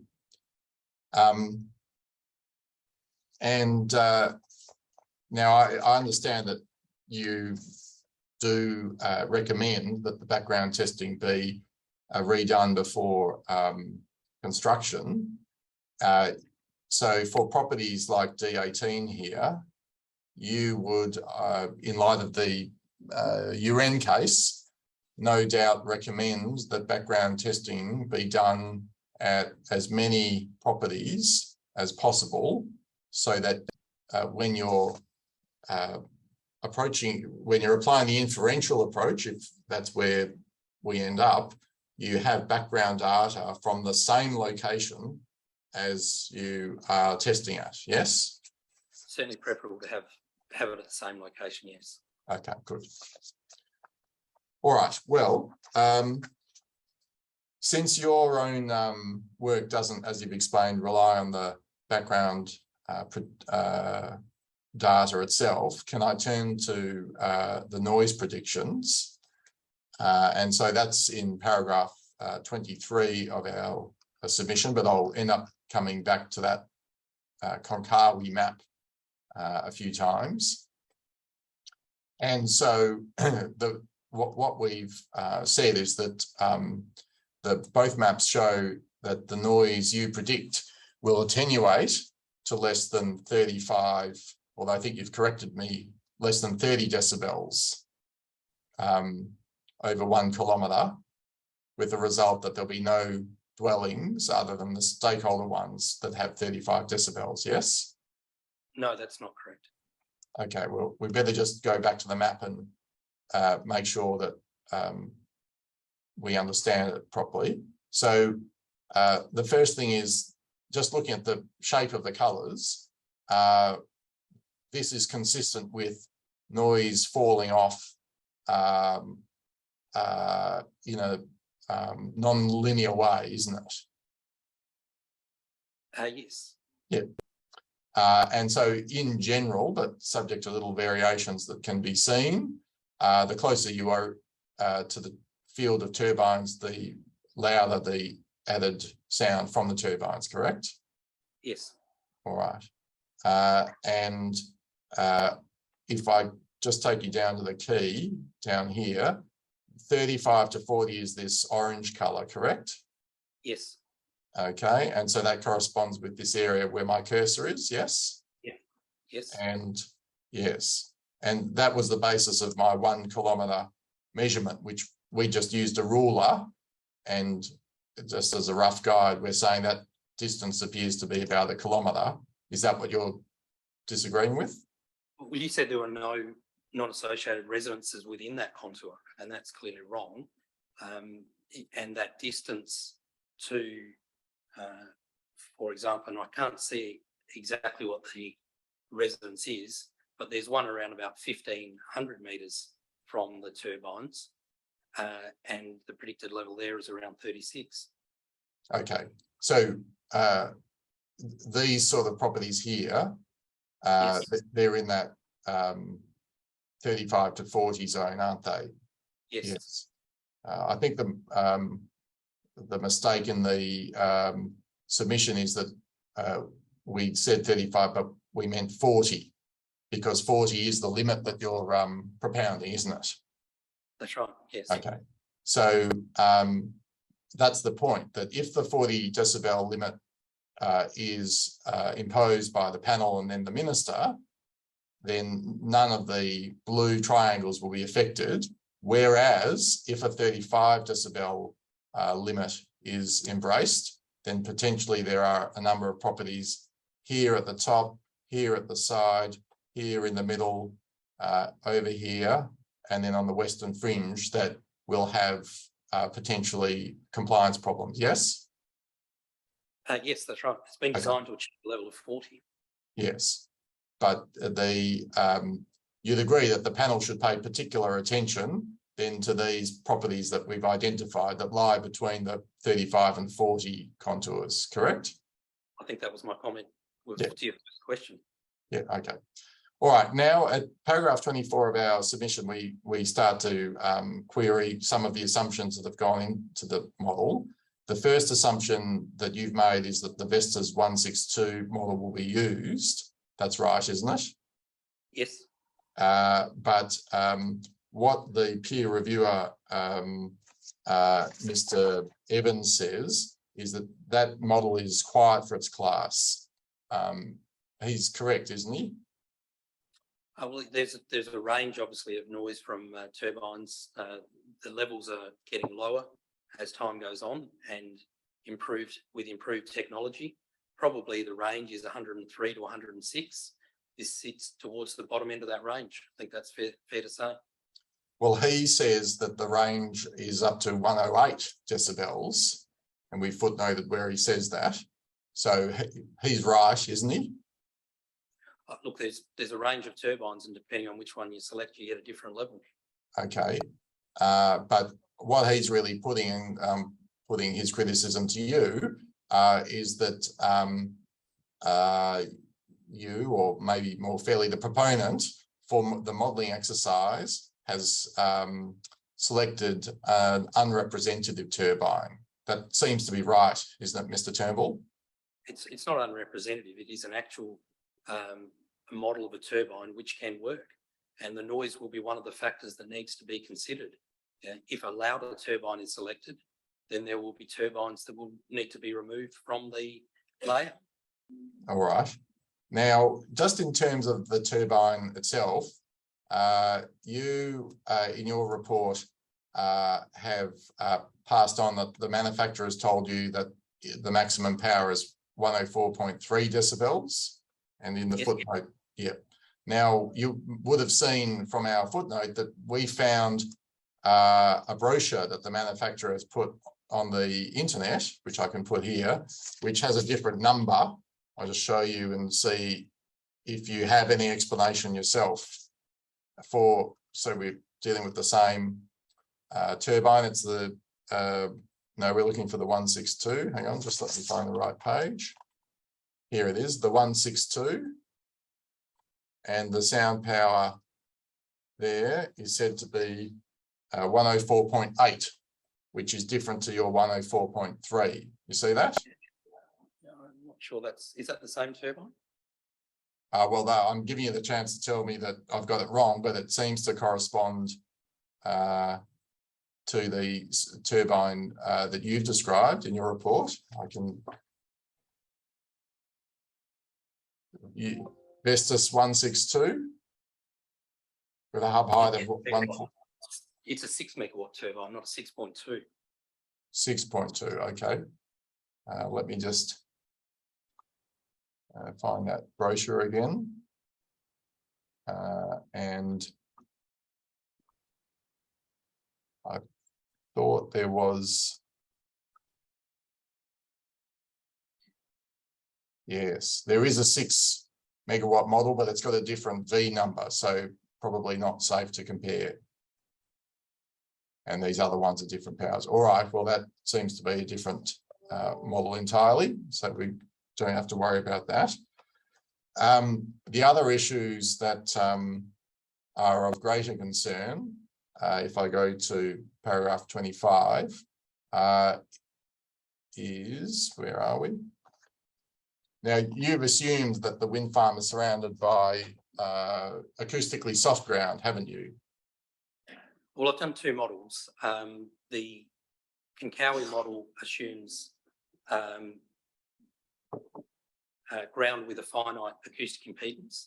Now, the Konkowie model says that that is appropriate for pasture and other similar land, but it would not be suitable for concrete or over water, which is where the hard ground should be used.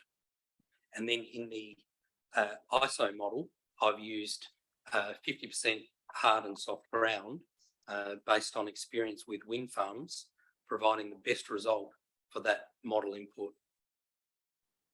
And are the models set up such that you can enter different grounds for different areas? Because, for instance, I imagine that the township of Orford is covered in concrete, whereas there might be paddocks around the turbines. Can the model accommodate that?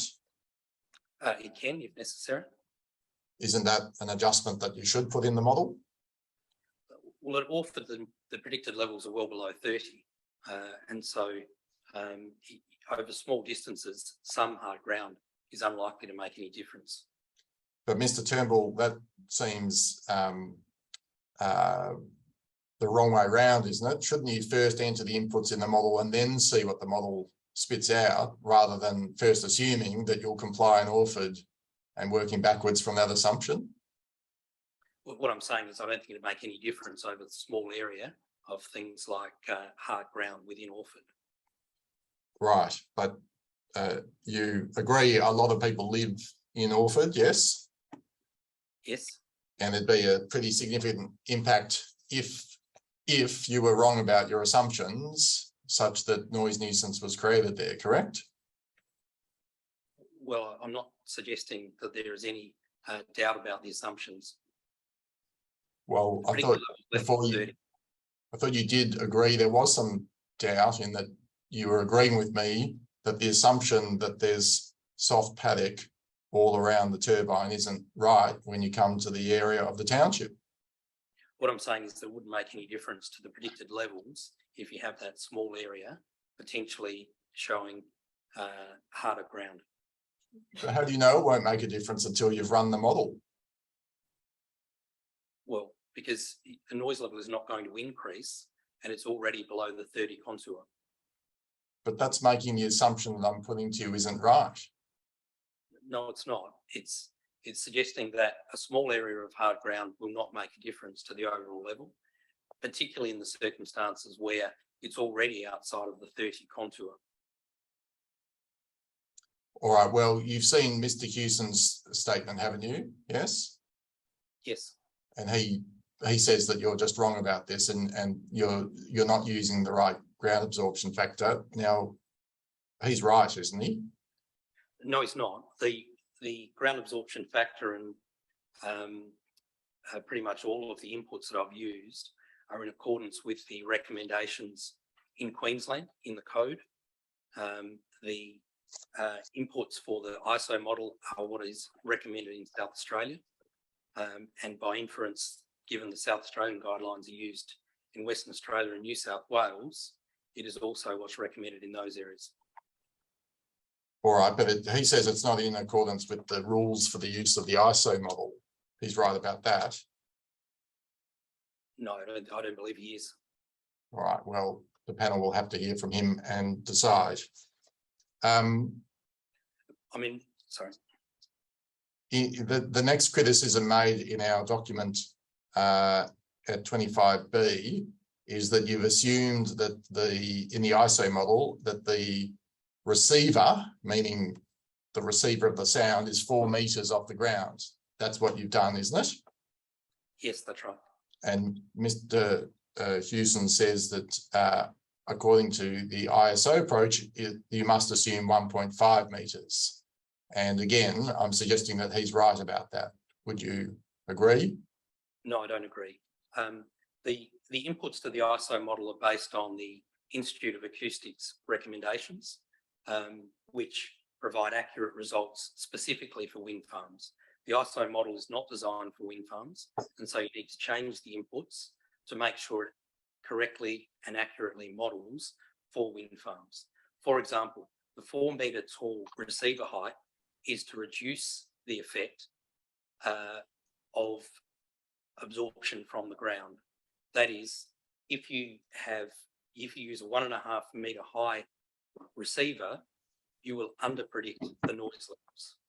Increasing that to 4 metres increases the predicted noise level and provides a more accurate result. But Mr. Turnbull, where the whole purpose of the modelling exercise is to work out how human beings might be affected by noise, correct? Yes, that's right. And to do that in the most accurate way possible. And for that particular model, the most accurate way is to use the 4 metre receiver height. Do you know any human beings who are 4 metres tall? It's not suggesting that there are people who are 4 metres tall. It's an input to the model to make sure that you have the correct predicted noise level for receivers, even if those receivers are at 1.5 metres. If you use 1.5 metres, you will under predict the noise level. That is, the noise levels will be lower than what I've shown them. And it's not an appropriate way to do it. Okay, just so we understand. So here's your map again. So the edge of the light green is 25 decibels, yes? Yes. And so what I've understood your map to show, but correct me if I'm wrong, is that a person or something 4 metres tall placed at that location will experience 25 decibels, yes? No. No. What I'm saying is there's an input to the model to make the model correctly predict noise levels. If I had put in a 1.5 metre high receiver at that point, the noise level would be lower, probably around about 23. But I know that that's not correct for wind farms, so I need to change that model so that it has a 4 metre receiver height to more correctly predict the noise, even if that is at 1.5 metres. It's the inputs which are required in Queensland. It's the inputs that are recommended by the Institute of Acoustics in the UK, and it's the inputs that I've used many times and found them to be accurate. Are you aware that the EPA in South Australia recommends 1.5 metres? Well, that's not true. The EPA in South Australia recommends 4 metres. 4 metres, is it? All right, I might have my information wrong. I think you're looking at a superseded document. I'll see if I can put that to you before the end of the day. I think I'm being told that, yes, EPA South Australia recommends that hard ground be the assumption. So I've mixed up the issues. If we go back to the softness of the ground, is it right that the EPA South Australia recommends, as does Mr. Hewson, that you assume hard ground? No, the EPA provides one model where they suggest the inputs to that model, and that model is the ISO model with the inputs that I have used. Okay. All right. Well, I think Hewson in his statement refers to a superseded document. Okay. I think on those sort of issues, I will have to let Mr. Hewson explain his approach. Let me go to, though, Mr. Evans' criticism, which we've set out, that in the Konkawi model, you've overlooked the fact that the model is only accurate up to a distance of 2 kilometres from the turbines. Now, that criticism is right, isn't it? Well, hasn't been my experience. My experience has been that it accurately predicts the noise from wind farms at greater distances. You mean that you've done predictions and then you've gone out yourself to measure them and found that they correspond? Is that what you're saying? Yes. And why is it that you would just voluntarily go out to wind farms and check that the Konkawi model is accurate? Well, it's not voluntarily, it's a requirement of the conditions of approval on many projects.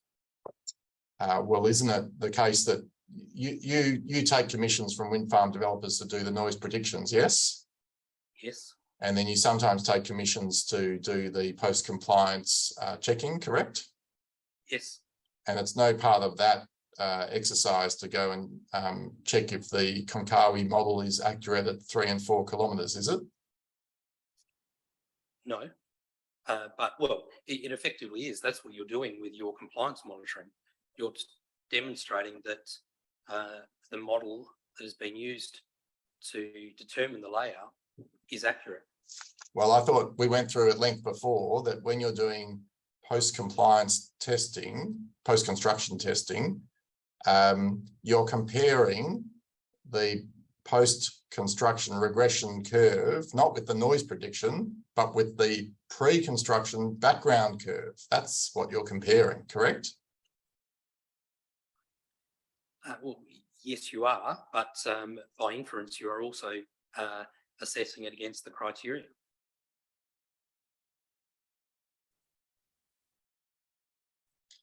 I suggest that that's not at all what you're doing, but let's move on. Now, the next criticism, but again, tell us if we've got it wrong, is that in your report, you appear to have modelled first turbine noise in the map that I keep showing you, and then other parts of your report will model the noise from the battery and substation, and that you haven't put those two together. Is that criticism correct? Well, it's correct that that's the way that I've done it, but I've done it in accordance with the requirements of each of the relevant guidelines standards. Notwithstanding, the predicted noise level from the substation and BESS and ancillary equipment was 34. The highest predicted noise level from the wind farm is 39. If you add those two together, you'll get 40. Which again, if it's in a quiet, whisper quiet area that might be 25 decibels, to go from 25 to 40 is a big jump, isn't it? It is a big jump, but that's not the way that acoustic criteria are determined. In particular, the World Health Organization suggests absolute levels rather than necessarily a comparison against the background. And so the World Health Organization would suggest that that is an acceptable level. Perhaps, but I think that the task of the panel is to decide what to recommend to the minister, and you would accept that as part of that, it's proper to consider the change in sound levels, not just whether it in the after case will be acceptable, correct? No, I think it should be compared against the levels determined by experts in that field. That is, experts in health and in noise annoyance. And all recent studies and assessments that I've seen indicate absolute levels in determining what are appropriate noise levels at residences. They don't consider what the existing, the increase above existing in determining what is an acceptable level. They're based on absolute levels. And in particular, the World Health Organization has shown that very clearly in almost all of its guidelines. Yes, but you don't dispute that despite all these guidelines and all the previous approaches by other panels, there are persistent complaints of noise nuisance from wind farms in Australia and overseas, yes? I don't think that those two things are connected, but ultimately, where we're not experts in these things, we should rely on the experts of the World Health Organization, and they tell us that we should limit noise, in particular from wind farms, based on absolute levels or average levels over a period of time. All right, well, that probably takes us to the next topic anyway, which is special audible characteristics, which I might abbreviate as SACs. And I'll put on the screen again some, what I'm hoping are uncontroversial propositions about these before we get into the hard things. Would you agree that, just to assist the panel, we're talking about the particularly annoying aspects of wind farm noise, such as hums, whines, bangs, thumps? You agree that much? Yes. And also what's known as amplitude modulation, which I will describe as the whoosh whoosh sound of the blades turning, yes? Yes, well, it's a special audible characteristic. So if that is higher than is usual. That's right. And so the New Zealand standard recognises that if these features are present, subject to the debate I know you want to have about whether they're special or not, then its response is to apply a penalty, correct? That's right, yes.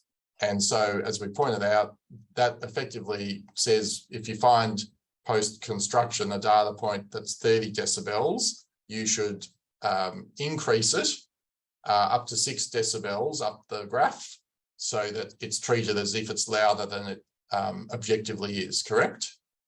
That's correct, yes. Okay, good. Now, let's get into the controversial area. It is your opinion, isn't it, that the whoosh whoosh sound is not special because it's heard at every wind farm, yes? Well, no, it can be special in circumstances where the modulation is greater than the levels, in particular that are now addressed in the New Zealand standard. Yes, and the New Zealand standard has a particular approach where you seek, in part, to establish I'll call it the volume change as you're hearing the whoosh and the whoosh, yes? Yes. But you would accept that, I'll bring up the New Zealand standard, there's also a subjective component to special audible characteristics, yes? Yes. And that's dealt with in the standard itself, yes? Yes. And so if I put on the screen just to assist the panel, there are some, there's an appendix dealing with SACs, and it explains here subjective assessment can be sufficient in some circumstances to assess SACs. And then with particular types of SACs, such as tonality, there are some objective measures that are suggested, but then, so that's tonality, but then there are others like amplitude modulation, the whoosh whoosh, where the New Zealand standard says no objective test has been standardised. And so the headline rule is if a local authority enforcement officer or an acoustics advisor considers subjectively that there is, quote, clearly audible AM, then you apply a penalty. So you'd agree that it remains partially subjective, correct? It's partially, but there's also an interim test method, which is Yes. detailed below, which wasn't in the previous standard. Also, this standard was written in 2010, and there's been a lot of work since that time in coming up with more objective standards and methods, and some of those are available. But if we go back to the Uren case, this is the problem that future complainants might face. You thought that the amplitude modulation at that wind farm was not excessive, while two other experts, including Mr. Hewson, disagreed with you. That much is factually correct, yes? Well, I don't think Mr. Hewson actually went to the site. No, but I think he had looked at the objective data that was produced, plus he had read the evidence of people who complained that it sounded loud to them. But you're right, he didn't visit the site. But what I'm putting to you, just see if you agree, is that because these things are partially subjective, there's the risk, if this panel recommends adoption of the New Zealand approach, that there might be future disputation about whether or not SACs are present at this wind farm if approved. Do you agree? Well, I think that needs a bit of an explanation. Firstly, in the Uren case, it was based on the 1998 standard. The 1998 standard had very little information about SACs. I think it had a few lines, maybe a paragraph. It didn't provide any suggestion about how to measure them or any other suggestions about that. And that was certainly one of the difficulties when you have something based on the 1998 standard. The 2010 standard is much more prescriptive and it provides a much better understanding of the SACs, how to objectively measure them and how to objectively assess them. So Okay. we're in a much better position now than any any approvals which were based on the 98 standard. Well, I want to, if I might disagree with that, and just again show you that this is now the 2010 standard we're looking at.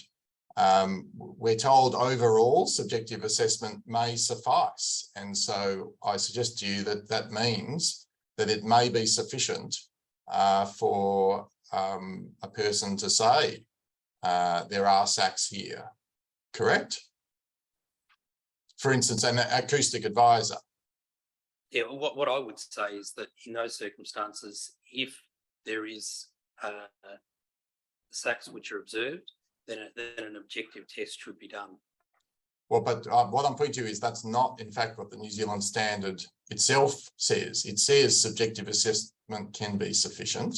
And now let me just show you a couple of other things. So if we go to the 3 types of SACs that are dealt with, for tonality, yes, there is an objective method put in, and a tone is a hum or a whine, isn't it? Yes. It's noise at a single frequency, and certainly can be that. Yes. Yeah. But then we've seen for AM, there's no objective test for whoosh whoosh, is there? Well, there is now, but there wasn't in 2010. Well, no, I'm saying if you read the headline rule here, assessment, it's telling you that there isn't a standard test, that you can have an acoustic advisor merely listen to it and decide that there is a clearly audible whoosh whoosh sound, and that could apply even if, following the objective assessment that is suggested here, the objective assessment shows that there's not a change in volume of more than 5 decibels. Do you agree with that? Well, it's possible, but I wouldn't suggest that's an appropriate methodology. Sure, but the only thing I'm really putting to you is that there's the prospect that in future experts will continue to disagree about whether SACs, or in this case AM, is present at a wind farm. Do you agree, at least with that proposition, the prospect of disagreement? That's possible. Yeah. And the other thing, before we leave this off, is with the interim test method, there's a note here. You agree that the grey is a note, yes? Yes. And it says this is an adequate interim method for New Zealand. And again, query why Australia's using a foreign standard, but anyway, and it's envisaged that there'll be a future test. Oh, sorry, the bit I was looking for is here, that although you and I have just been calling this an objective test, that's only the first 3 lines, which is about using a equipment to measure sound energy. But the interim test says consideration should also be given to whether the sound is reasonable under Section 16 of the New Zealand Act. Now, again, that's an assessment. That's a value judgment to be made by a human being, not a computer. Do you agree? That is, yes. Okay. And as you put it, that note below, it suggests there may be other objective tests which could be used, and those objective tests are now available. Well, they might be available, but they're not the tests that are embraced by the New Zealand standard, which hasn't been updated in the last 12 years. It's still, it would seem, that you have an acoustician decide if, in their opinion, there's clearly audible AM. Yes? Well, I would say that the CB 3.2 suggests that it is appropriate to use that objective test. And I think, if anything, the urine case would indicate that objective tests are required. Well, this is the thing. You can do the objective test and you can find that the change in volume is only 4 decibels. Yeah. And yet, I'm putting to you, you could still, under the New Zealand standard, have an acoustician say, well, in all the circumstances, I don't think 4 decibels is reasonable for this location in these weather conditions, and therefore I decide that the AM is clearly audible, even though it's 4 decibels, and I'm going to conclude that it is therefore a SAC. That's how the standard works, isn't it? It could be interpreted that way. Okay, good. All right. Now, I think I've just got a couple of final points. Chair, we finish at 4:30, don't we? 4:30 sharp. Yes. Yes. Okay, let's aim for that.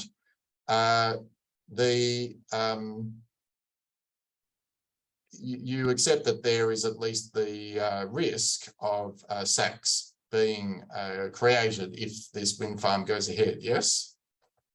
Yes. And going back to our submission, paragraph 28, we said that academic research shows that turbines are inherently capable of producing them, even if the mechanism isn't known. And we've cited Laratro.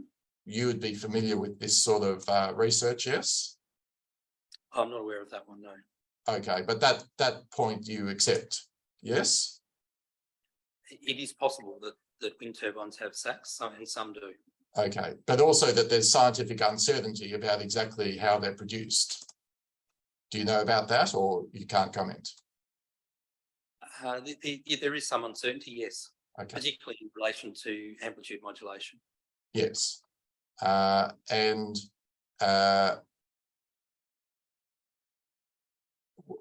we make reference to these studies, and we will table them if you want to have a look at them overnight.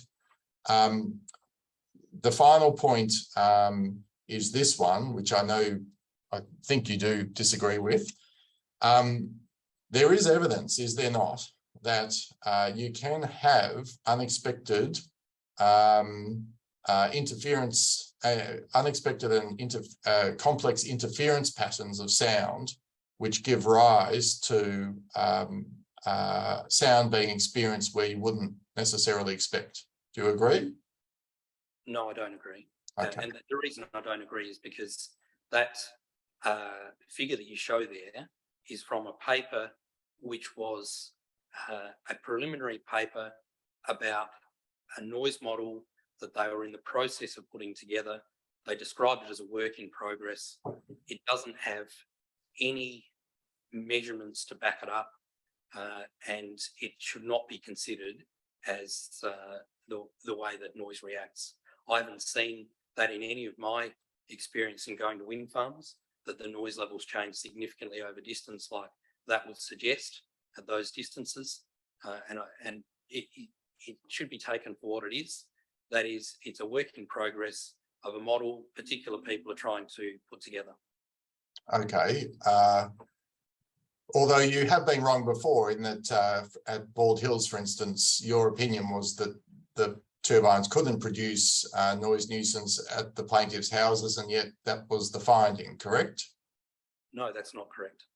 Which part of that proposition was wrong? Well, I don't think I discussed noise nuisance in any of my evidence. Okay, sorry. That's a legal term, which I didn't use. Okay, but all of your modelling at Bald Hills had suggested that all of the New Zealand standard would be complied with at the plaintiff's properties, yes? Are you talking about modelling or the measurements? Or measurements? Yes. And do you, just going back to what's on the screen before you, you may have missed in our opening address, we just had to correct these words here. The paper and these diagrams you're looking at are in fact a single turbine with 3 blades. And so what's suggested by the paper, I'm circling here, is that you can get these islands of sound from one turbine. But I want to put to you that it's true that sound is a wave, yes? Yes. And like all waves, you can have interference patterns where the crest of 2 waves can meet and constructively interfere, and you get even greater pressures and therefore volumes once they've met, yes? Well, not in the circumstances here. You can in some circumstances, but not in the circumstances here. Well, why all sound sources can generate constructive interference, correct? Only if they are linked in phase. And when you're talking about the noise generated by wind across a blade, then you don't have that connection between them. It's independent production of sound rather than a coherent sound. I think I understand that, yes, if you've got two sources and they're out of phase, so that one is peaking while the other is troughing, you won't have that. But if you have 56 turbines all rotating in this wind farm, then the crests of 2 or 3 or 4 turbines will from time to time happen to meet, yes? Only if they're coherent sources, and they're not. Well, no, they won't be coherent. They'll be turning on their own axes, but I'm putting to you that if you have enough turbines, that you will from time to time have constructive interference and destructive interference where the troughs meet, yes? No, that's not correct. Not for independent sources like that. All right, well, you know that Mr. Hewson thinks that you can have interference, yes? I haven't seen that. I don't think I saw that in his evidence. All right, well, I think we'll hear from him directly. I think the only other thing I did want to do is show you that South Australian EPA document, but I think you've given your evidence about that. So what I will do, as I've said, is have my instructor just overnight table the material that I've taken you to, and obviously you'll have a chance overnight to look at that if you haven't already. Thank you. That's all from me.